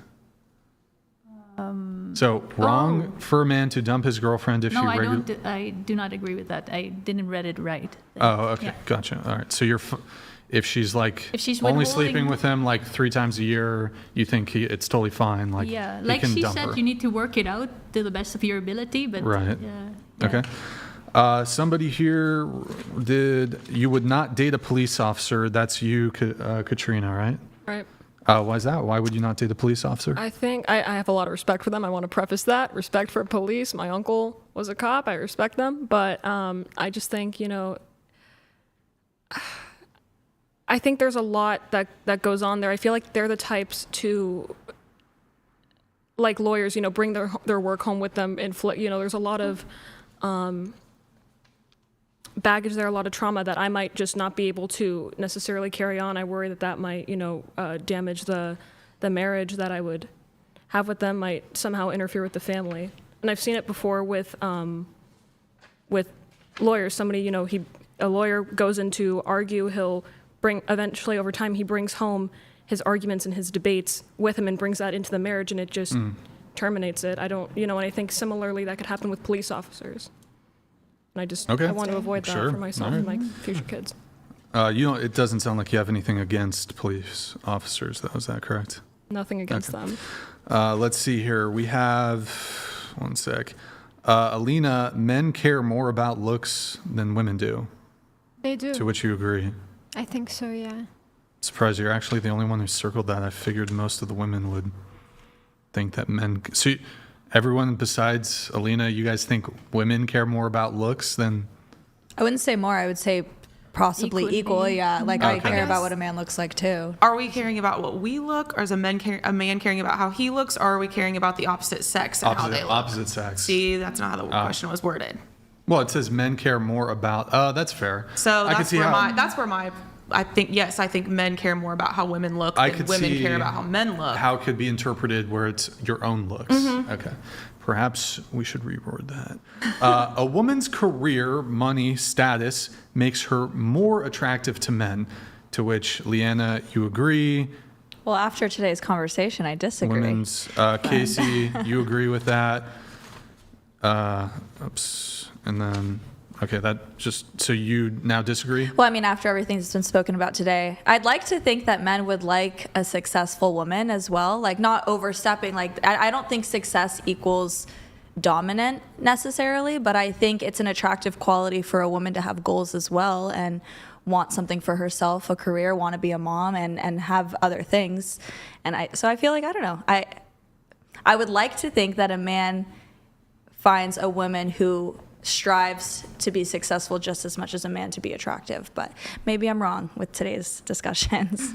Your thoughts on this? You also circled the woman's career, money, status makes her more attractive. Just because, like I was thinking of it in my current relationship, like we both have goals and ambitions that we both want to pursue, and I find it that we find it attractive within each other that we're constantly wanting to learn, wanting to grow and grow our businesses and stuff.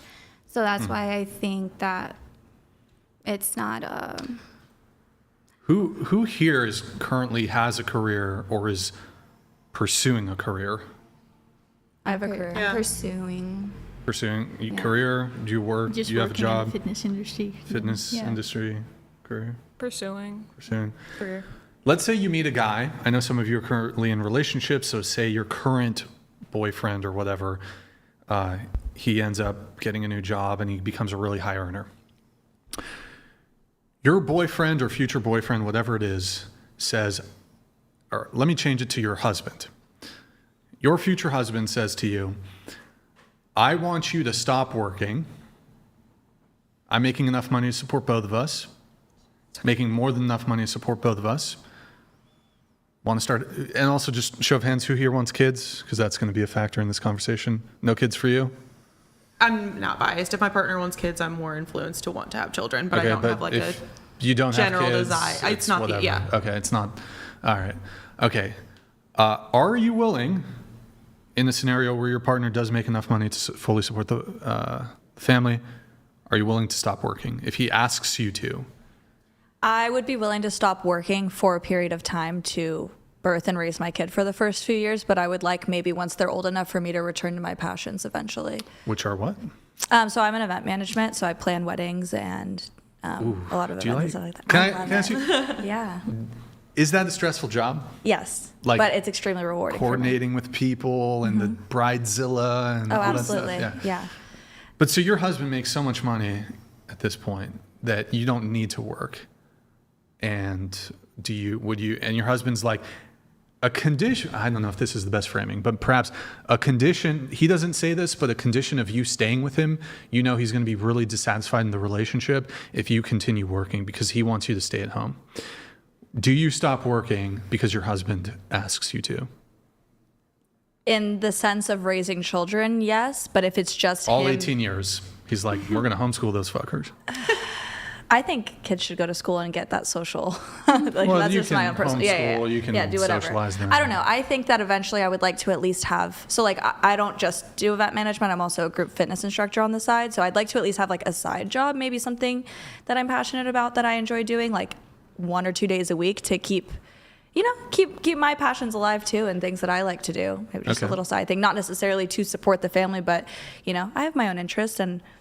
I'm totally open to like the first 5 years being fully like the homemaker and like the mother, and I look forward to that. But eventually, I'd like to go back to a What home. about you? Yeah, I would also agree, and then eventually work on creative outlets if I could do so. Great. Yeah. Okay, so you would stop working if he asked you to. Okay. What about you? I would stop working for like you said, the first 5 years, but No, he wants you to stop working for till 18. till they're all out of the house in college. How about that? That's crazy. Why is that crazy? Well, because also I think like the way I think about it, I like to have a sense of purpose and ambition. Your children and your family. Which, yes, but then also when they grow up and they're around like, let's say 12 years old to 18, they kind of grow into an independency state, or not independency, but like, leave me alone. I don't need anything from you. So all like you kind of have to do is just cook, bring food or whatever. So I kind of would want to have a conversation with my partner and want to kind of go back and have like that goal purpose again for myself, even though, yes, my family is the goal. Okay, so you're saying after the kids are out of the household, then you would. What if he was like, even then? He's like, you know what? I need my needs attended to by you. Would you then? So like a personal slave, a mother? No, not a slave, but like, he provides, you take care of the household. And you can still take care of the household and not have kids in the household. Take care of him, comes home from work, everything's all clean, got a meal ready for him. And then you can go during the day to your yoga and your Pilates, and well, that's alive. You can, watch Oprah or whatever. Is she still on the network? I don't know. She's not still on. I think you can have a small side job and still do all of that. Like, oh my goodness, we have. Sorry, wait, hold on. Somebody came in and like. All right, can you give me a champagne bottle? Donated $1,000. Cheers, bud. One of the bottles. What's up, Warren? Enjoy watching your analysis videos, bro. Jungle showing up, checking in and hitting hard. Thank you, dude. Stay safe out there, bro. LA is crazy. Yo, it is crazy. By the way, Jungle, it's actually Warren's birthday. So thank you for finally getting the champagne pop in here towards the tail end of the show. Just checking in here. Everybody wants some champagne? Champagne? Yes? No? No? Yes. Really? It's fucking I said Warren. yes. Legendary. It's Warren's birthday. I'll have some, Brian. You're underage. So no. But yes? No. It's Warren's birthday. I don't bro. drink. You don't? Oh, you don't drink? I don't Okay. drink. No? No. Okay. Yes. So 1, 2, you want some, Warren? Wow. Please, I'd love some. 4. Okay, lovely. Lovely. You guys we're gonna, It means a lot hearing comments like that. yeah. Yeah, the audience really, a lot of fans of your content, Warren. Popular. Warren, are you gonna clip up what of tonight? Do you think you're gonna? Well, not clip up. I mean, are you gonna create a clip, like on your channel of some of the condo tonight? I thought we had an interesting debate. I think your audience is gonna hate me though because of our exchange. I mean, you have a very compelling argument. You have your logic. It's an interesting one. They're gonna be like, this fucking beta soy boy wouldn't go down with the Titanic. They're gonna be like, fucking Warren just mogged the shit out of Brian with his, Warren's he would go down. I thought He's our man. we had some good debaters. No, it was good. It was good. impressive. All right. Here, let me read. Can somebody read for me? Here, Alina, I'm gonna have you read this, okay? Chair 6. That's really cool. Find me on X if you wish. My X handle is Lucas as well. I'm married, by the way, and an attorney. Maybe wife / I can make an intro to a virtuous high earner. He'll be hot too. Ooh. Are you? Is he? Wait, I have to He's actually talking to you, comprehend yeah. what that's saying. Is he trying to set me up with somebody? Yes. Yeah. It's coming. I got it. It's. Somebody greased it. Olive jar. It's about to. God damn, bro. It's greased. Yo, Jungle, you're fucking By the way, Jungle is the guy who actually, he was the one who did the pickle jar pop. The olive jar. It was an olive jar, actually. Oh, is he the one who The walked in? iconic olive jar. Jungle's the one who kind of instigated that whole thing. It was all Jungle's fault. Fucking viral all over the internet. All right, so we got these Budweiser cups from the fucking 80s or some shit. They look classic. Oh yeah. I like the rainbow ones you had before. You know what, Felicity? Just go back to Party City, Brian. Go put the dunce cap on, okay? Who's Yeah, we'll pass him down. Pass it to her. Wait. Did you get that from Lucas though? That was directed at you for chair 6. Okay, Alina, read this while I'm trying to multitask here. A short man cannot change his height without corrective surgery. A fat woman can lose weight. This is true. Any other excuse on why a fat woman being unable to lose weight is pure cope 1000%. That's pretty filled up high, so just be careful. Casey George has a lot to say today. I want to know what I Casey know. George looks like. Can you submit a photo of yourself? Look, he is one of the most handsome Native American Canadian men I've. Oh shit. Oh, jeez. Okay, well I don't drink much either. Well, here All right, then, there you give Warren this big Nah, one. It's his okay. birthday. You know what? Jungle's a fucking giga chat. He might Okay. pop more. So, all right, let's do a quick cheers to Jungle. Salut to Thank you, guys. to Secret Scholar Society and to Warren's birthday. Happy 38th. Yay! Happy birthday. It's a good birthday. Is this how you thought you'd spend your 38th birthday? No. On the Whatever podcast with. No, this is like one of the best birthdays I've had in a long time. Really? Oh shit! Oh wow, that was kind of wholesome moment there on That the really Whatever was- podcast. that was sweet. You know, we've been talking about Like, stop celebrating when you get older. You know. You do. Stop, really. get this man a birthday cake. It is almost Yes. 10 p.m. Where the fuck can you get a birthday? Wait, I'm door dashing you a birthday cake. Quick. Oh. I am gonna say, can you get a birthday cake If it's at this hour of time? wait, what time is it? If it's past 10, you can't order Baskin Robbins Oh, Baskin an ice cream Robbins. cake. because they have birthday cakes. Ice cream cake's Baskin good. Robbins. Yeah, Let me with see Felicity here, on that guys. one. yeah. Warren, Like 10, I you think. wanted to talk about. Oh, by the way, guys, as a celebratory, English is my second language. I've reduced the TTS to $69. So, Pasty George. Oh my God, I screwed it up already. I'll read it. Jungle F, I would only give the champagne pop to Warren and Brian. The women... I got re-triggered. The women who are brainwashed on the panel and not worth it. Happy birthday, Warren. Forgot to Pasty George, you're not worth it. All right. So the TTS has been fixed. It just came through as a read for that one. Thank you, Pasty George. Appreciate it, man. All right, $69 TTS, guys. If you want to get a message in, we've lowered it. You want to ask our boy, you want to ask my Caucasian over here, Warren Smith. Sorry, I'm already drunk. I don't drink, so I'm a bit of a lightweight. I'm already tipsy. Show gets fun when Brian drinks. Oh, yeah. Oh, yeah, brother. Okay. Wait, what? I already forgot my...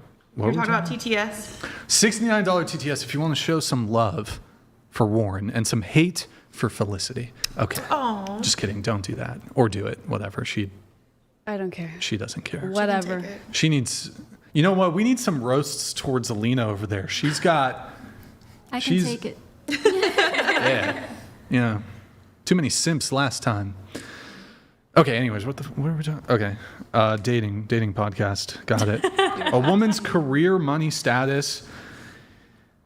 Warren, you're now engaged. But when you were single, would you have dated a barista who was hot?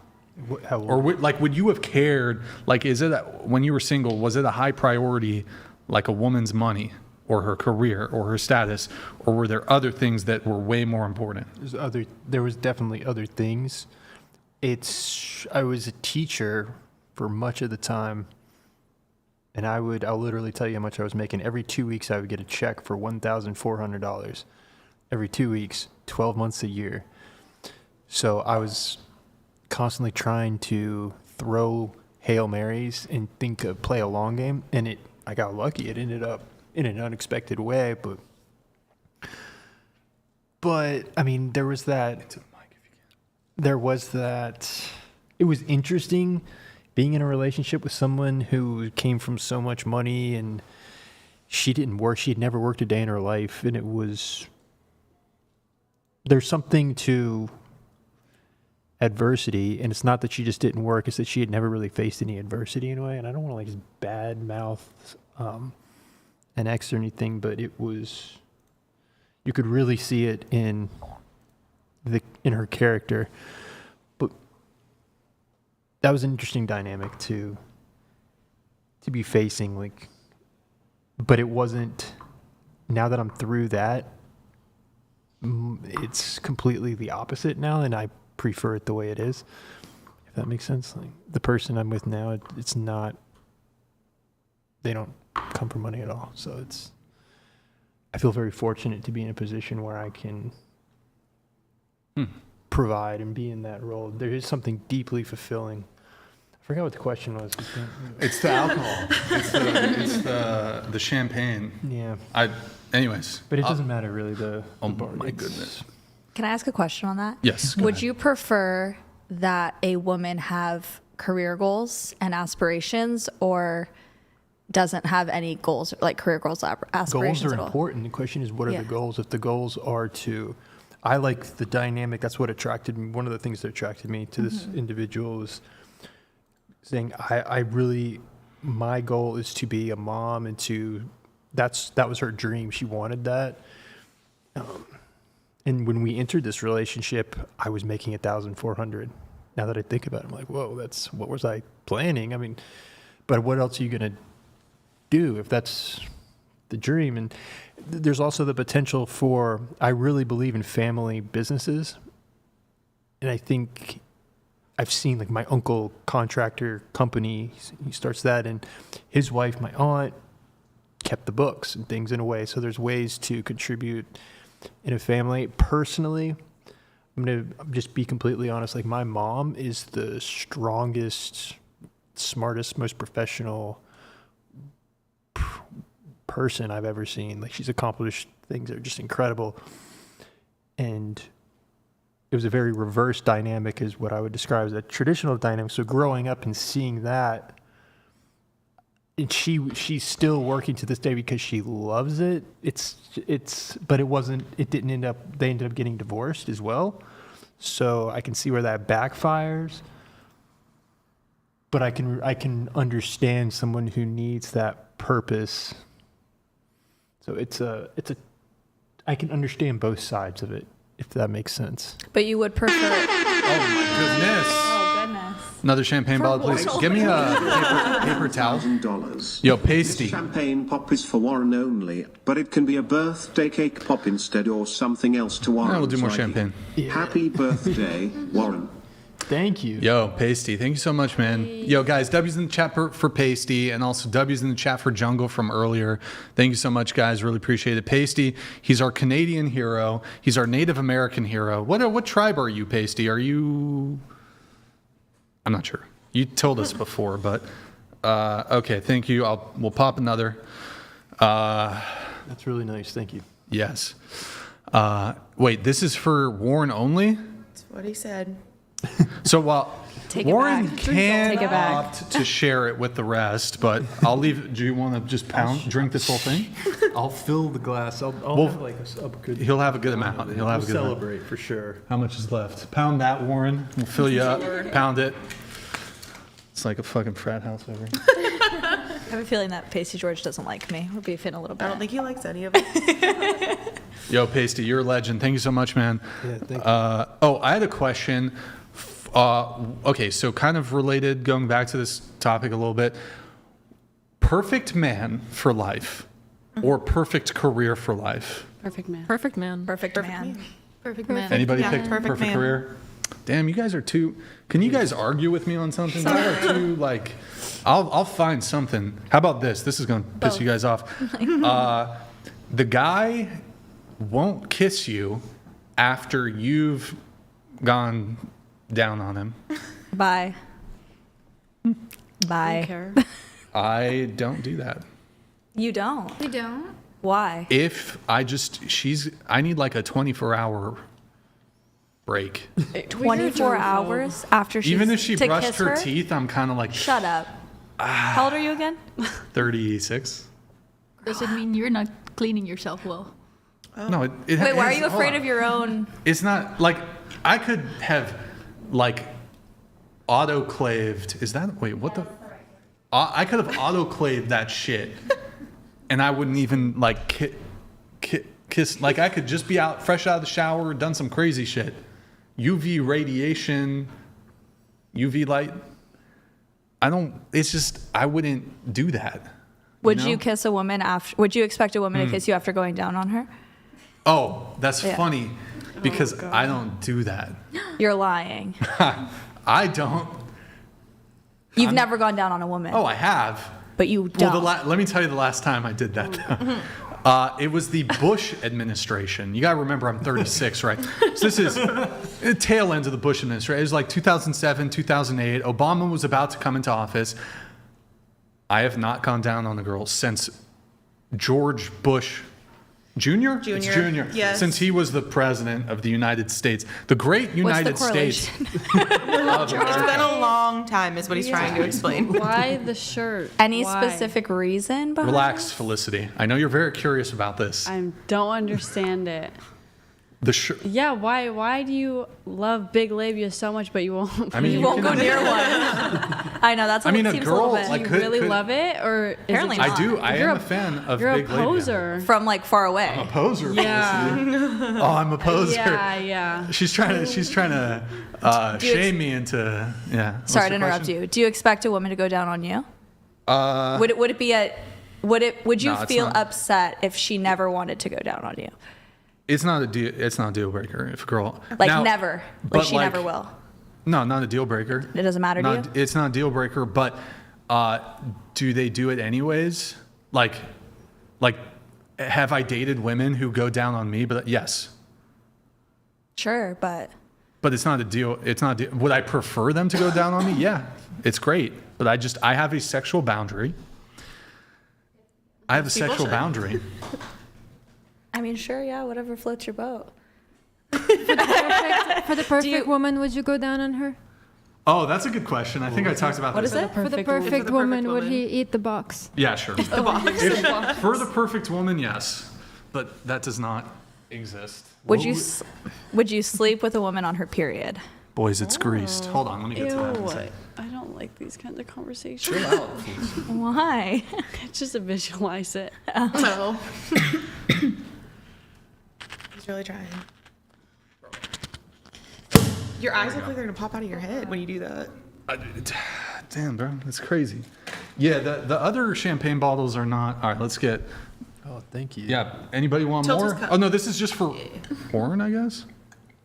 Anybody want to fill up? You'd like to gift the rest of us? You're saying tilt the cup. I used to be a Wait, bartender. I gotta tell you guys the thing though. First off, look, it's a sexual boundary. You know, I just don't enjoy doing that, and it can also give you throat cancer. What? Going? Oh, you didn't know, Warren? Let me get you caught. I gotta get you caught up to speed, Warren. Warren's woman is not gonna like this. I have a feeling. Throat cancer. Men who eat pussy have a greater risk of developing throat cancer. Is that true? It is true. No idea. It is true. You heard it from Mary. Whatever. If Mary says it, must be true. I worked in medicine. I've seen it. Oh, I'm telling you. interesting. I'm telling you. Well, you guys are still working on their champagne. But he's not sharing. It's for him to share. Thanks, Warren. We'll fill that up. Yeah, I mean, yeah. Boy, I don't want to talk this. But man, a girl if she's dealing with me, it's a lot to, I'm high maintenance. I'm high maintenance, Describe your perfect woman. Hey, relax, Felicity. Felicity. Perfect woman? Yeah. Big labia won't touch it. Giant. Hey, hold on. First off, let me just make something very clear. Okay? I believe the woman should and needs to come first. That's fair. If possible, multiple times. That's your perfect woman? Well, no. They distracted me from here. Let's do a quick cheers to our good friend, Pacey George. My BFF. To Pacey George, salute. Thank you, salute. Oh, I poured it on the cup. Okay. Cheers. I still wanted to. Oh my God, Felicity, you asked some crazy question. She's got to come first, preferably multiple times if she can do that. So it's not like I'm being selfish. She's still got to, I want to please her. I think that's fair. But you can do it other ways. Hands, penis. That's pretty much it. I mean, you could, whatever. Sometimes if you want. Blow on it from a you want- distance. Toys, there's there's all kinds. But yeah, I mean, is that a deal breaker for anybody? Like if the guy Yes. won't go down? Absolutely. Because I feel like a lot of women don't come off of just penetration. They have to be stimulated, and I feel But like... again, like you said, fingers, toys. I feel like you can be stimulated in other ways. Yeah, of course, but I don't know. I feel like women should get head. True. No head? No. Look at the sound. Deal breaker for me personally. Warren, you got to clip this, put it on your channel. We're going to have a debate on oral sex. Secret Scholar Society presents to you. Head or no head? Look, I am saying though, you can get throat cancer with that shit. If you're doing that shit, man. Cancer from You can get. That's true. Who's that guy? Who's that actor? Chat. Who's that? Chat. Who's the actor who got throat cancer? It's tied to like HPV, because these dudes be, I mean, that's one of the reasons. Also, it's like, look, if you're dealing with a loyal girl, but like, people are giving oral sex like early on, or even on a one-night stand, and you don't know where they've been. So it's like you definitely, or your girl could be cheating on you. You don't even know. So like the idea of going down on a girl who just dealt with another guy, that's a yikes for me. So then the You question... could say the same thing, Sure. vice versa. But hold on. There's differences. Because as a dude, if I could have sex with a girl and then go take a shower, and I'm good as new. I'm good. I'm fresh, and I could be with another woman, and I'm fresh. The other one, she's soaped off of me. But if a guy blasts inside of you, that shit lingers at least 2 or 3 days. Well, we're not talking Business about days. blasting off in Business there. days, by the way. I have a question though. So Go ahead. if someone, or if a woman gets tested regularly, and then she kind of she shows you the test, and she's like negative for everything, would you go down on her? Well, look, first of all, there's Photoshop. Just He won't. There's He really Photoshop. Even a virgin, I'm sure he would. Well, also the thing with the test though is that a lot of these tests, they don't test for like herpes typically. They don't test for HPV. And also the test could not, like she could have taken the test, fucked a dude, or she was asymptomatic when she took the test, but now she's symptomatic. I'm just saying, nah, I'm good. Wouldn't So the what if same thing apply? Sorry to interrupt. Yeah. No, you're good. Go ahead. Oh, so wouldn't the same thing apply for sex then? What do you mean? Like if you're Oh yeah, sure. Those. Yeah, but I mean, like you're not as worried if you. at least I get something out of it. So here's my question. Let's say you're in a committed relationship with someone. Would you consider it then if you've No, been in a not committed? even. Not even. It's a boundary even in a committed relationship. But to Lena's point, the perfect woman, there are compromises Okay. I'm willing to make. So you what's the just don't perfect- like to do it. Like you just don't like the actual action of doing it. Yes, correct. That's fine. Well, hold on. That and all the other negative consequences that I was talking about too, like the Yeah. risk of throat cancer, like if there's infidelity or if she's dealing with another dude, then yeah, that would just be gross.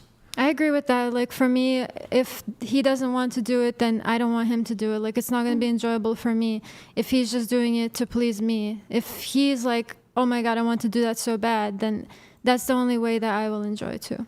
The fuck you guys? What are you guys talking about? Felicity, you talking shit? What are you talking about, Felicity? Nothing. Mary, rat on this. We're taking a picture. Taking a picture? Yeah.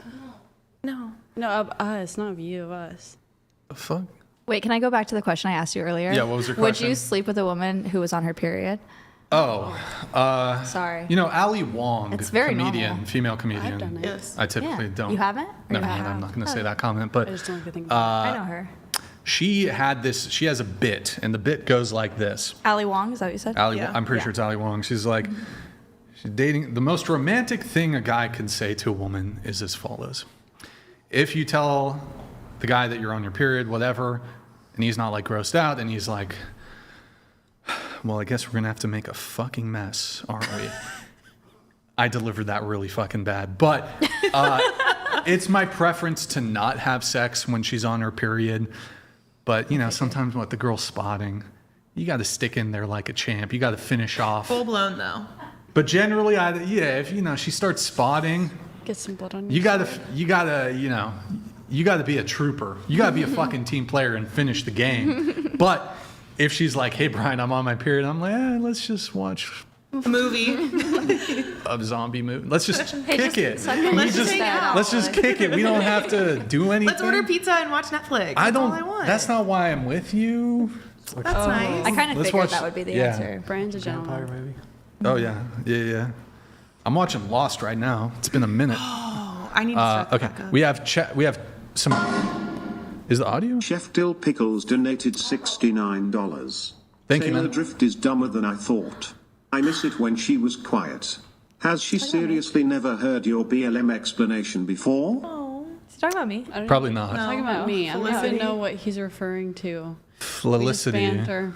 Felicity is.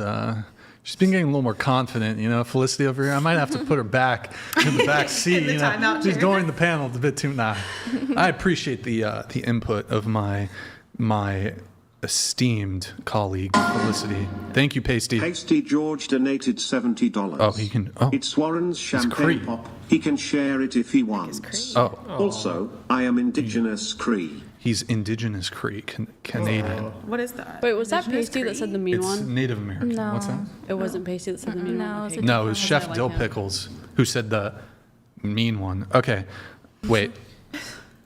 So perfect man or perfect career, y'all? But everybody said We all perfect said man. perfect man. Okay.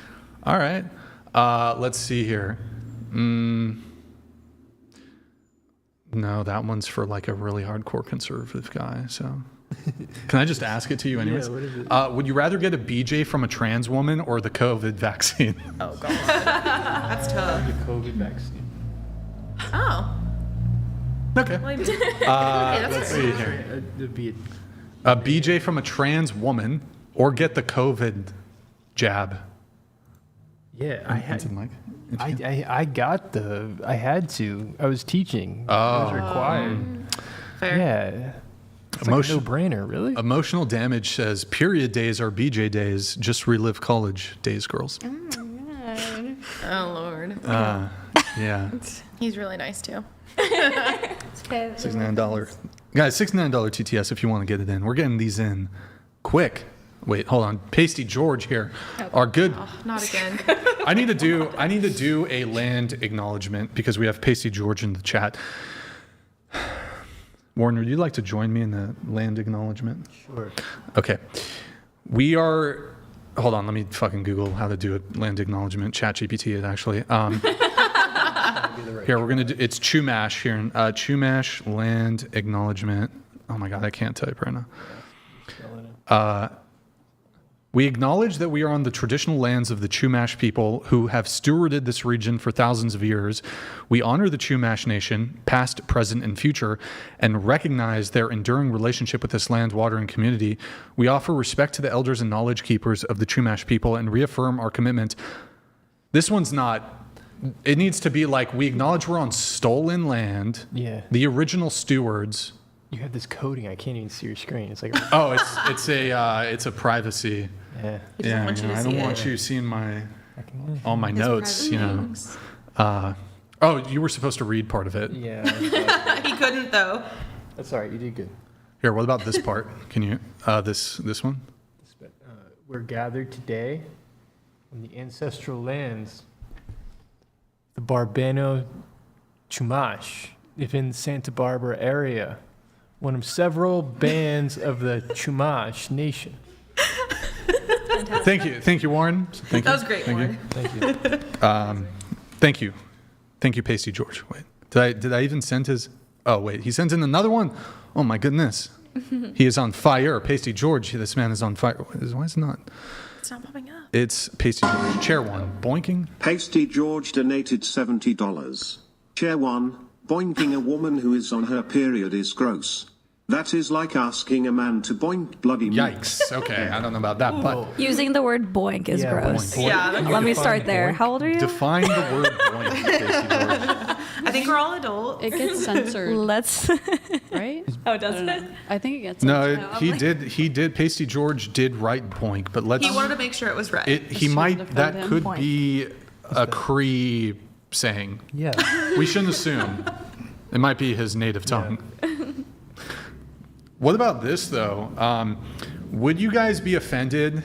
Like, let's say you just start dating a guy, and he's trying to kick it with you. He's trying to hang out, but but it's really new. Maybe you've only been seeing him for a week or two. You've already hooked up with him once, but he asks you, "Are you on your period?"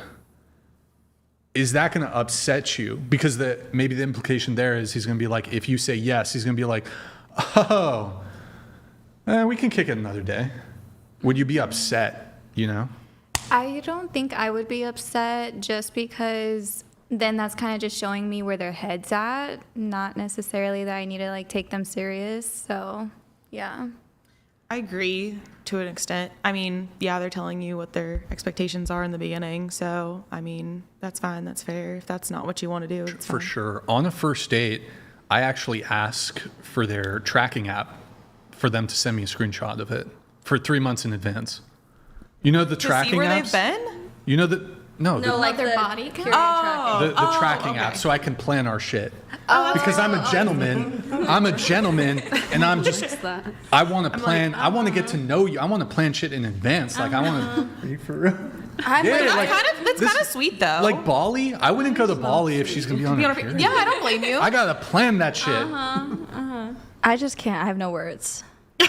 I just Guys, look. it's fine. We Wait, what agree was to your disagree. question? I think it's fair. Look, you're going to lose the girl if you ask for that shit before the first time you're with her. But I think the first time you guys ask, because you know how they got the tracking apps where it can tell like Their period. a couple Or just months their in birth advance control. You can look when at they're birth going to control and you ovulate, know. when they're going to ovulate, when they're going to be on their period.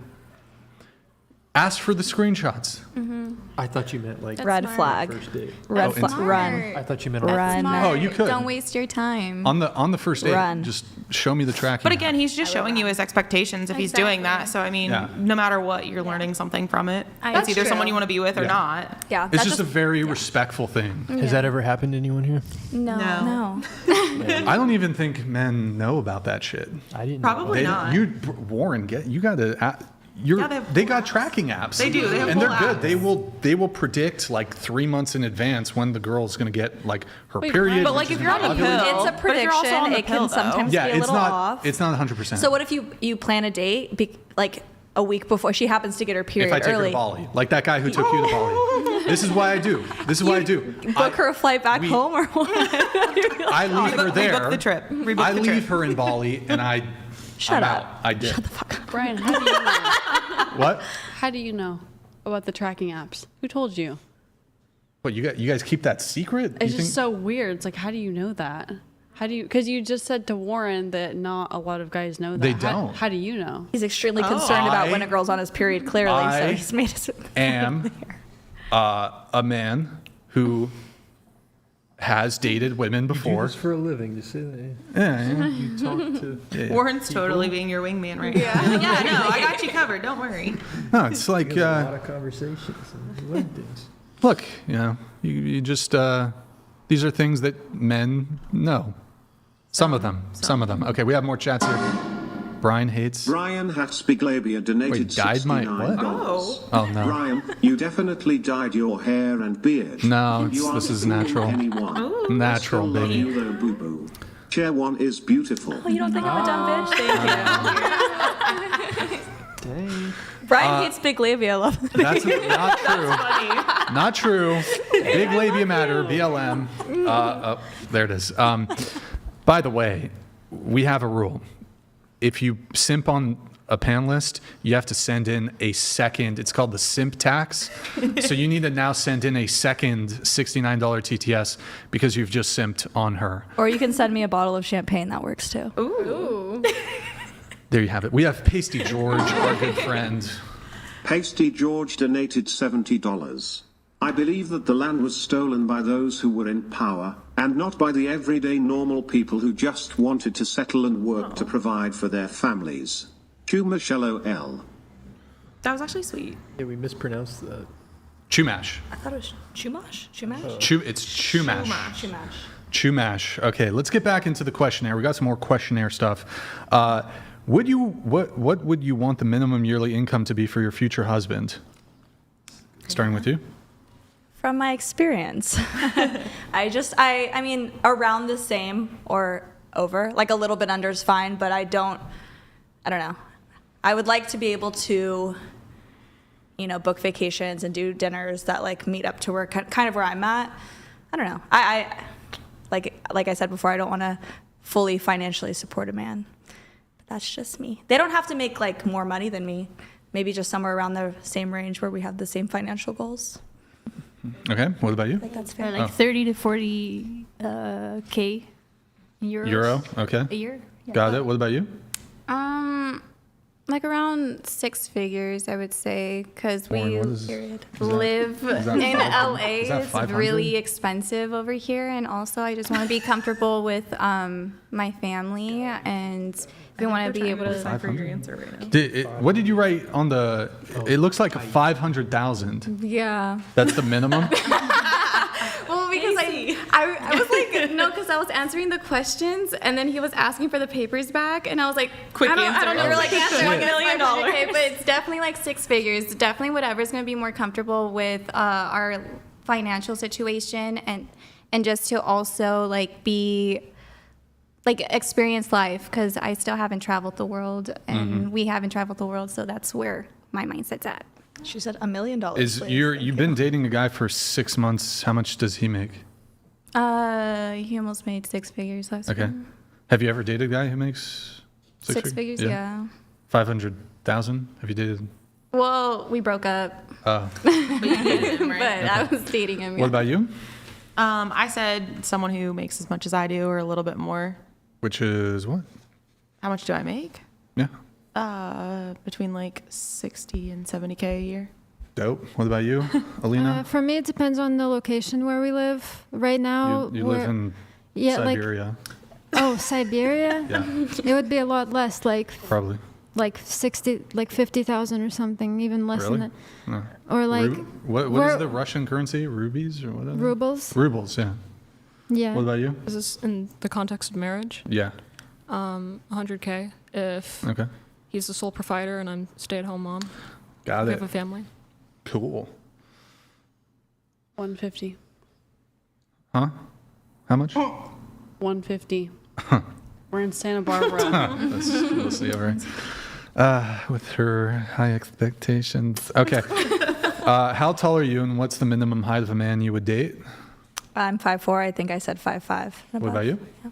Oh, I you am guys centimeters. 5'7". Yeah, it's like 170 It's 170 centimeters, so at minimum 100. You can scoot your chair in, by the way. Yeah. That'll Sorry, help. I'm just kidding.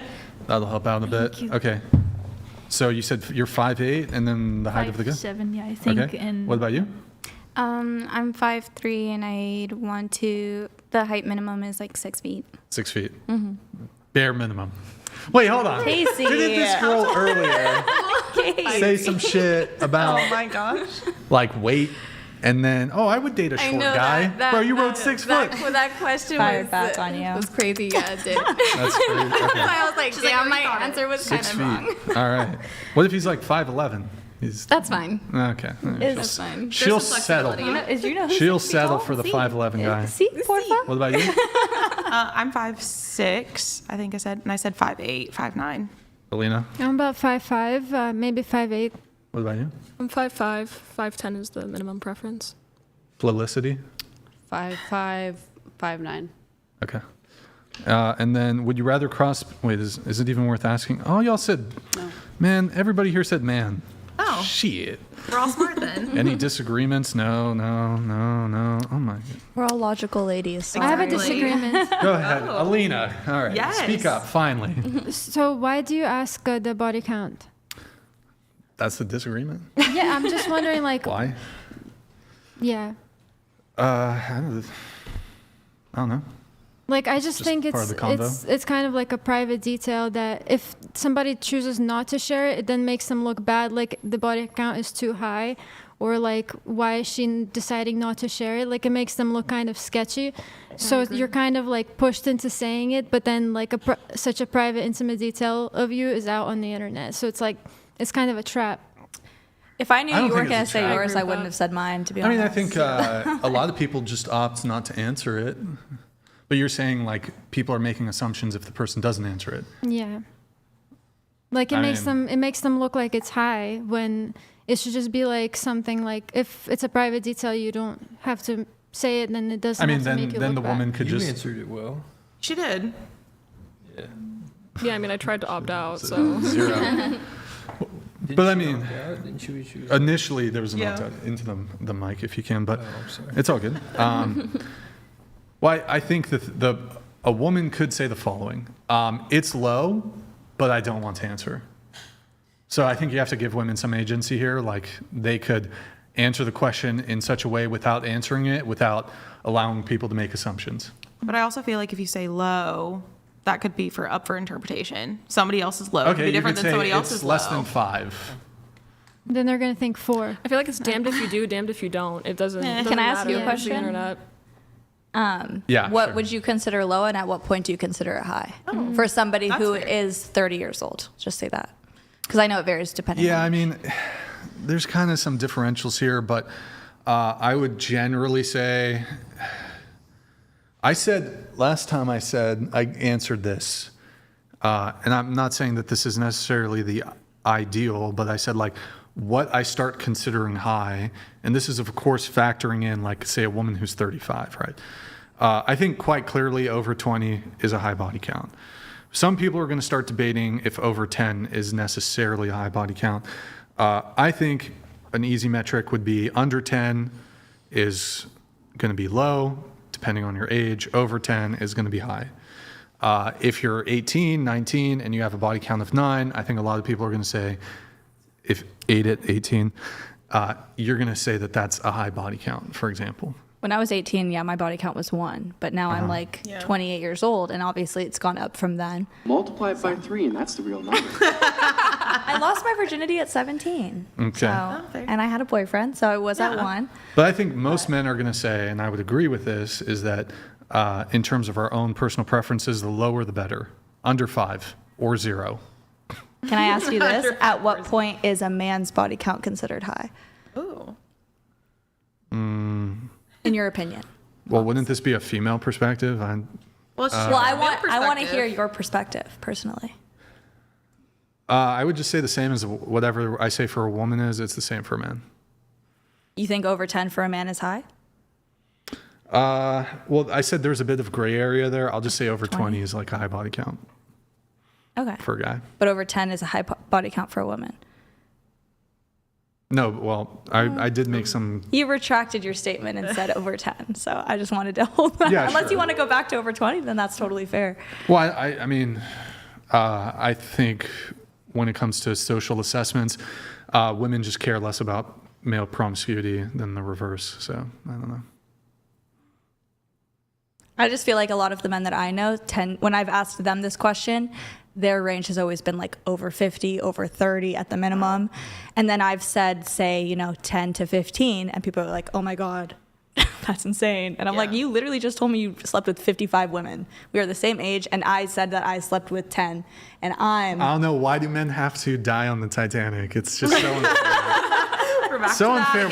One of the perks, men have to die on the Titanic, but we get to be sluts. That's the trade-off, I guess. I don't know. Strange. But can you agree with me though that tends to be the perspective of everyone? I don't care about body count really. Warren. Ooh. Wait, you mean when you say you don't care about body count, like you don't care about a woman's? You don't care about. Put it this way. Are you tanked, Warren? I would get more champagne for Warren. Yes. Now I'm starting to really speak honestly, but I would prefer to be with someone who knows what they're doing, if that makes sense, without it being excessive. I'm not going to get with like an OnlyFans model or something like that. Like couldn't a woman who's been in one long-term relationship and Absolutely, I guess she's had a lot of sex, like to one really, but her body count's 1, right? Yeah, absolutely. So does that make sense? Yes and no.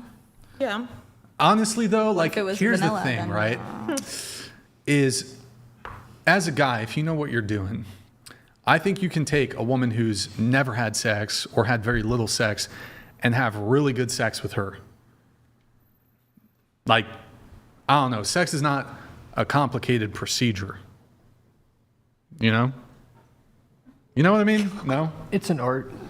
An art? Art is crazy. But like, I guess, is this an entailment of your position though? So would you then say, well then, if it is the case that I want a woman who's more experienced, it is thus desirable that she has fucked more men? No. Like you would want her to have slept with more men before she met you, which just sounds really untenable.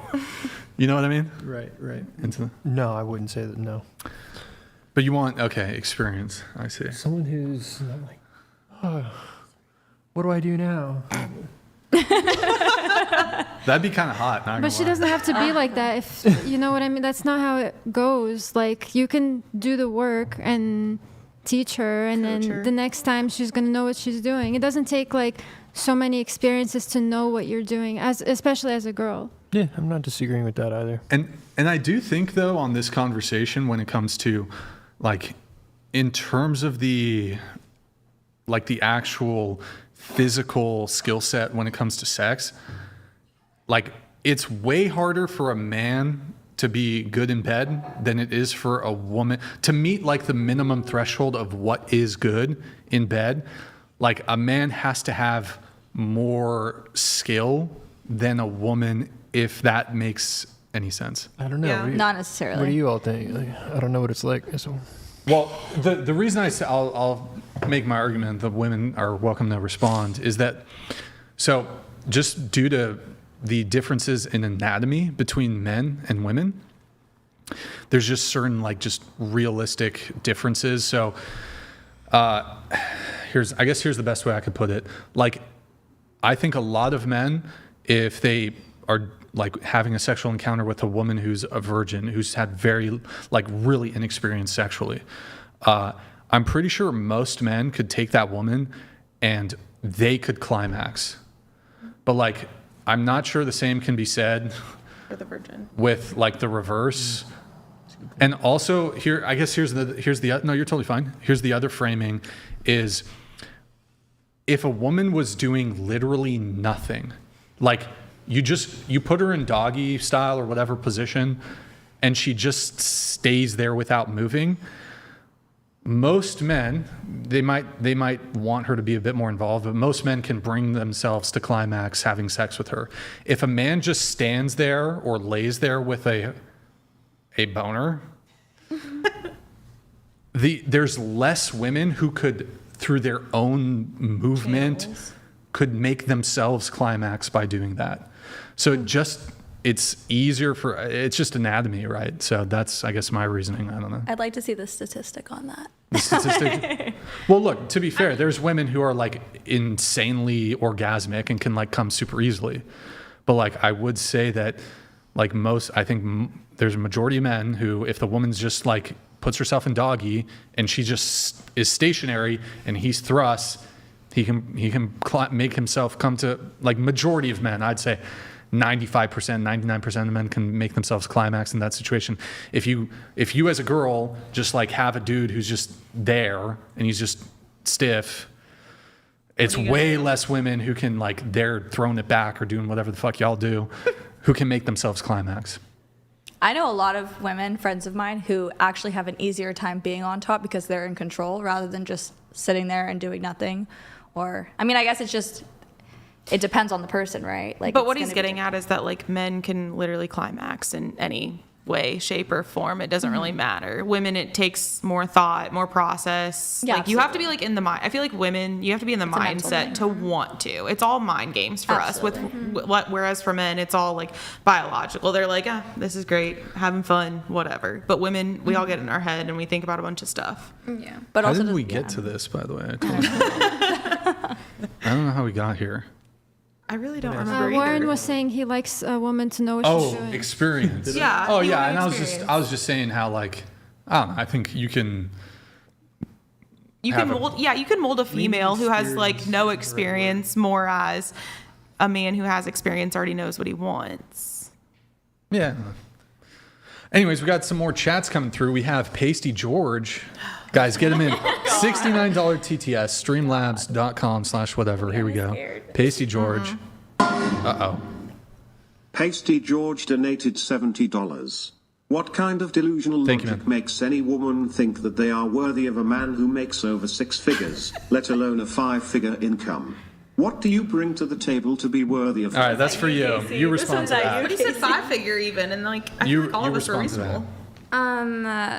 So I would say I would just be very supportive of my partner and cater to him to like what he needs, basically, because I was talking about like family too. Sorry, and the scenario is that we have a family. Like that's what my ideal man, like, we should be making 6 figures. So yeah, I would, but what I would bring is definitely like I would cater to my man. I'd support my man. I'd nurture my man in any kind of way, because that's who I want to be, and I want to take care of my man. Mm-hmm. That's just what it is. 500,000 though. It's a good amount of money. 6 figures. Good Doesn't have to be amount of 500,000. Pasty George. I just said something. Got Desert Joe here. Thank you, man. Desert Joe Appreciate donated it, $69. Thank you. Agree or disagree, men lie about having a high account. Women lie about having a low account. Why? Women prefer experienced men. Men do not have the same preference. And this like goes back to that American Pie thing, like Agreed. divide by 3. The thing is though, I feel like girls, maybe you tell me what you think. I think even player dudes are gonna lie. Well, probably most of you guys don't talk about body count, right? I mean, this is like a podcast thing, whatever. But I think even player dudes are gonna lie about their body count because they don't want to be perceived as a player, and they think if I tell her that I have a high body count, this will actually is going to reduce my chances of getting laid. I hate to be that person, but like if I found out that a male had a lower body count, I'd be like, okay, you're inexperienced. That's fine. That's fair. And I'm going to show you what I like, what I enjoy, all of those things. So I don't think it's necessarily a bad thing. But is it true that women like guys with a higher body count? I think you don't have to necessarily like dictate and like explain what you like because they've already had that experience. But at the same time, like if you know what you like, what does it matter how many people you slept with in the past? I personally just don't want to be with somebody who's never been with anyone before. Agreed. That's just me where I'm at in my age now and experience. But I also would prefer if a man has not slept with the entire Los Angeles County. Like, I don't know. Guys that have really high 100%. body counts, and I just don't talk to them anymore because I don't like that. Yeah, that's fair. I think for me, I kind of just don't ask the question because I don't want to know like what you've done in your past. Like that's your past. So This is a not hypothesis. This is a thought I had. So there's body count, but then there's like a scumbag count. Oh. So like a girl's body count could be low, but if she dealt with like a grimy dude, that's a multiplier. That's like an X10. Really? I've So, heard like, your theory on her- this, and I actually do love this. Her body count, say her body count's 1, but she got with who's like a scummy dude, like the Island Boys. Oh my God, with their face tats and they're all fucked up, mangled hair. James Franco. James Franco, there you go. Who's like just a grimy dude. Tekashi 6ix9ine. Tekashi, Yes. Tekashi 6ix9ine. I'm just like, That like multiplies it by like 10. that's a 10x multiplier. Yeah. That's worth 10 bodies. Yeah. So if they deal with a grimy dude or like a guy, doesn't even have to be a celebrity, but it's like, you know the dude and he's just, you don't like the dude. That's a multiplier. Agreed. Do you think the same could apply the other way around?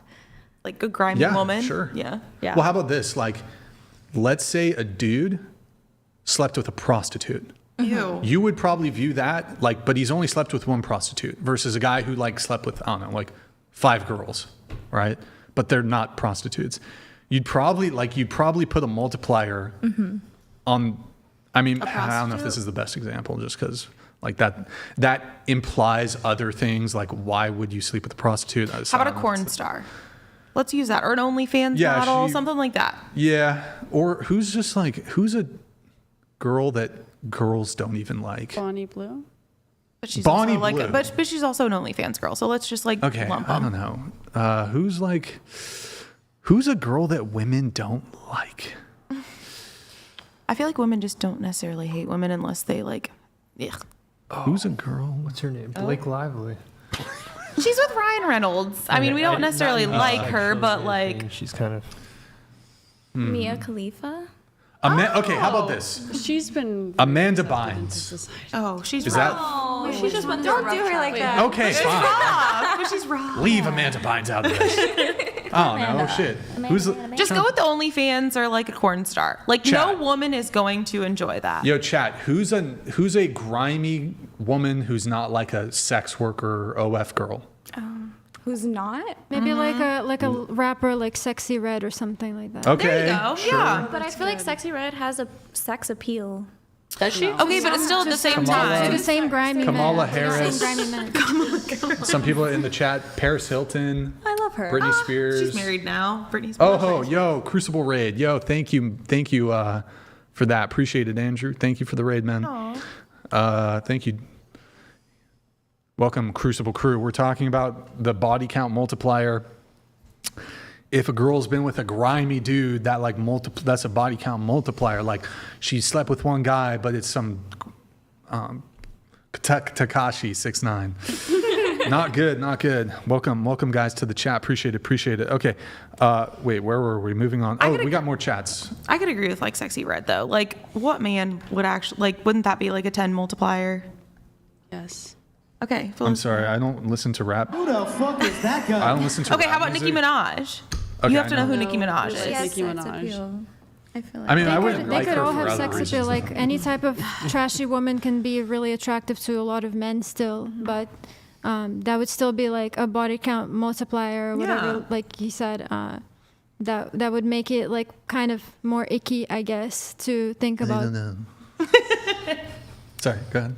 Oh no, I was just saying like if a guy has been with a few girls and I look at them and they're like well put together and they look really nice and I just know that they're like they hold themselves to a standard, that almost makes him like a little bit more attractive because I know that he could pull that. But like if you found out that he Sorry, go ahead. But if you found out that he slept with like Cardi B, Nicki Minaj, Sexy Red, you'd be a little bit disappointed, yes? Yes. Okay. What if he just had a redemption arc? I don't care. Nasty. She'd still be like, ew. Oh, it is. Yeah. Redemption arc from what? Like he went through a really bad breakup or something? Or he got cheated on? What's his What's your redemption definition? arc? Yeah. In college, he was stupid.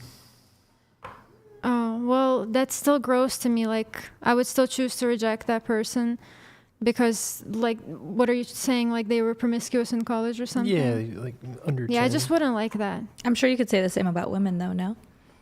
Yeah. Like, if we reverse that question. Well, no, Warren said earlier that he didn't have a problem with a girl going through like a college phase. He's like, everybody kind of does those sorts of things. I'm just a bit more. I believe in redemption arcs a bit more. Okay. Flawed Which I think is fair. individuals. I don't.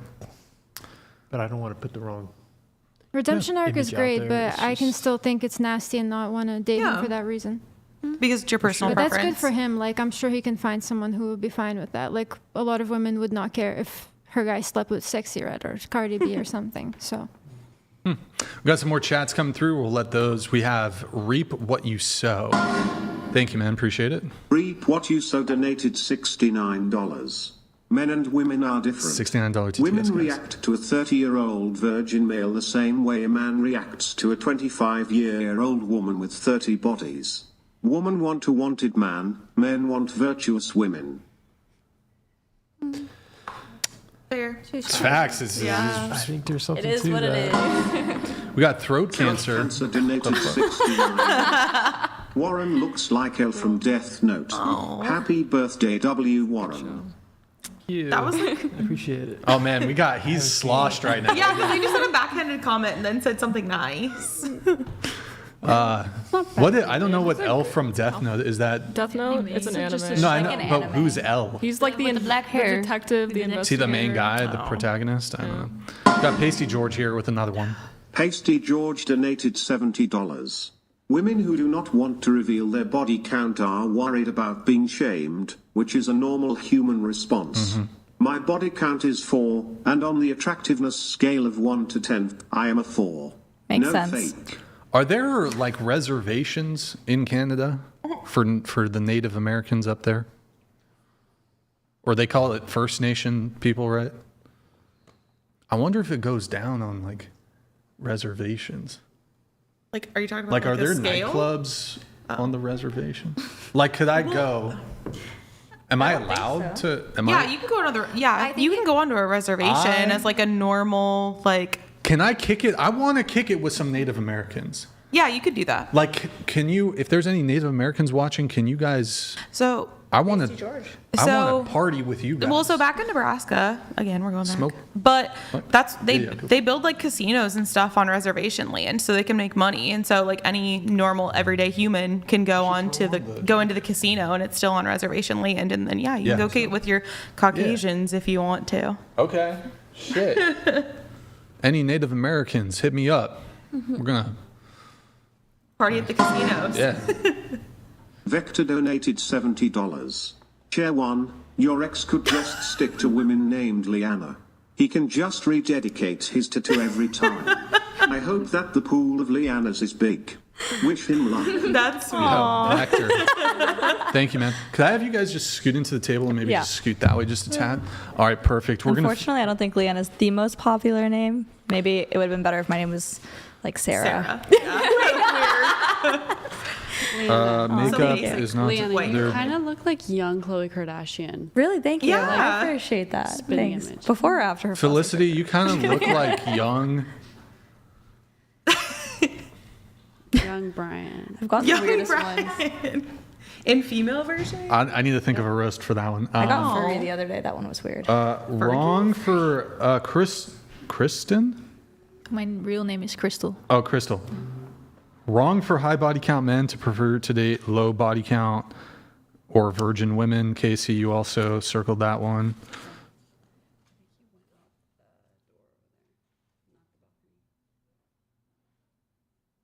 Okay. For the Will he be able to get back wait, in? he went in the bathroom. Oh, sorry. He'll be fine. Don't worry. No, he's good. He's fine. Don't even trip. God damn. He left. Okay. Why do you think it's wrong for high body count men to prefer to date low body count virgin women? For you?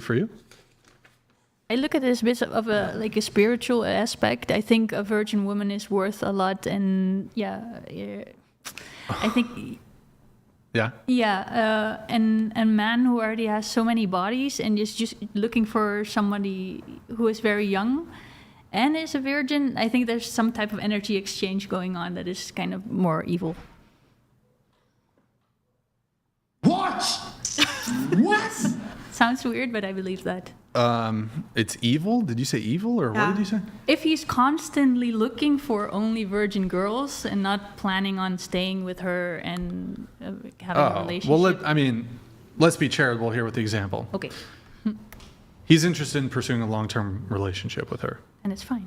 Oh, okay. And it's fine. So can you repeat the question? The statement is wrong for high body count men to prefer to date low body count / virgin women, to which you agreed to the statement. So because I read that comment, I forgot who said it, but how like women kind of want more experienced men, and then they said just as how like men would like women with low body count or a virgin. I would just say I retract my answer. So thank you.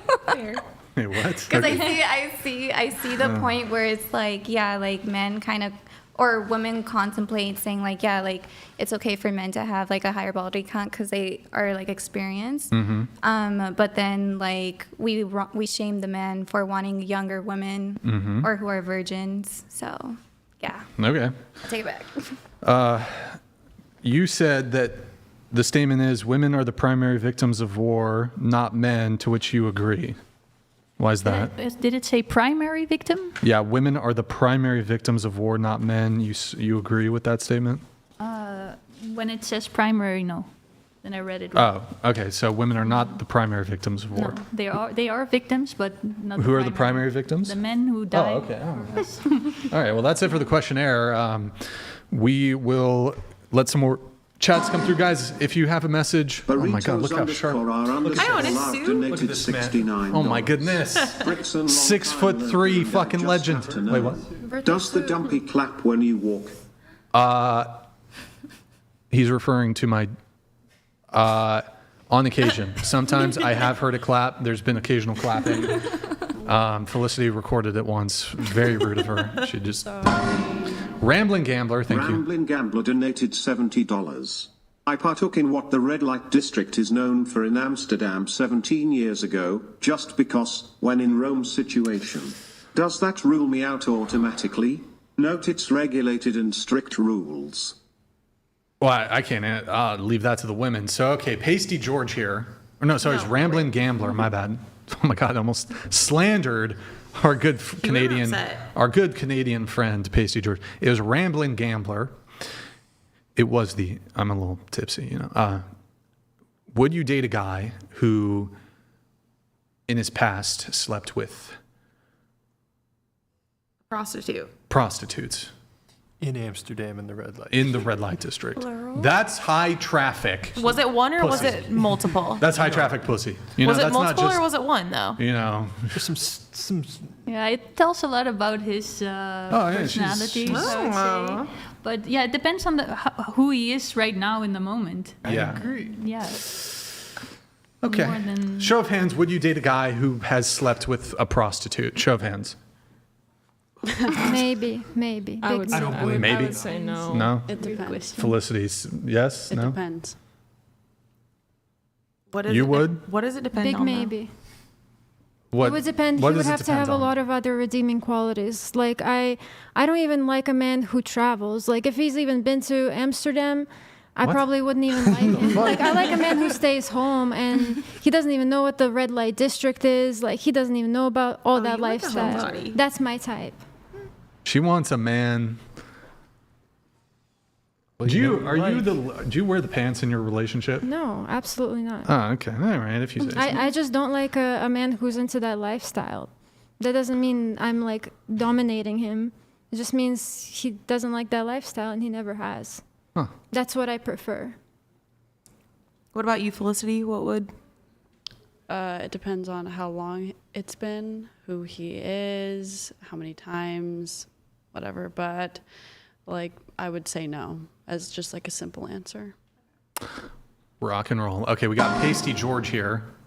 Pasty George donated $70. Yes, there are reservations in Canada.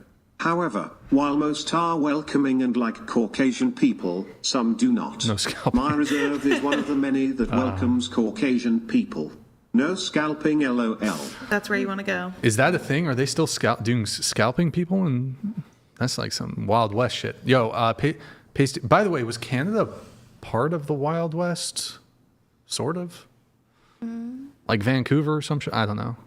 Anyways, whatever. Southern part. Or is that like Based Thor donated North Dakota? $69. The Dakota Territory? Warren, happy birthday, but on behalf of the whole chat, can you speak into the damn mic for fuck's sake? Damn. Taylor Drift, did you get rid of your car skunk smell yet? My advice, try closing your legs. What's that? Oh wow. Oh, you're gonna drink it? Oh, if you want it. I didn't know if you were doing Oh, I'm good. You want it? Here, you want me to pour in yours? Sure. Oh shit. I'm just going to the hotel. Shit. There you go. Warren's gonna be. Are you Ubering? I've been up for Get this 24 man. hours. You're Ubering. Warren's going Oh my hard, boys. He Good guy, Warren. Trooper. On All right. East Coast time. It sucks. It's late. It's yeah, like we're gonna- 1 o'clock East Coast time. Yeah. Oh, I thought you meant right now. I was like, what? No, it's only 10:50 here. We but it's have 1 o'clock. hot cheese soup. Hot cheese soup donated $69. DID my ears deceive me. DID Brixan just admit he has the clap. Chair 1 What? has that Wingardium Leviosa. Oh. Oh, bro, what? No, is the I got that. the it was asking, does the dumpy clap when you walk? So Which is no, your I don't vibe? have the clap. I have the video. No, I get Wingard. Yeah, I get it. I need to pull it up because chair 1's not even here though. No, I get it. She's gonna have to listen to it. We'll pull that back up. Okay. We're going to do the bow video. We're going to get that pulled up in just a moment, but I'm going to wait until everybody's here for that. Any final thoughts from any of the panelists? Like any topics you guys want to hit on? We're probably going to wind down pretty soon, do a few more things to get through. But Alina, what you got for me? Oh, wait, what was the question? God damn, bro, stop looking at Topics. Alina's just looking at herself in the I was in the listening monitor to the whole you. time. She's like, God damn, I look good in this blue dress or whatever the fuck. I'd like Warren to bring up a topic that we could all discuss. Yeah, can we? Yeah, let's have Warren. We can need Warren to, Whatever you want. Toxic masculinity. You wanted to talk on that, or did we already kind of hit that? We hit that. Whoa. Pause. Wait, what? Let's see. What's Toxic masculinity. You wanted to touch on that. You want to talk about trans stuff? We can talk. You want to talk about that? Trans stuff.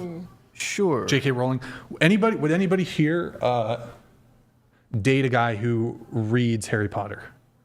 Yeah. Okay, I don't know. That was a dumb question. Does anybody think J.K. Rowling is transphobic? I don't know what she said that. I've heard it, but I don't know what she said. Like, I don't know the evidence Okay. to support that claim. All right. I'm not aware of the situation. How about we just do an open, honest question round? Yeah. I will strive to answer Go ahead, questions Warren. honestly. If anyone wants to ask me. How about you ask us questions? Okay. I think I have that's a better. question for you. Go ahead, Alina. So, if a girl is a virgin, right? Would you not like that? Would you be like, oh, nah, I wish you had more experience? I wouldn't be No? opposed to that at all. I would say that would be very admirable. But when you said like you prefer a woman to know what she's doing, what do you really mean by that? Someone who has an adventurous spirit. I'm speaking very frankly here, which I probably shouldn't be doing on the internet about something like this. I think everyone wants to, in their love life, have fun. I think play is essential to a healthy relationship.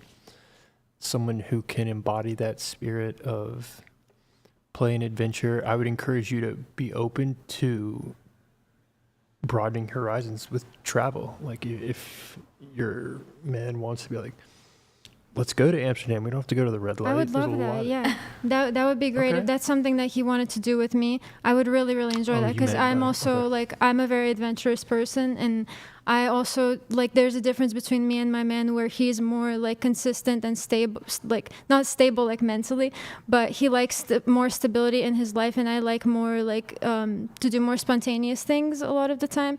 So it's just about finding that balance. Yeah. But when it comes to like bedroom stuff, like if you love somebody, you can figure out what you like together, and that doesn't require like experience, you know. I think that's true. It's valid. I think spontaneity is a good way of articulating that. I agree with you. Good question. Anybody else? Warren, what do you got for us? You've got to have something. What was your goal for coming here?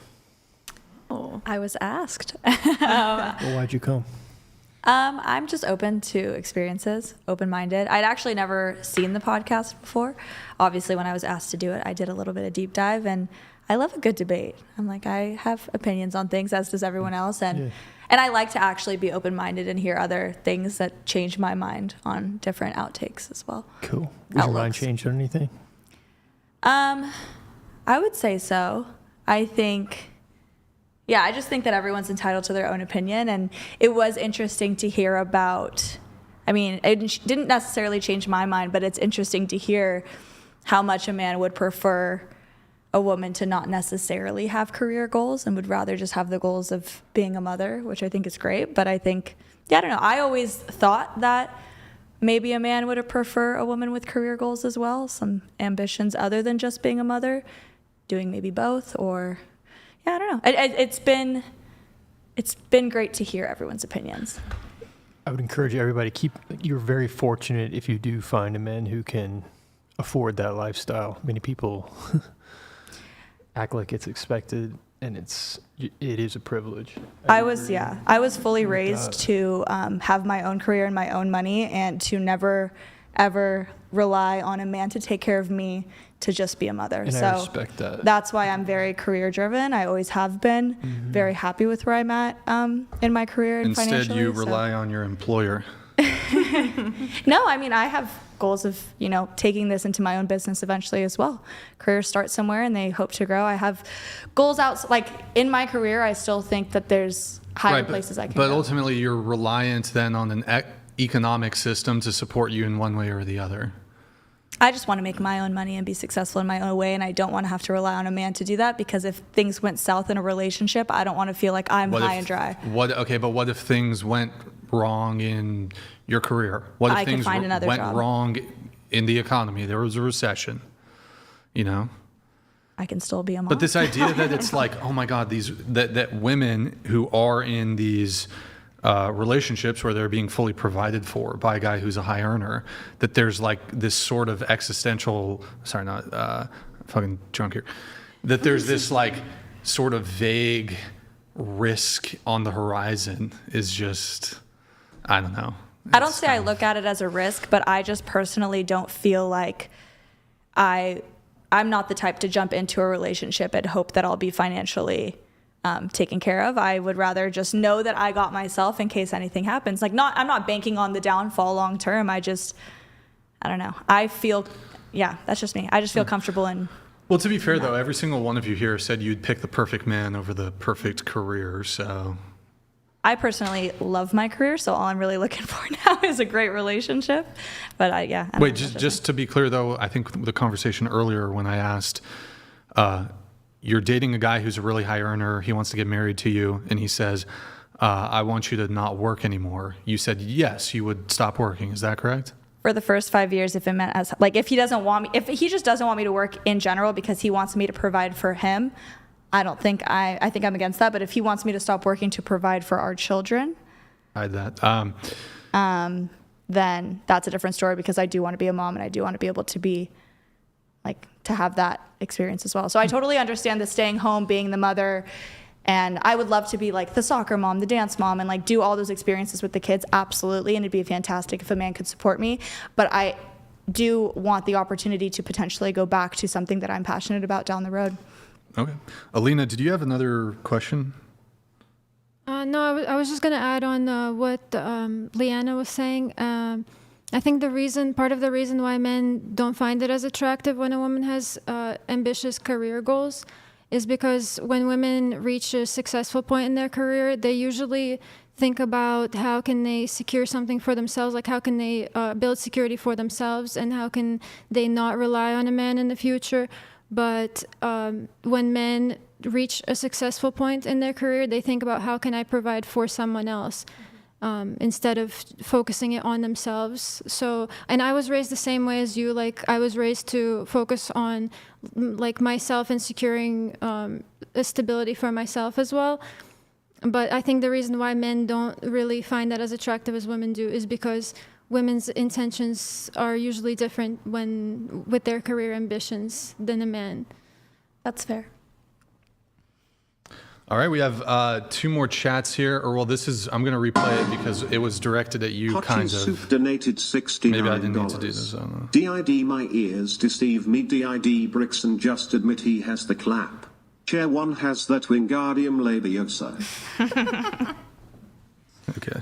I don't know. Is that a good thing or a I don't know. We have Pasty George here. Thank you. Hot Cheese Soup. Thank you for that message. Appreciate it. Hot Cheese Soup. And then Pasty George. Thank you. Pasty George donated $70. No, Canada wasn't like the Wild West in the past. Treaties were used more to ensure the safety of settlers and trade. However, the federal government didn't honor most of those treaties. Pasty George, I want you, as a First Nations Cree, bestow upon me give me a name. Like what am I? Whitefoot? I don't know. Or I don't know. Give me like my Native American name, First Nations name. Beaverface. The fuck? I was about to say something about Beaverface. Yeah. I don't know. Give me large butt. Large butt. I don't know. Something. Well, I don't know. Aren't you from France or something? Yeah. Your name's you got to have a French name. It's got to be like Jean Baptiste or something. You know what I'm saying? Aren't you from Russia? Shouldn't you be like Svetlana or something? I have a Russian name. Alina? Yeah. Oh, okay. Are you from Russia?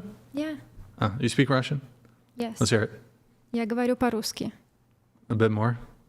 Я очень хорошо говорю по-русски. Я выросла в России. Я там жила очень долго и переехала в Америку. 5 лет я живу в городе Филадельфия. Oh my God! Who the hell cares? Me. All right. What did you even just say? We're gonna do, guys, $69 TTS if you want to get one in. We're gonna play the bow video. This is a video I took of my ex-girlfriend. I want to get the panel's reaction to this. So, guys, this is my expectation. I was talking a bit earlier about what I kind of like in a relationship. So this is a video I took of my now ex-girlfriend, but she was my girlfriend at the time. Unfortunately, she is no longer with us. I'm sorry. Yeah. Moment of silence. She's still alive. Oh my God. She doesn't live in the California. Okay. Go ahead. Play that shit. Watch the bow. Boom. Do you see? Oh my goodness. The bow. Huge. And then I got home. It was a late, long day at the studio. Took my shirt off. And she's got dinner for me, ready to go. Gets me a beer. Opens it for me, cracks open a cold one, stirs my noodles. She didn't do it fast enough though, so I had to scold her. And she had those tomatoes. And get ready to play it one more time, just the bow portion. All right, this is the most important. Boom! You see the depth of the bow. This is my expectation. Second date, I'll allow it. I want the girl. I think a girl should bow to me when she's greeting me. Would you bow for the perfect man? Going around the table. Well, I wouldn't bow for somebody who's not going to go down on me, so I guess I could start there. Speaking of, Tribe_Chief donated $69. Your name shall be Beaver Muncher. Beaver Muncher. Okay, well, which he's not really, clearly. Not very fitting. But thank you very much. Okay, so but I'm not talking about me. I'm saying for the perfect guy, would you Would I do it? bow? Would you bow? I don't think so. I don't think Nope. I have to. Wouldn't do it. I mean, if he absolutely, I don't know. He Why? absolutely needs me to. A condition of you being with him is you got to. I don't think I could personally do that with a straight face. I just feel like I'd be laughing the whole time. Okay. I don't know. That's just But me. would you do it? Would you do it though? I would do it in Wait, laughter. into the mic, Sorry, I would do it like in laughter. I don't know. need like a sign everywhere that Into just the says mic. "speak into the mic." What about you? Would you? I wouldn't even know what the answer to this. I think the same answer. It's just What's funny. the perfect guy? I have the perfect guy. Okay, so if he asked you to where's the ring? bow, If you asked me to bow, I was Yeah. When You would bow to every day your when boyfriend? he walks in the door, I need to bow to him. Yeah, once a day, once per day. If it gives him so much joy, I would do it. Yes. If it makes him happy, It makes him happy. Yes, then I would. Give it a shot when you go back to Amsterdam.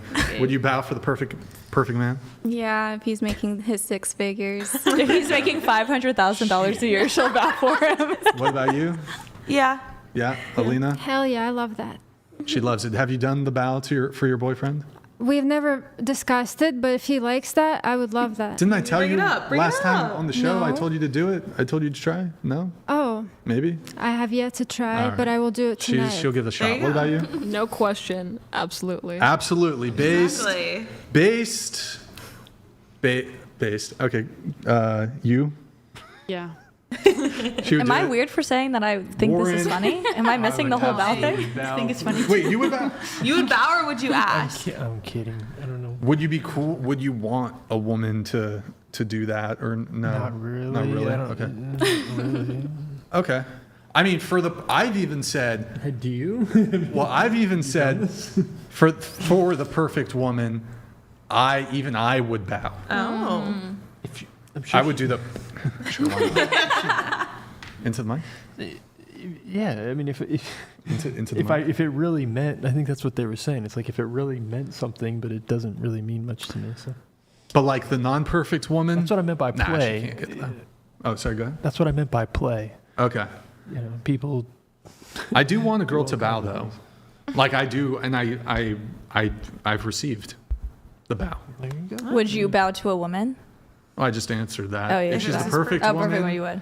that would be, yeah, sure. Why not? It's like a totally benign, Yeah. So you're effortless both thing. going to be bowing to each other, like you're about to like. Sure. back Yeah, and that'd be, yeah, that's fine. Sure. I mean, But like- that's kind of cringe. But Like a girl who I'm just kind of like settling for, you know, I'm just like, fuck, all right. Nah, I'm not going to bow for her. The man shouldn't really be doing that shit anyways. that's what I'm saying. Like you're both gonna. She's your perfect girl. That means she's bowing for you. Yeah. So you're also gonna be bowing to her, like you're about to like duel each other or something. Square up. Yeah. The conditional here is in order to get the perfect girl, you just have to do that. Yeah, that's super easy. Why not? Good talk. But also, like, I'm kind of being, in my mind, I think the perfect woman is like a trillionaire. So I'm like doing this kind of thing where it's like, well, of course. She'd be wearing the pants though. No, she wouldn't. No, she wouldn't. Because I think the woman can be the breadwinner, and you can still be like in that leadership position. But that's the thing you got to navigate. How do you reconcile that, Brian? What do you mean? How do you reconcile one person being the breadwinner yet not being able to be the leader of the household? Well, I'm saying that the things that make a man a leader, it doesn't, like, I'm fine and I advocate for men being the providers. But what I'm saying is a woman could be the breadwinner and the man, like logically, it makes sense to me, he could still be the leader. Couldn't she argue, though, I pay the bills, I'm the one that supports She you, could. therefore I am the leader? She could make that argument, but she could also recognize that I think leadership, because for example, you could also acknowledge that there are women who are stay-at-home moms and they have provider husbands and they fucking run those relationships. So like the opposite, if the opposite is true, where you have women who are just like, who are dating men who are the breadwinners and they're staying at home, but they fucking run those relationships, I think the reverse could clearly be the case too. And it would be even, I think it's even, it makes more sense to me even if it's the case that there are women who are stay-at-home mothers, but their husband's the breadwinner, but the women are wearing the pants. It would make even more sense if the woman was the breadwinner and the guy was, let's say he's working, but he's not the breadwinner, that he can still wear the pants in the relationship. How would she be running the relationship as a stay-at-home? You don't think that there's like ultra, like, what's the word? I didn't say that. I'm just asking you. How? I'm just wondering how does that dynamic work if she's the stay-at-home dominating the relationship? It would be her dominant and domineering personality. Okay, so it's based on personality then? Yeah, I suppose, yeah. Okay. I'm just trying to understand. Well, you would agree with me that there are men who are providers that aren't leaders? I would say... What do you mean, men that don't provide but are leaders? No, you would agree with me that there are men who are capable of providing and they would be breadwinners in their specific relationships, but they lack the requisite masculine traits or leadership traits to make them a leader in said relationship. What kind of... Am I missing something? What kind of traits? Like... You think just because a guy makes a lot of money that means he's masculine do you mean like not having that domineering touch to him? I wouldn't even use the term domineering necessarily. I don't think a leader need be domineering necessarily. They could be, but they don't have to be. You just want to look me in my... Lost. No, I think I'm lost now. What? But I mean, you were asking the question. No, I mean that second question that you threw at me confused me, but overall your point is that, a man doesn't, a woman could be the breadwinner, or the person being the breadwinner doesn't have to be the leader. It depends on the qualities of the person. Here's what I'm saying. It's logically possible that I could date a woman who's a billionaire, ergo she out-earns me, but she would still look to me to lead the relationship. Okay. Yeah. Yeah. That makes sense. Yeah. Yeah, it's like I would take certain levels of initiative. I would have final decision-making power within the relationship. It's just interesting to me because I mean the way I was raised. I'm just saying like the way I was raised. The breadwinner, who is my dad, the breadwinner is the one that makes all the final decisions, the final say. That's just. I was just asking you from differing from my personal experience. Are your parents still together? Yes. Does your mom work at all, or is she just? Yeah. She works. She was a stay-at-home mom when my siblings were younger, when I was younger. But all the kids are out of the house now. Right, but she even worked when we were in school when I was still young. Okay. After we got past that. But do you think that there would be an inversion if, say, by chance, your mother became the primary breadwinner? Say, I don't know, whatever the circumstances are, that would enable her to become the breadwinner? Do you think that would then instantly create an inversion of the roles within the relationship? No, because my dad has that personality, that leadership personality. Yeah. So, but I also think he wouldn't let my mother be the sole provider. I think it's in his personality. It's just in him. Like he needs to be the provider in all those ways, including financially speaking. Okay. But you would agree, like maybe, I don't know if this is the best example, but like let's say your mom bought a lottery ticket and she like hit the jackpot for $30 million. You would agree, and then they both like retire or whatever. You would agree that this would not create an inversion of the roles in the relationship, right? Sure. No, yeah. Sure. I can agree with you on that. Right. So in this case, I think you can make the similar claim that if the woman she got some super cool promotion at her job, and then she then became the breadwinner, this would not create an inversion in the existing relationship dynamics. Sure. Yeah. Sure. So in this case, at least as it relates to the scenario I presented, I could deal with a woman who earns more than me, and I can still be the leader in the relationship. Sure. I mean, just my personal preference, I think for me, it's like, you know, it's not ideal for my, you know, for my husband to be calling the shots and also, you know, not being the one to provide. Just for me, that's unideal, but I just wanted to pick your brain and just Oh yeah, I mean, how that made sense. But I mean, for like my personal preference, you would rather stay home. I would rather stay at home. Yeah. I'd rather be the mother. I'd rather be the one taking care of the household while he brings home the bread. Brings home. Yeah, no, that's totally fine. I mean, I was presenting this really kind of wild hypothetical scenario where my perfect woman, if I have to do a bow and I get the perfect woman, she would be like a trillionaire. So you would only go down on a woman if she was a trillionaire? Yes, those are the circumstances. I mean, to be fair, I think that there's a lower threshold whereby a woman could be perfect that wouldn't even necessarily have to do with, she could make $0 and still be a perfect woman. But that would be like, when I think of perfect, maybe it should be the bare minimum threshold of what perfect is, because then you can get into like finances and others. I don't know. So what's the perfect woman? Perfect woman, excluding the like finance, like she's just a bit trillionaire, and by extension, I then become the richest man in the world. Well, yeah, you said not financially. Okay, so like realistically perfect. Okay, like insanely submissive, like a near complete. I'll just say complete lack of quarreling, no nagging, just like. Terms of physical appearance, like whatever my perfect vision is of like peak beauty, both like face, body, whatever, giant labia, can't forget that. I'm trying to think personality wise. I mean, doesn't go to bars, clubs. I got a list. I have a list. You have let's hear the list. Okay, here's the list. Okay, it's kind of exhaustive, but I'll do it quick. No plastic surgery, no minimal or no makeup. Let's see, where is it? It's hard. You want physical traits? It's a fucking list.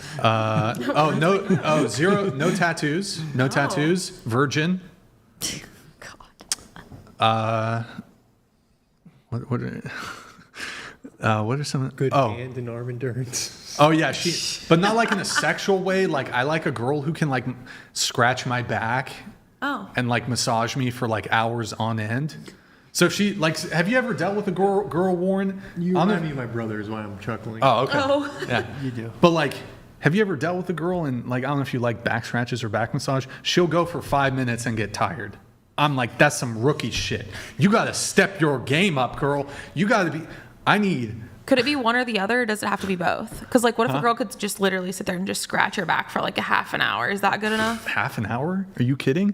Have you thought about hiring like 1 hour. a slave? I don't know. Like, have you thought of like someone like a slave? Or no, like I mean, not in that sense, but like, have you thought about hiring somebody who literally just does whatever you want? No, it's got to be from your girl. Like your girl has to do that. She's got to be the one to scratch her back. Rub your shoulders, hours. But she's got to have the endurance in the arms and hands. She can't, I'll make carpal tunnel. No. Fucking keep going. It's been 3 minutes. Oh my, I'm tired. Oh my goodness.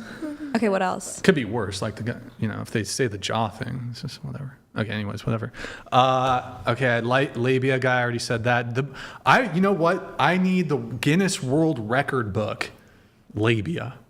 Like, I don't just need an Audi. I need, like, the biggest labia in human history, like in living, of course. It's crazy how much you speak about labias for not wanting to put your face near one. I just think that's kind of crazy to me. I don't know why. That doesn't. You just like to look at it from like the afar. thing is he would put his face near the perfect woman who would obviously have the biggest labia. Yeah. And $1 trillion. I have a question, Or- actually, a kind of introspective question. Have you ever thought about if you deserve a woman like that? Oh. I deserve. Yeah. Yeah, what do you bring to the table? Well, I'm just describing the perfect woman here. But have you I don't ever know. thought about it? I think there's room. I can improve in ways. So like, I could level up. Yeah. So, do I deserve the perfect woman? She's probably out of my league. I'm not gonna like the perfect woman would be like a 10 out of 10, like my perfect body type, my perfect face, all those other characteristics I listed. I didn't even get to the personality stuff. Okay, get that. Super submissive. I have a moderate preference for introverted women. I mean, I'll date an extroverted chick, but it's like, be quiet for a bit. Quiet, calm, soft-spoken. A little bit shy is good. A little bit shy. And also, like with shy, introverted people, I think once they get comfortable around you, their personality actually tends to blossom quite a bit. Modesty, very important. I don't like big egos or like super vanity diva type shit. Brings me peace, doesn't quarrel, doesn't party, doesn't drink, doesn't do drugs, doesn't go to bars or clubs, low body count, or virgin. Well, perfect woman, virgin. I guess this would be implied if she's a virgin, maybe. Undivided romantic and sexual attention.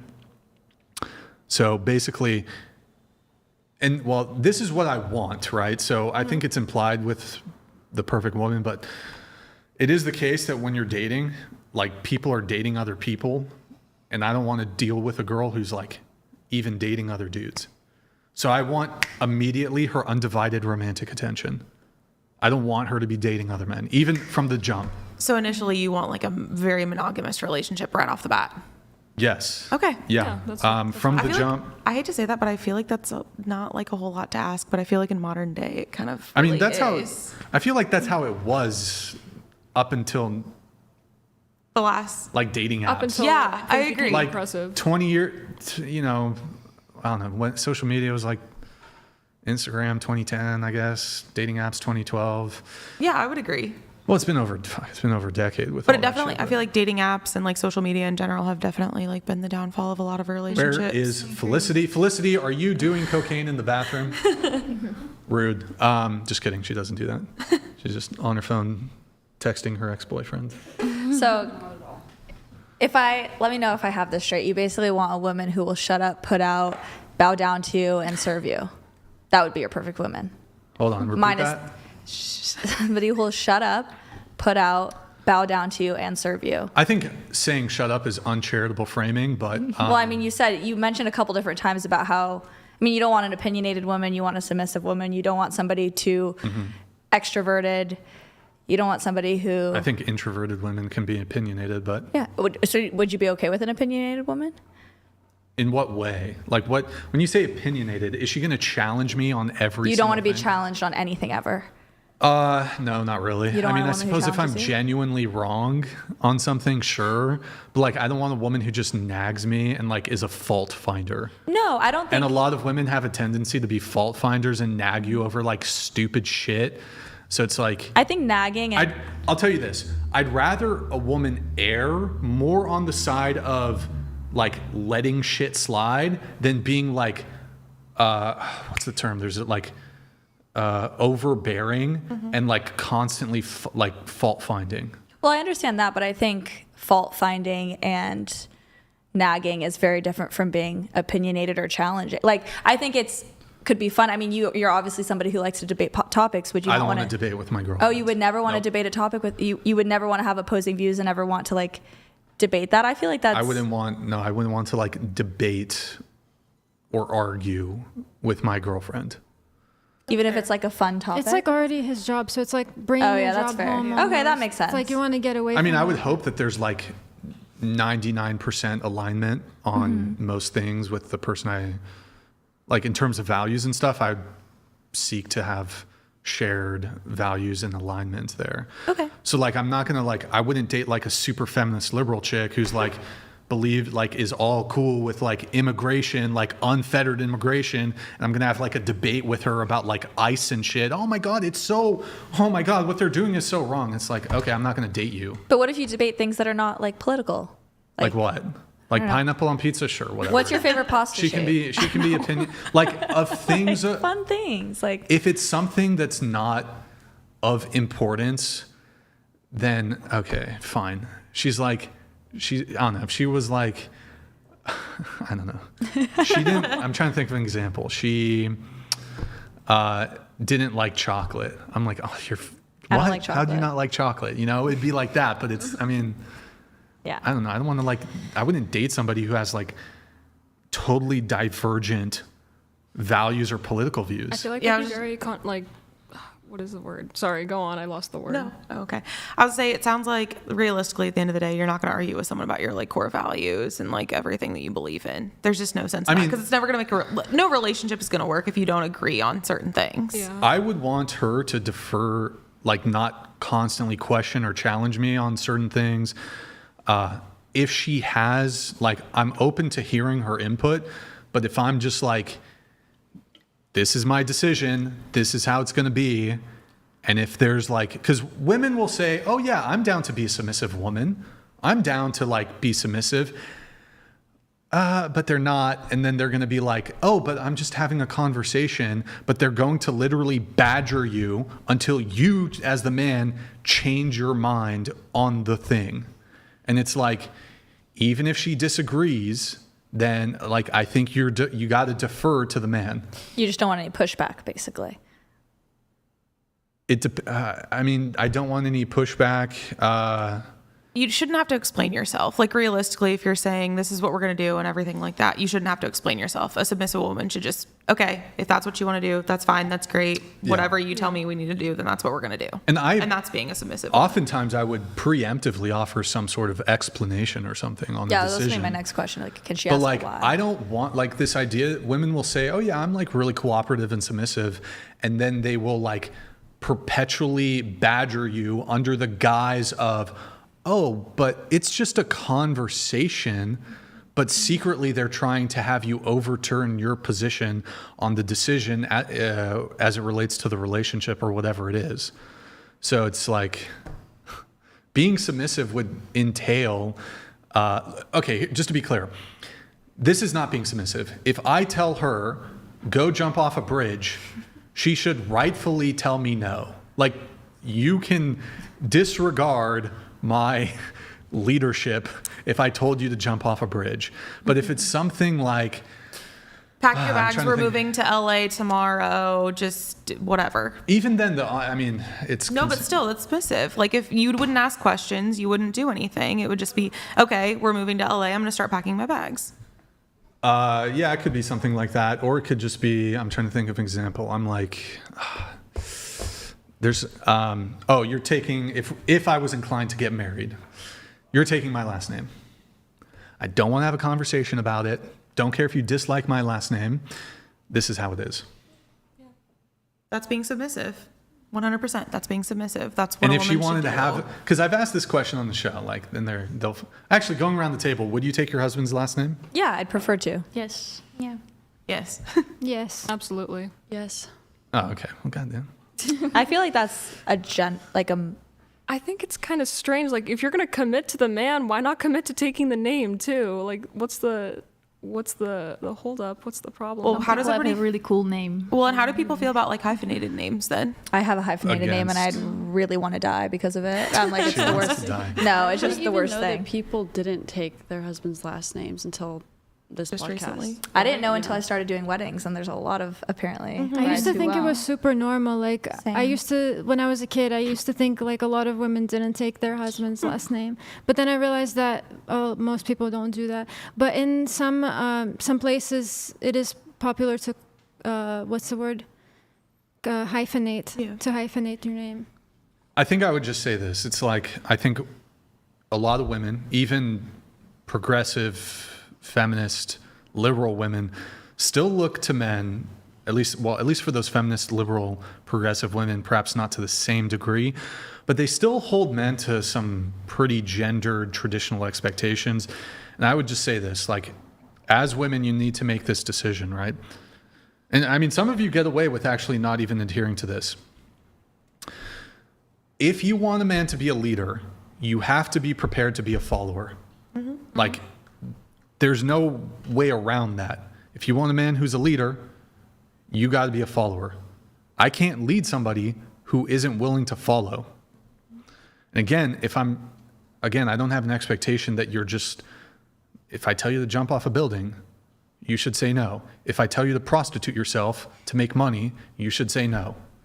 Like, if I don't know, I'm trying to think, why am I blanking on an You're just not like blindly like following someone. There's a reason why you're following this Because person. you trust them. Yes. Yeah, you trust that they have your best interest in mind. Yes. Yeah. If you have somebody's best interest in mind, you're not going to tell them to go jump off a cliff. Right. Yeah, exactly. Yeah, exactly. Okay, we have some chats coming through. Guys, get them in. $69 TTS. $69 TTS. We have Pasty George here. Pasty George. Oh, spirit name. That's what it's called. Oh my goodness. Spirit name. Pasty George donated $70. I cannot give you your A spirit 7-day name. You would have to consult with an indigenous medicine man who would direct you on how to get it. It usually involves a 7-day vision quest of fasting. Oh. Chat, what is my spirit name? The chat will assign it. Thank you, Pasty George. Appreciate it. Thank you, man. We have Pasty George again. Pasty George donated $70. The reason why Brian doesn't want to put his face into a vag, let alone lick it, is because of the high threat of herpes, which is a valid concern because HPV stats show also. that it is higher in Western women. I did see some stats that women have a little more STDs. They're sleeping with dirty men. Probably. Well, I think what it is like you have like super attractive men, and like a lot of the women are sleeping with like that group of men, and so I think that would indicate why there's like higher incidence of. I mean, I want to be charitable here too. I think due to anatomical reasons, I think women are more susceptible to catching STDs. Do you also think that women are more inclined to go get tested than men are? Yeah, sure. I think that would be it too. We have, holy shit. Zentians. I haven't seen this guy. This is a fucking 20, if it's the same Zentians. This is a fucking 2023 OG. Oh. This is amazing. These bobbleheads on the panel are so solipsistic that they can't see that Brian's list is exactly what modern women demand. All while they're asking, do you qualify? How absolutely effing vain. He's talking about you women and your standards. Based in red pills? Zentians, dude. Guys, hold on. This guy's a fucking OG. Let me put some respect. He's a brave and a decent man. He's a pioneer. On Zentians' name, this guy's an OG. Is that the confirm or deny? Is that the Zentians? I don't know. It might be somebody different. I don't know. It could be different. Let's see here if there's anything else. Oh, the bow video. Oh, how about this? First date. I think the woman should fold my laundry. First date. At the same time. She lost her mind right there. She's like, what the fuck? I ain't doing that. First date. First date. Hey, let's go to dinner. Come home and fold my laundry after. First time she comes over to the house, she's got to fold my laundry. So you're looking for a mom? Why is that mom? Because did you grow up with? Wait, you hold know on. how to So fold your own I got laundry? this. That's my quality. This is. Wait. So hold on. Not on the first date. Do you want a provider? Yes, and I will so fold. why are you looking for a dad? Why are you looking for? You want a guy to protect you? I can fold why my are own you looking laundry for a dad? and I can make my own money. But would she need to do that before she? I don't think that's a first date thing. I've definitely, like the men that I've lived with, I've folded their laundry. Question: Have you had a one night stand? Yes, very Like, far and few between. But I would never do his laundry. Not a one night stand. So just to be clear, though, so here's the entailment here: you'll let a guy put his penis inside you, like the most intimate thing you can pretty much do, right? Although I guess nowadays women, for like people, it's like more intimate to just like hold hands than it is to like fuck or whatever. You'll let him do that, but you won't fold his laundry. I mean, I'm not going to go on a date with you and then go home and fold your laundry. It's so romantic, though. But you also changed your standpoint. You said, okay, like the first time we actually hang out at your house. So you could have been on multiple dates before you go to his house. So let's say 3 dates in. Yeah. If the first time I'm going to his house, he's asking me to fold his laundry, I would just be like, that's a little bit No, weird. he doesn't. Here, watch. He doesn't ask. This is what the guy Oh, does. I just see a basket of laundry and I'm like, hold Men. on, pause Netflix. I'm let going to me put just you guys fold your on some laundry. game. Let me put the men watching on some game. You don't ask them. Okay, here's what you do. Oh, they just walk in the room. They're like, where's your laundry? Let me fold it. Well, let me give you the answer. So, you take her hand. You're like, babe, going to give you a house tour. You show her the house. Oh, my house. And then you land in the laundry room. Oh, of course. You don't even need to say it. And then, look, first off, just to be clear, I'm a nice guy. I'm a gentleman. It's in the dryer. It's already dry. She just has to fold the shit for the first date. Okay? All right, let me walk it back. She has to fold it. I just walk in. I look at her in the eyes. This is the basket of laundry. I look at her. I look at the basket of laundry. Look at her. Look at the basket of laundry. Look at her. Look at the basket of laundry. And then I walk out of the laundry room. I'd follow you. And you see what she does. And then it's just like it's instinct for women. It's just an instinct. They just like how animals just know instincts. Yeah. It's just natural environment. I'm sorry, that was a bad joke. It's a bad joke. I have a question. So, it's a joke. It's a joke. But yes, she should. I'm actually serious though. She should do my laundry.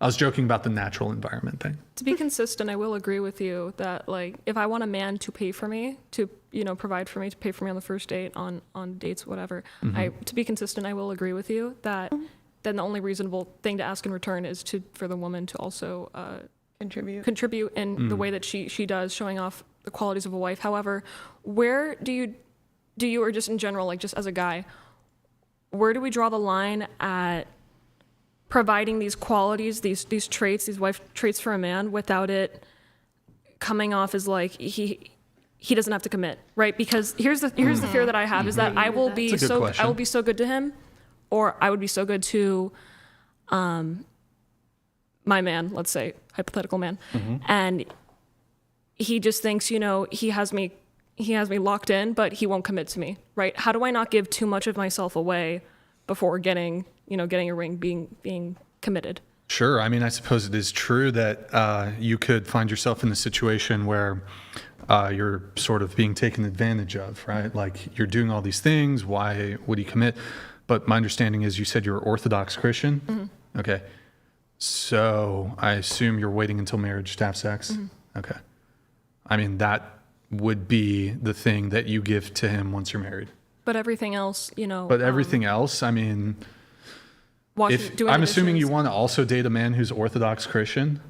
It's not a deal breaker if he isn't. I mean, I didn't grow up relatively involved, like very involved in the church. I stopped going to the church when I was a child, but I continued to celebrate, just traditional Christian holidays, Christmas, Easter, Orthodox Easter.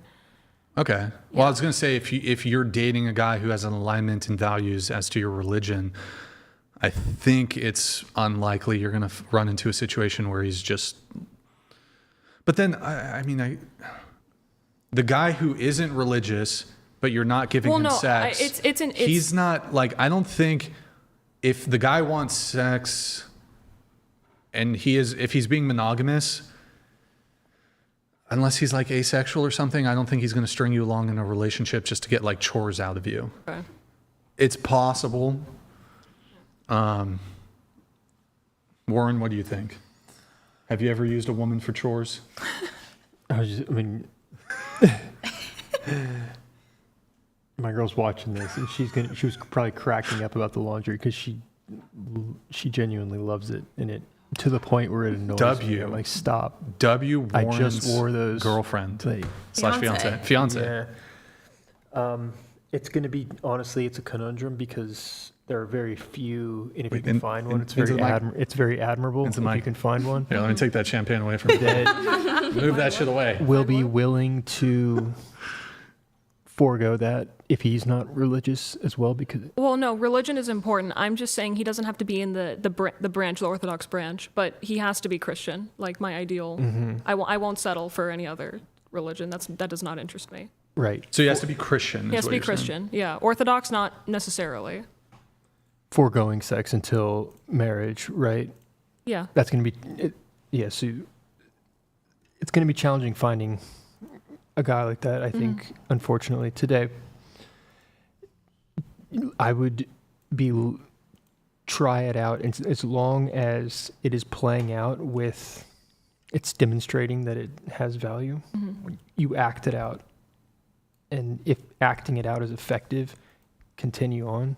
Because you have to test it somehow. Acting it out as in as doing in laundry, doing the household chores. You have to try it out to see if is this going to work. Yeah.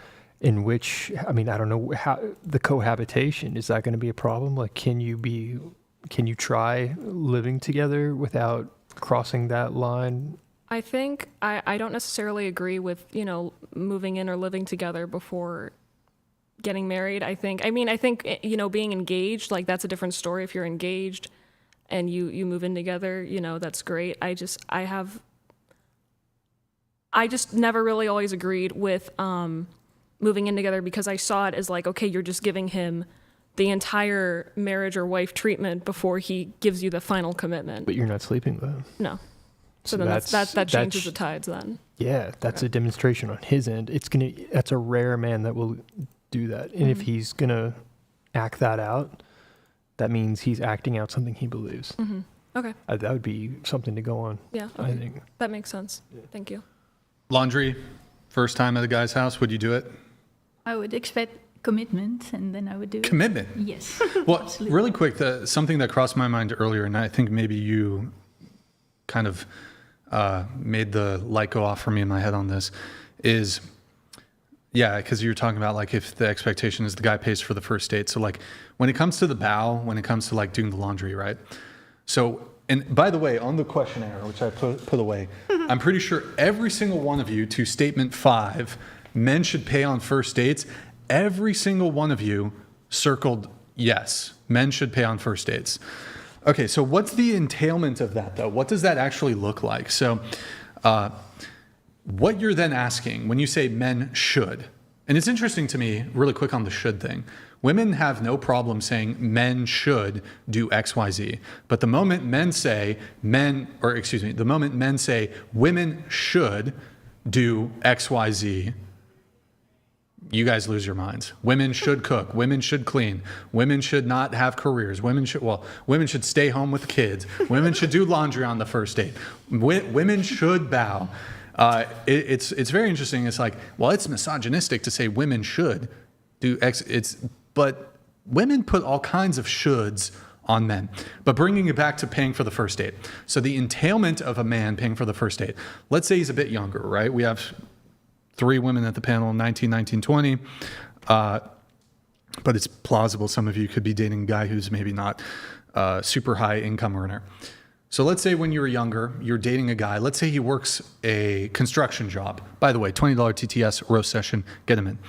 Let's say you're dating a guy who's a construction worker and he works a really physically demanding job and he makes $20 an hour. And there's construction workers who make much less than that. If you say men should pay for first dates, and let's say a date costs $100, so your portion of that is $50, whatever. You're saying that the guy has to labor 2.5 hours to pay for your date. Literally labor. Let's say he digs ditches with a shovel. That seems like a bigger ask than just doing a bow or folding laundry. Laundry takes like 15 minutes. But for a guy to date you, he has to work 2-3 hours, maybe just to pay for the female's portion. Just not even including his portion, because he could not go on that date and just make rice and chicken for $5 or whatever. But I'll just keep it charitable and just say, just to pay for your portion, it's $50 to pay for your portion of the date. He's got to work 2 or 3 hours in order to do that if he's making like $20 an hour. Let's say he's working a physically demanding job. He's a laborer or some shit. That's kind of an ask. That's an ask. It is. Yeah. 100%. I would argue, like, to be consistent, and go get in the laundry room, ladies. Come on. Get in the laundry room. Get in the laundry room. The least you can do Pick after up that a date. basket, open that dryer, like. A lot of these men work really fucking hard. Let's go. These men work hard to take you on dates. I think also, I mean, for me personally, I don't expect to be like spent, like have $50, $100 like spent on me on the first date, or even like early on in dating. I think, I'm very simple. Just like, let's go do something fun. Let's go do something cheap. Let's go do something fun.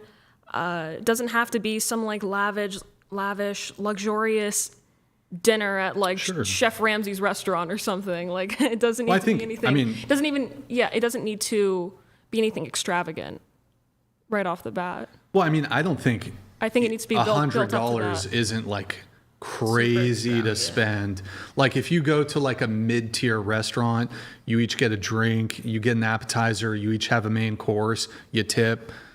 You could easily spend $100 on that. So I'm not like, you could go to a really nice restaurant, spend a couple hundred or even into the thousands. I'm not saying that. But look, I mean, even if you take her out to, you spend 20 on hers, 20 on yours, that's still an hour of work if he's making $20 an hour. And I'm just saying, if men should pay for first dates, you're just saying men should go and physically labor for an hour and then pay for my shit. If that's the amount of income you're bringing in, it's going to be really hard to live off just his wages as well. Of course. That's why I have like a set ideal standard that he would make. In terms of like in the context of like having a family, raising a family practically, right? And I was just using an example there, like probably, a girl who's in college, it's reasonable. She's going to date a guy who's making like, a lot of these guys are making less than $20 an hour, but he's making $20 an hour. Even women in college, some of them are going to have an expectation that the guy pay for the dinner or whatever it is. Maybe not all of them, but we have some chats coming through. Guys, $20 TTS, get them in. We're going to get this wrapped up here. Try to get this wrapped up within about 15, 20 minutes. So get your messages in. $20 TTS, streamlabs.com/whatever. Before you do, really quick, pull up Twitch. Guys, go to twitch.tv/whatever. Drop us a follow and a Prime sub if you have one. Twitch.tv. Guys, it's been 3 minutes since we last got a Prime. I'm pretty sure it's bugged. I think it's bugged, boys. Can somebody test out if the Twitch Primes are still working? I think it's messed up since 3 minutes ago. Okay, thank you. All right. $20 TTS. Get them in. We have Pasty George. Pasty George donated $70. Wait a minute. If women expect men to initiate the first date, to pick her up, to open the door, to pay for the date, to drive her home, etc., why can't a woman fold his clean laundry? Is it that bad?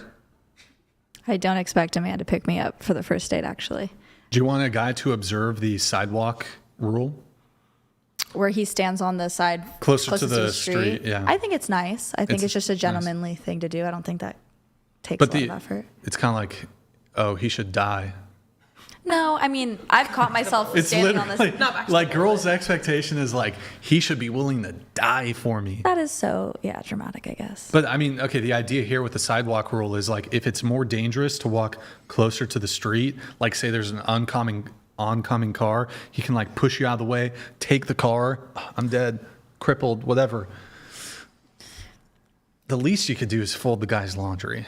If I gotta die for you, I will walk on the side of the street. Huh? I said I will walk closer to the street. If you don't have to fold the laundry? Yeah, okay. On the first date. I don't understand, what's so wrong with doing the men's laundry? Like, if you like him, it's something that you would enjoy. Like, he's not asking you to, change the roof on his house or something. I have nothing against doing a man's laundry. I've done it a million times before. I've lived with a boyfriend. I've always, I'm always open to doing that. But on the first date, I don't even know this guy. This is my first day meeting you.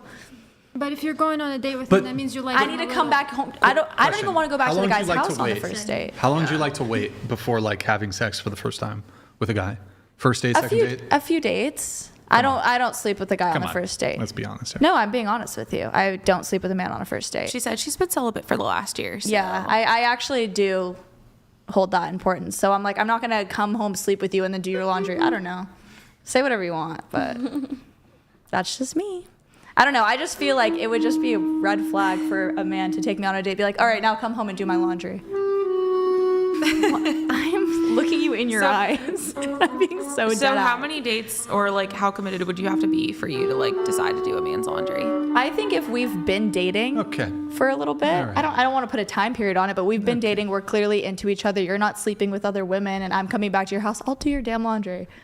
Yeah, I think it's like the conversation if we're exclusive or not, or if we're like heading to that direction of being in a relationship is when I start kind of performing those duties or wanting to do those things for my partner.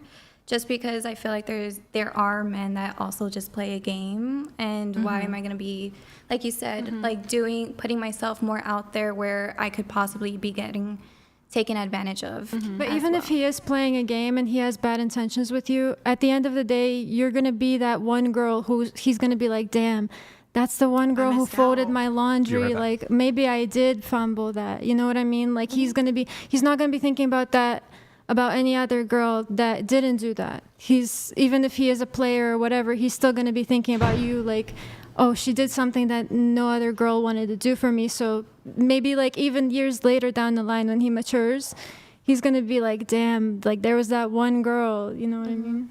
At that point, I feel like he would be forgotten, and I wouldn't Yeah, even I'm think thinking about him. I feel like I don't really care if this man, I'm not going to go forever ago. Yeah, there's a lot of times where I go on a first date with a man and I'm absolutely not interested. A first date is for getting to know somebody. It's not for me to be like, I am a good wife. Let me fold your laundry. Let me do your dishes. It's like, we're going to go sit down, have a conversation, and I'm going to ask you questions about yourself. You're going to ask me questions about me. And then we're going to go about our day and see if we want to see each other again. Yeah, I don't think it's about trying to prove ourselves or trying to. So Brian modified the question earlier. So it's like the first time you go over to this guy's house. So how soon after, or like how many dates does it take for you to go over to someone's house? I think I'd have to be exclusively seeing the guy and him, me. Like, I don't want him to like have me over do his laundry and then he's going to go hit up another girl to come over and do his dishes. So that's what I'm getting at. So like after you guys have exclusively said you're going to be together and this is the first time you're going over to his house, you would be more inclined to do his laundry the first time you go over to his house after you've like established your relationship. Yeah. Okay. But I'm not just going to go over like a first time I've ever met somebody and I'm going to their house kind of a thing. I got one thing I want to add to this. You know how I said I was putting the men on some game? I want to put the women on some game too. Ooh. And this is full circle. This is full circle, okay? So in the same way I said, put men on the game, I'm going to put you guys on some game. The guy, okay, sorry, I'm fucking drunk still from the champagne. We had 2 champagne pops, okay? Give me a break. Here's the game. As the woman, if you want, because you guys were talking about commitment as I stepped away there for a bit, like how do you get the commitment from the guy? I'm telling you, do something beyond what other women are doing. So all women can offer up sex, right? Mm-hmm. And if your goal as the girl, if you actually are really interested in the guy, whether he's really attractive or he meets all your standards, whatever, and I'm hoping your goal is to actually deal with men who you do see long-term potential with, you got to put yourself, and especially if you're dealing with like a really attractive dude, you have to do things that other women aren't willing to do. So the game for you guys is you just walk into the laundry room and you fold his laundry. He doesn't bring you in there. He doesn't tell you to do it. No, it's not even, well, you could even frame it like this. Do you have any laundry that I can do for you? I know that blows your feminist brains into a million pieces, but I guarantee you, if you've struggled to land the dude and you're dealing with a guy and you think maybe he's got serious intentions, you've got serious intentions, I'm telling you, that's going to put you apart. And you might hate to do it. You might feel like, well, the feminist mind virus is telling you, nope, I'm not doing that for no man. I'm not doing it for a guy. But I'm telling you, if you do it, mind you, if you actually, like, let me ask you realistically, for those of you who are kind of like questioning whether you're like, I ain't doing that shit. is it actually that much effort? Like, answer me that. Like, is actually doing that thing, I know you might feel like, oh, I would feel bad doing it, but is the actual act of it, is it a lot of work?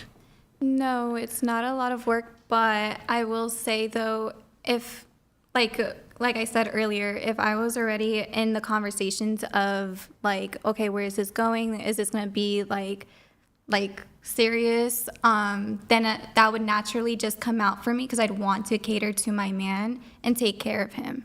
But other than that, if there's no conversation, then there's not an urge for me to want to do more, if that makes sense. Okay, so you're saying you're like holding that back, reserving that back until you get commitment or a relationship. Mm-hmm. But I'm telling you, what if it is the case? Like, have you ever dealt with a guy? Have you been in a situationship where you wanted commitment and he didn't give it? At first, yeah. Okay. What'd you do to get him to commit? Wait, you're telling me you've never dealt with a dude, like every single guy you've dealt with, you ended up getting a relationship? Oh, no. But, Like, okay. Oh. So you've gotten every single guy? Huh? You've gotten every, and when I say got, you got a monogamous long-term relationship out of every single dude you've dealt with? No. Was there ever a guy who you wanted that with who you didn't get that from him? Big Ogle in the chat. Thank you for the gifted 50 memberships. Fucking Ogle. What a fucking legend. Ogle, do you know who this is? This is fucking Warren Smith. Get this. He's passing out from the alcohol. Get this man more drunk if you want. It's his birthday. It's his birthday. The big 3-8. You want to do a Cristal, Ogle? You know, we got some regular champagne bottles too, Ogle. But I know you're a fucking top G. Ogle's a top G. He's a fucking legend. So, you know, if you want to do a little Cristal. But we also have regular champagne too. Thank you, Ogle. Dude, fucking Ogle. Good to see you, man. It's been a minute. I haven't seen you in a minute. Where you been, man? It's probably last show. I'm forgetting things. Anyways, what were we talking about? Okay. What I was going to say is, if it got you the commitment, if doing that thing was the thing that got you the commitment, why not do it? I guess. I don't know. Shit. Is it the fact that it's laundry? Could it be like some other like? Oh, it could be like I want to cook for you. I want to cook for you. I want to do. Is there something I can help you with to make your life like easier? My significant other, he's like a lawn dad. Okay, he put in irrigation, all this great stuff last year, but he's really big on pulling weeds. If I went out and pulled the weeds, it'd be the end of it. He'd love it. It'd be like everything for him. Just over weeding, just something simple. In terms of the weeds. in terms of the effort of actually doing some of these activities, again, I realize you don't like it, but it's really not that much effort to do some of these simple things. Like, oh, can I just help you like organize your room? Can I help you clean up your room a bit? Can I vacuum? Whatever it is. Can it be cleaning? Can it be cooking? Can it be doing his laundry? I'm telling you. You might not like to hear it. You might everything in every fiber of your body might fight against it because the feminist mind virus has taken over. But like you could just try it. Like give it a shot, and you might be surprised how the guy reacts. And you might get that call back that you otherwise wouldn't have gotten. You might get that relationship. You might get that ring that you wouldn't have otherwise gotten. You got to set yourself apart from the other women. I think it's some really good game. If you're coming over to a guy's house, to bring him a meal, like pick a meal that you like to make the most that's really good and just bring it to him and be like, I made you something. Food's good. Food's good. Bring him some fruit. Bring him fruit. Bring him some good food. But look, it's because if you're dealing with a guy who's really attractive, right? He's got his pick of options. He's got options, and if your goal is to get him, oh shit, fucking Ogle, Giga Chat here. Hold on, can you get me all right, we're gonna get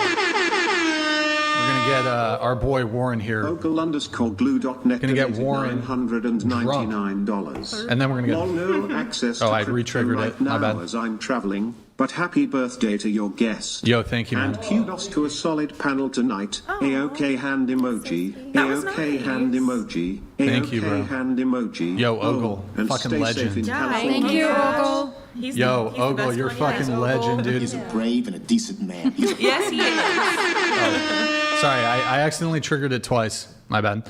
Yo, Ogle, thank you so much, man. Appreciate it. Appreciate the champagne pop here towards the end of the show. Guys, reminder, $20 TTS. $20 TTS. Ogle sends a follow-up here. Oh, what is it not? Oh, I have to wait a little bit to let this... The others are going to come through in just a moment, guys. We have a message coming in. I actually think that's a great mindset for a woman, just to think about what can you give instead of taking out a relationship. Really $19. To the middle girl's comment about bringing food, the old saying is the fastest way to a man's heart is via his stomach. Yes. I mean, it's the gesture too, you know? It's the gesture. And it's just, it'll set you apart, because I think a lot of guys don't have that experience. And it's like, you might say, well, I'll just suck his dick real good, or, I'll give him pussy. But it's like, if he's an attractive dude, like, he's getting that already. He's getting that. How can you set yourself apart? And I'm just saying, I've had like multiple women DM me saying, Brian, I didn't want to do that shit, but I just tried it just as an experiment. Do it as an experiment. But they all tell me, fucking worked great. Worked great. It just shows that you like him. Like, there's nothing wrong with care. showing someone that you like them. Yeah, it's like the woman's and way. doing like acts of service or whatever you like to do to show them that you care. Yeah. Sorry, guys, I'm fucking taking off this foil or whatever. All right, let me let some other chats come through while I get this popped. We have Big Ogle, the gifted 50. Oh my goodness. We have Amorphous here. Sorry for the delay on these guys. Amorphous 69 donated $100. I am the one and only Zentience. I leave for a minute and find that nothing's changed with these 304s. Only in the West do women fight the patriarchy only to submit to an overlord who doesn't care. Ooh. By the way, sorry for the delay on that, Amorphous. We're kind of I got a little distracted from I'm the one, I have to manually trigger these now because reasons, but he's the one and only Zentience. Now I'm getting confused. I don't know who's real, who's not, what the deal is. I'm going to wait to pop it until our good friend Warren's back here, because this is for Warren's birthday. So I'll pop it once he's back. We have, this one's funny. I like this one. Indigenous Names Committee donated $20.69. Yo, thank you, man. Be it known, it has been decreed that henceforth, Brixan's indigenous name shall be Walks with Burritos. An exception has been granted since we know Brixan is unable to fast from eating burritos. That's crazy. That's that damn. Walks with Burritos? How about okay, sure, I'll take it. Based Thor donated $20. My sprinkler goes like this.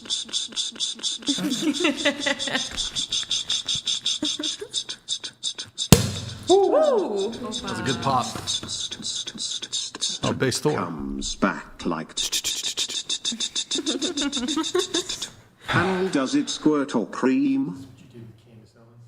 What's that? Is this what you do with the Candace Owens, like Charlie Kirk and all that? With the champagne pops? I don't know if we got any champagne pops. Is this your cup? Well, it is now. I'm just trying to picture that. Anybody you guys want to top off of? I'm okay, thank you. One more. I won't make Warren drink alone. Can you just pass it down and All right. That's for Warren. I need to fill it up a little more, buddy. Hold on one sec. Let me let some other chats come through while I'm getting this done. We have Chaw. Thank you, Chaw. Appreciate it, man. Chaw XD donated $20. I seldom send this kind of message, but I think you have a good heart, Chair 6. If you commit to ousting the malignant feminist mind virus that will try to take hold, you'll make a great wife one day. Thank you so much. That means a lot. Thank you, Cha. Appreciate it. Cheers to Ogle. Cheers. You're a fucking legend. Thank you so much for this support, man. Salut.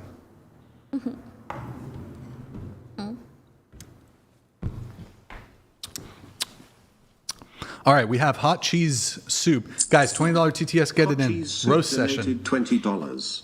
Warren looks like he's about to go tits up, get the boy a chicken leg and some waffle fries. For free. Scoot into the table a bit, guys. Scoot into the table.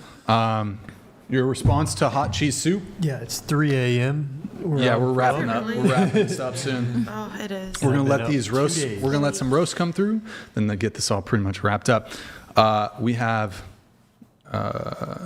Riot. Thank you, Riot. Appreciate it, man. Riot donated $20. Jess7, you look bored. You might need another popsicle. Yeah, you can finish off the stream with a popsicle. Felicity, go for it. We have Chaw coming in again. Chaw XD donated $20. Thank you, man. The entire topic of chivalric behavior in modernity is wild.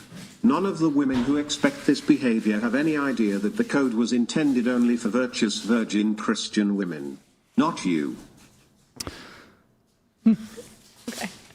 It's like, yeah, that's a good point. It's a good point. We got Pasty George here. Pasty George donated $20. My second girlfriend came over to my place on the first date. She did not fold my laundry, but she did do my dishes, a single plate, spoon, and fork. We were together for 3 years. I was rizzed LOL. She did your dishes. That's a good one. Oh, it's only a single. Okay, that's not big ass, But we have. Oh no. Brixan's Dumpy Claps donated $20. Alina's hot.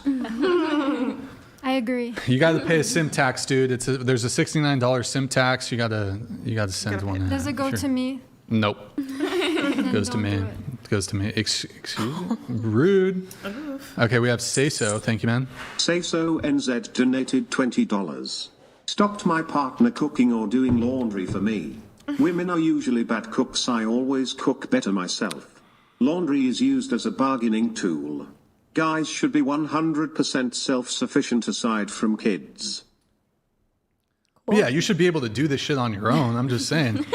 She could, make your life a little easier. This is Zentience here. Hey, thank you, man. Zentience donated $30.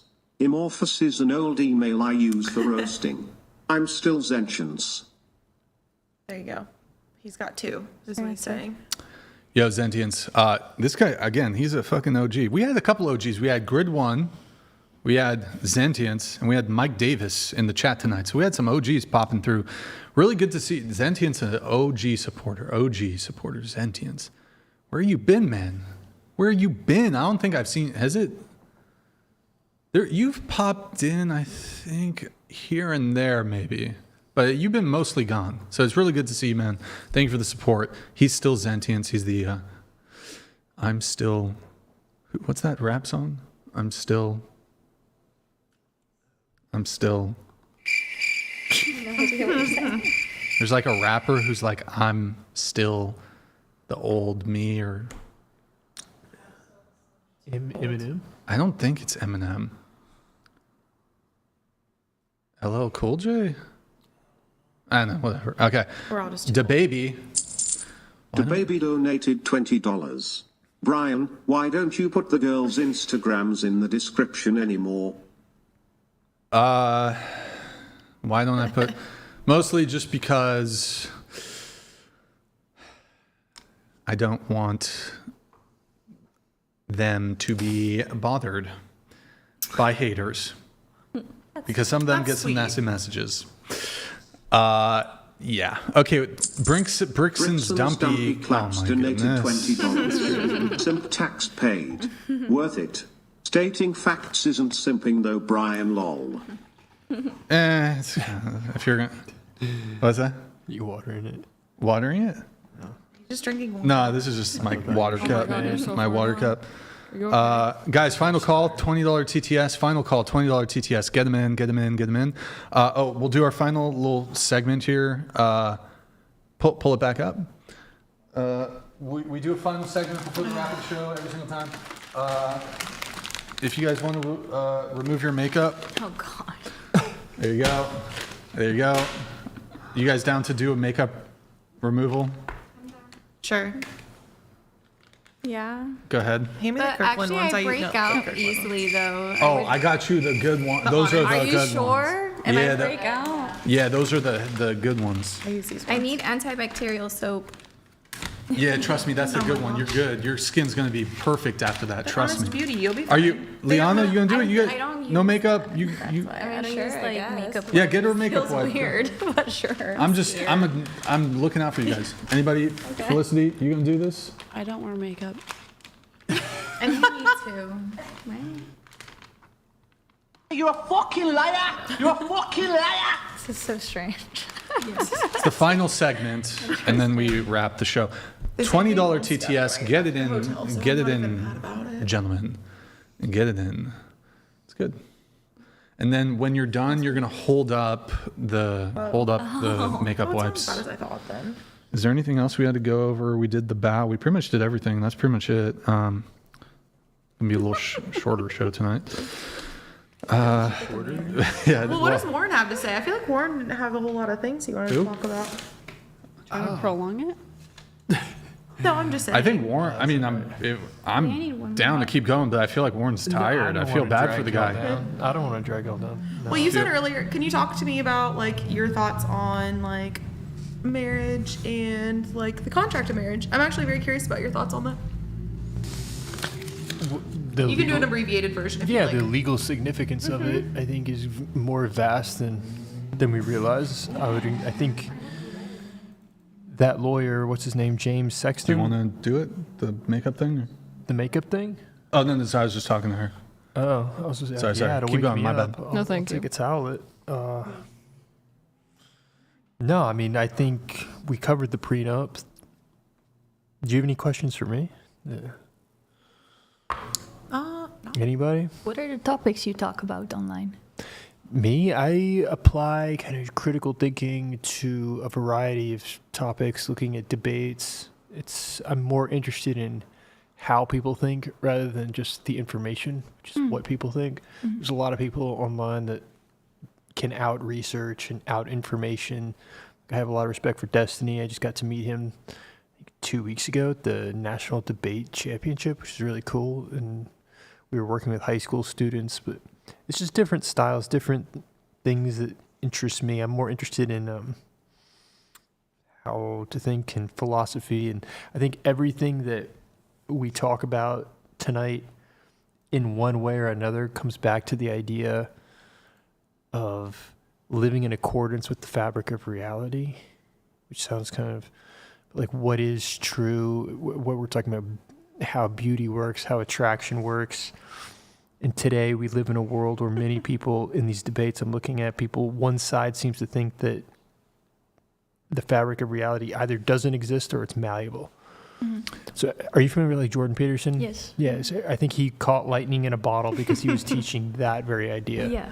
Like nothing will improve your life more than living in accordance with the laws of what is true. If that makes sense. So I read some of his books as well. Did you? Yeah. What did you teach actually? Before that, multimedia, video production, video technology. Yeah, so it kind of organically flowed into content creation. Mm-hmm. That's how that video ended up. Rock and roll. Cool. Okay, final call, guys, on the $20 TTS. If you guys want to get those in, we're going to get this wrapped up here within about 5 minutes. And then, what was I going to say?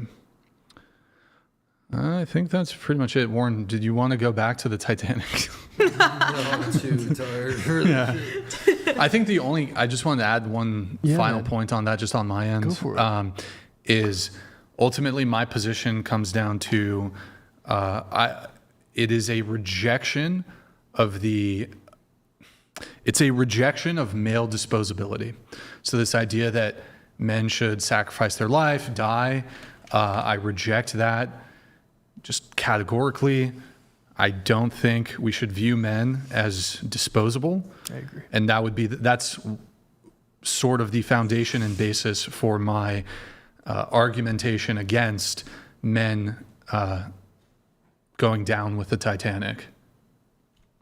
Yeah, that's pretty much it. We got a couple more coming through. Cree Nation. Cree Nation donated $20. Final call, guys. Get them in. Panel so far. Keep it up, Brian. Yo, thank you, man. Thank you so much. Cree Nation. Is this Pasty George here? Thank you, man. Appreciate it. It was an interesting.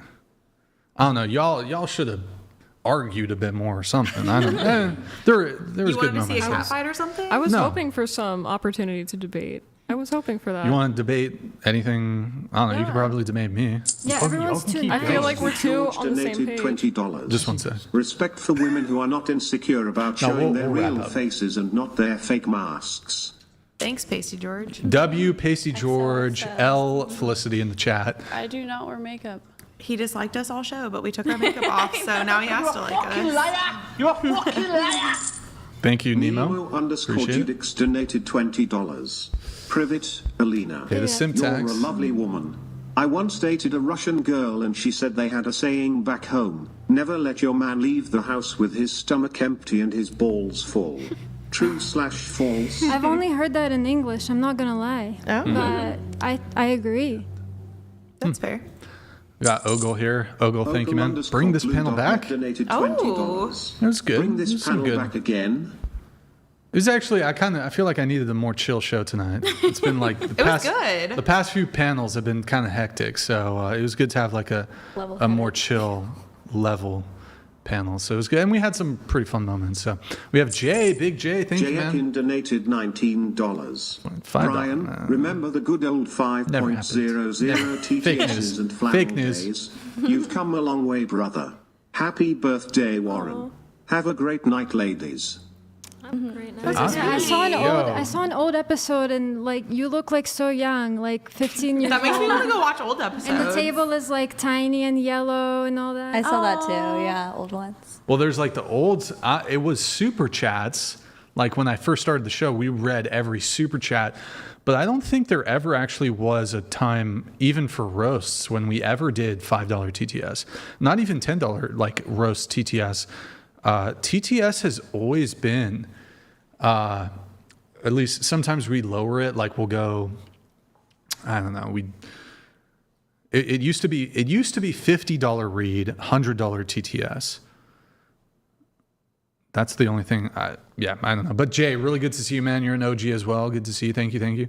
We have Pasty George. Thank you, man. Pasty George donated $20. I want to thank the panelists for appearing on the podcast, and thanks to Brian and Warren as well. This podcast is essential, and I will be a thank you. supporter for life. Thank you, man. You're a legend. Good night, everyone. He ended on a good note.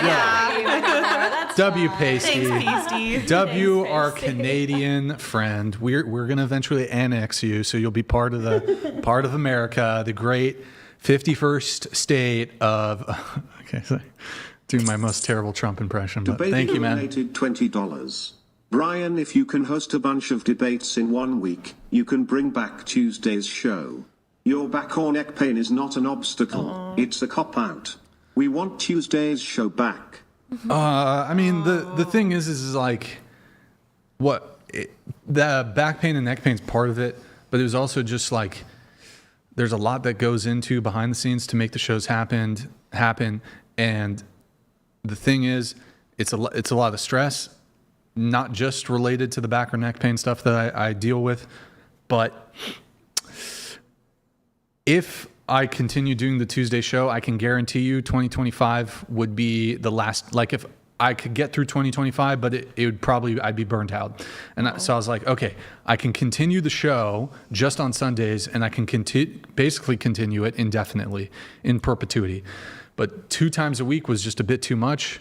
So I was like, you know what? If you guys want to see the show like have greater longevity, then I have to go down to once a week. It is possible we could go back to twice a week, but for the time being, I think this is the best schedule.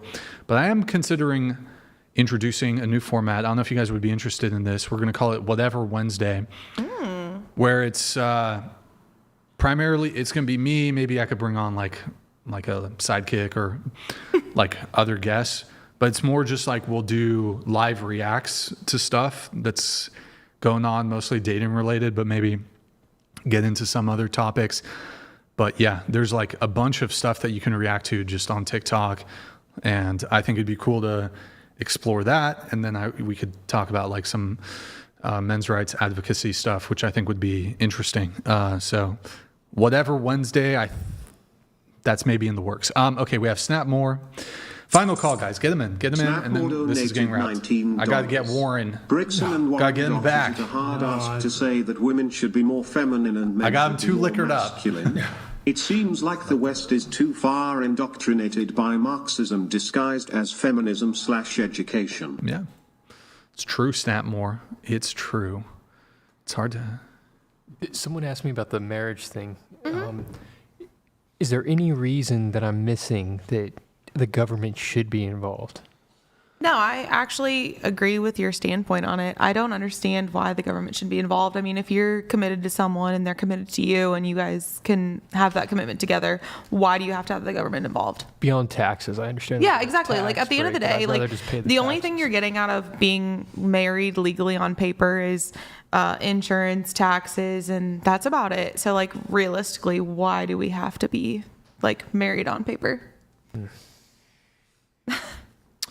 You could just not get married too. No, I agree with that statement. Like realistically, if you love your partner, like I'm with Warren on this situation, like just have a ceremony and be happy with how things are worked out. Like I don't see why you have to go and sign a bunch of paperwork and go and get a blood test and everything else. Like if you're happy with your person, then why do you have to go through all these hoops?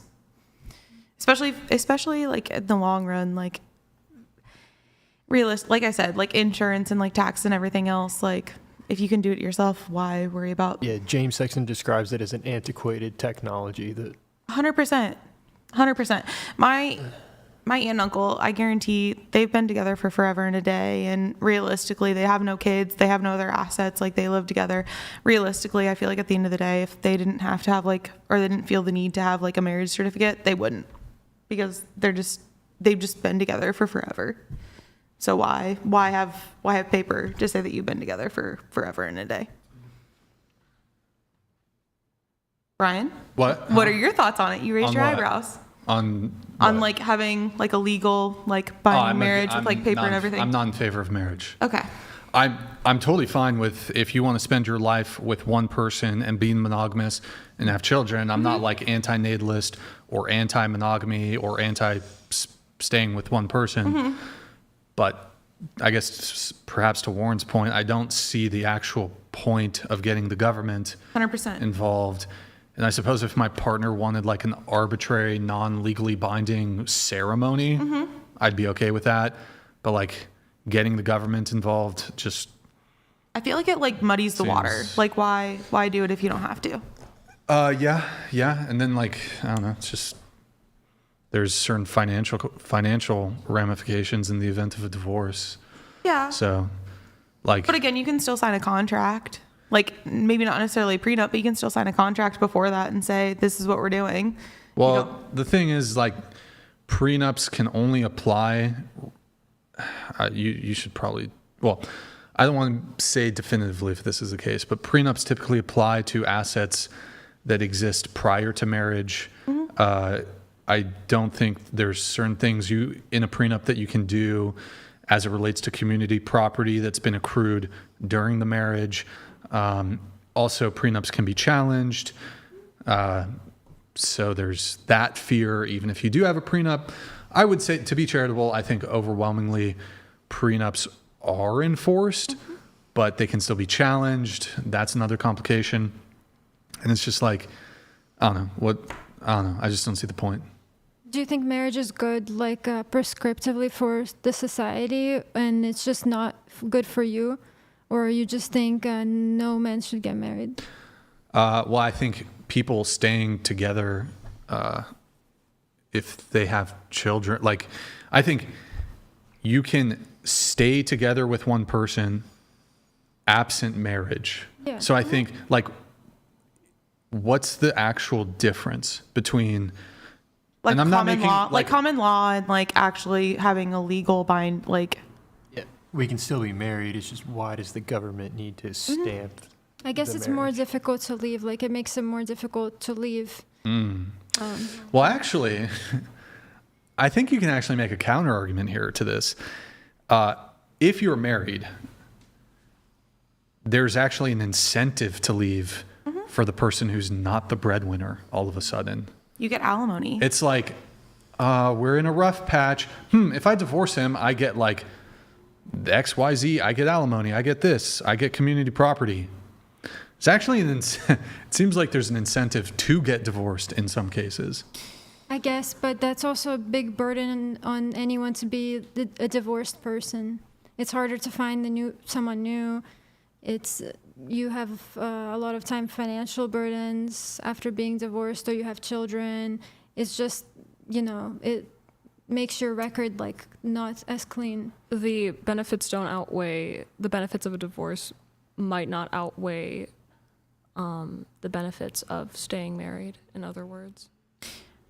So are you for like legalizing your marriage, or are you okay with like a civil? You're Christian, right? I assume you want to.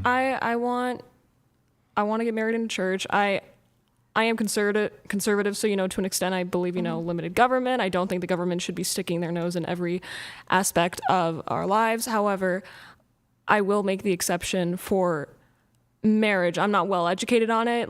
Everybody's making great points at this table as to why, compelling arguments as to why the government shouldn't be involved in marriage, and that's just something I have to look more into. I'm not going to pretend to be an expert on that. But for now, from what I've been raised around, what I'm familiar with my morals and values currently, it is important to me to have a legalized marriage. I guess I'm curious for the rest of the panel, how do you feel about legalized marriage, or just being in a long-term partnership where you all have agreed to just being together for the rest of your lives, quote unquote? I think if you're not religious, then you shouldn't get married, I guess. But I also wish that more people were religious and would get married. I think that's fair. Mm-hmm. Well, I mean, the thing is, if you're not religious, I actually don't see the point Any at benefits. all. Yeah, I agree. The only pro-religious arguments I hear would be religious arguments for it, because the faith demands that you get married. Yeah, they have a marriage certificate and everything. Yeah, I agree. I mean, yeah, there's there's certain, I guess, tax benefits, but I mean, that's just whatever. Who cares? Like I said, at the end of the day, realistically, your tax benefits, insurance, everything like that, what do you really gain out of that? Because I hate to say it, but I work for a small company. So realistically, my insurance benefits are way cheaper for me being a single individual than if I had a partner. I don't think people are getting married for There are some people who do. Sure, it's possible, but I don't think that's a major driving force. That's not going to push somebody over if they're a fence sitter. Oh, no, I agree. The tax benefit, I guess I'll do it. I don't know. And also when it comes to healthcare decisions, you can give somebody you can do a power of attorney or advanced healthcare directive. Yeah. If I wanted to, I could give Warren, in the event of my incapacitation, Warren, you can make. Would you keep me alive? Would you pull the plug? I'm self-employed, anyways. I provide my own health insurance. Anyway. But I'm not even talking about that. I'm just talking about being able to enroll in health benefits with your partner. You can get discounted health benefits if you're married to someone. Yeah. But to your point though, what you were asking, Alina, is well, is it better for society? But it's if it is basically the same thing to stay with that person your entire life and have children with them and be monogamous, that's kind of because people think this idea of marriage, it's okay, in order to have X, you need to get married. So to have kids, what about kids? Well, I can have kids outside of a marriage. Outside of marriage. I don't need marriage to have kids. Well, what about staying with them for, well, I can have kids and stay with them for the rest of my life, and we can cohabitate. I actually have an aunt and uncle who, actually that's literally what it is. They've been together for forever and a day, and they aren't married, and they have 3 kids together, and all of them have graduated, and they're still together. And they've never legally had anything in writing.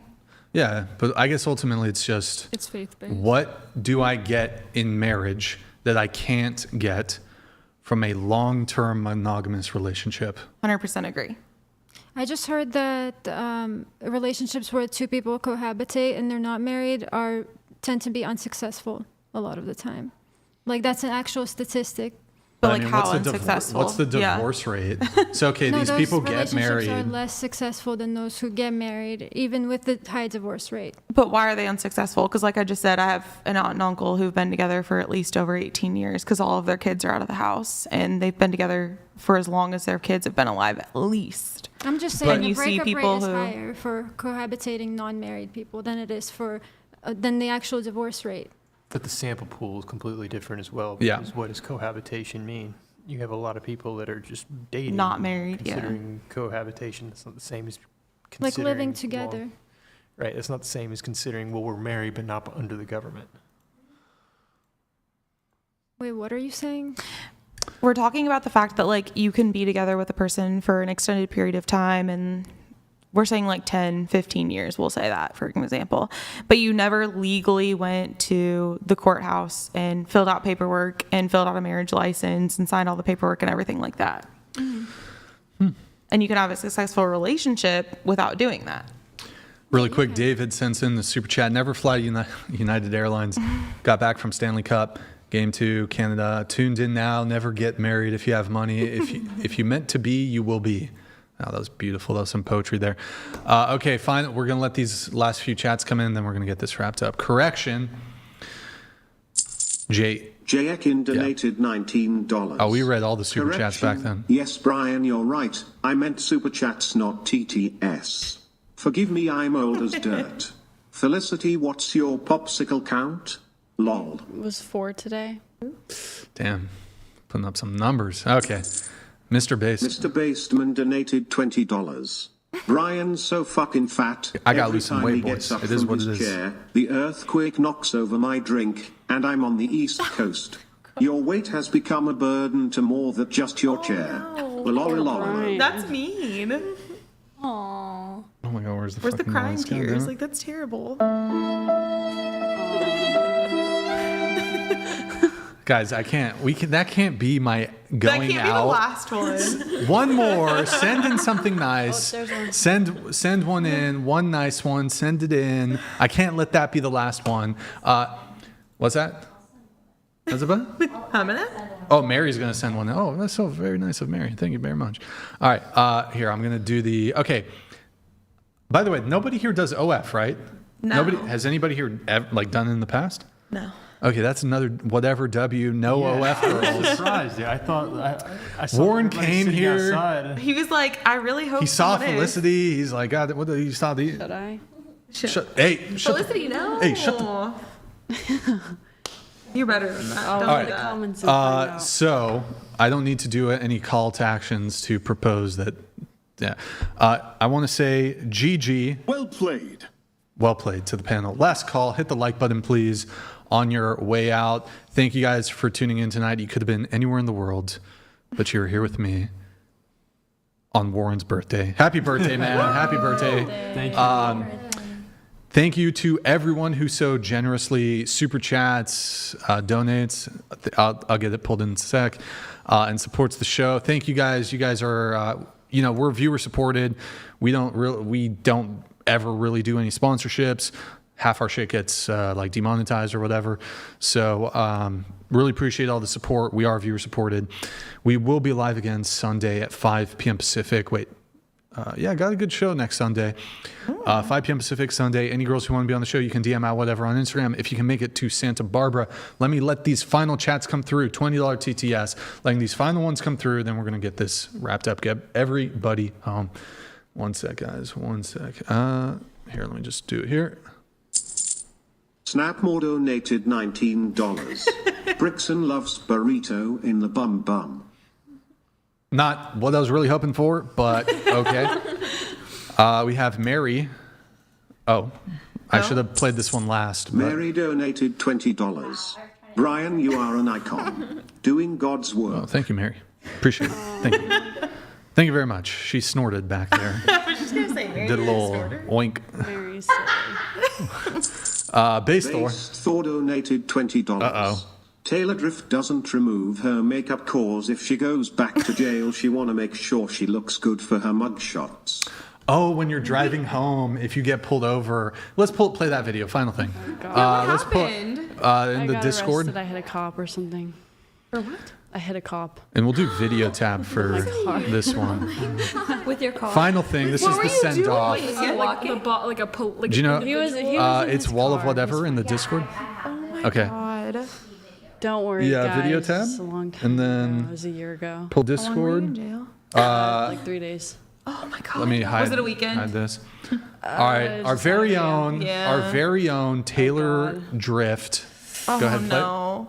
This 18-year-old girl from Ventura County driving an Infiniti G37, or My as car is police are fixed, now by the way. alleging, a deadly weapon, was chased by cops at over 100 miles per hour after also crashing into cops before being taken into custody by cops in a dead end after she took a wrong turn in a pursuit that ironically started as a That's what speed you bump. did to the cop car. CHP Shut officers up. were notified of a pursuit coming into the Ventura area from Santa Barbara County. Santa Barbara 805. The driver at the wheel is alleged to be Felicity Hughes of Cameron. Oh, She eventually shit. exited the freeway and went towards Auto Drive. Oh, shit. Down My a dead-end car. road on Taylor Drift. She then made a U-turn and hit the gas before striking a patrol vehicle. You know what? I have dash cam footage as well.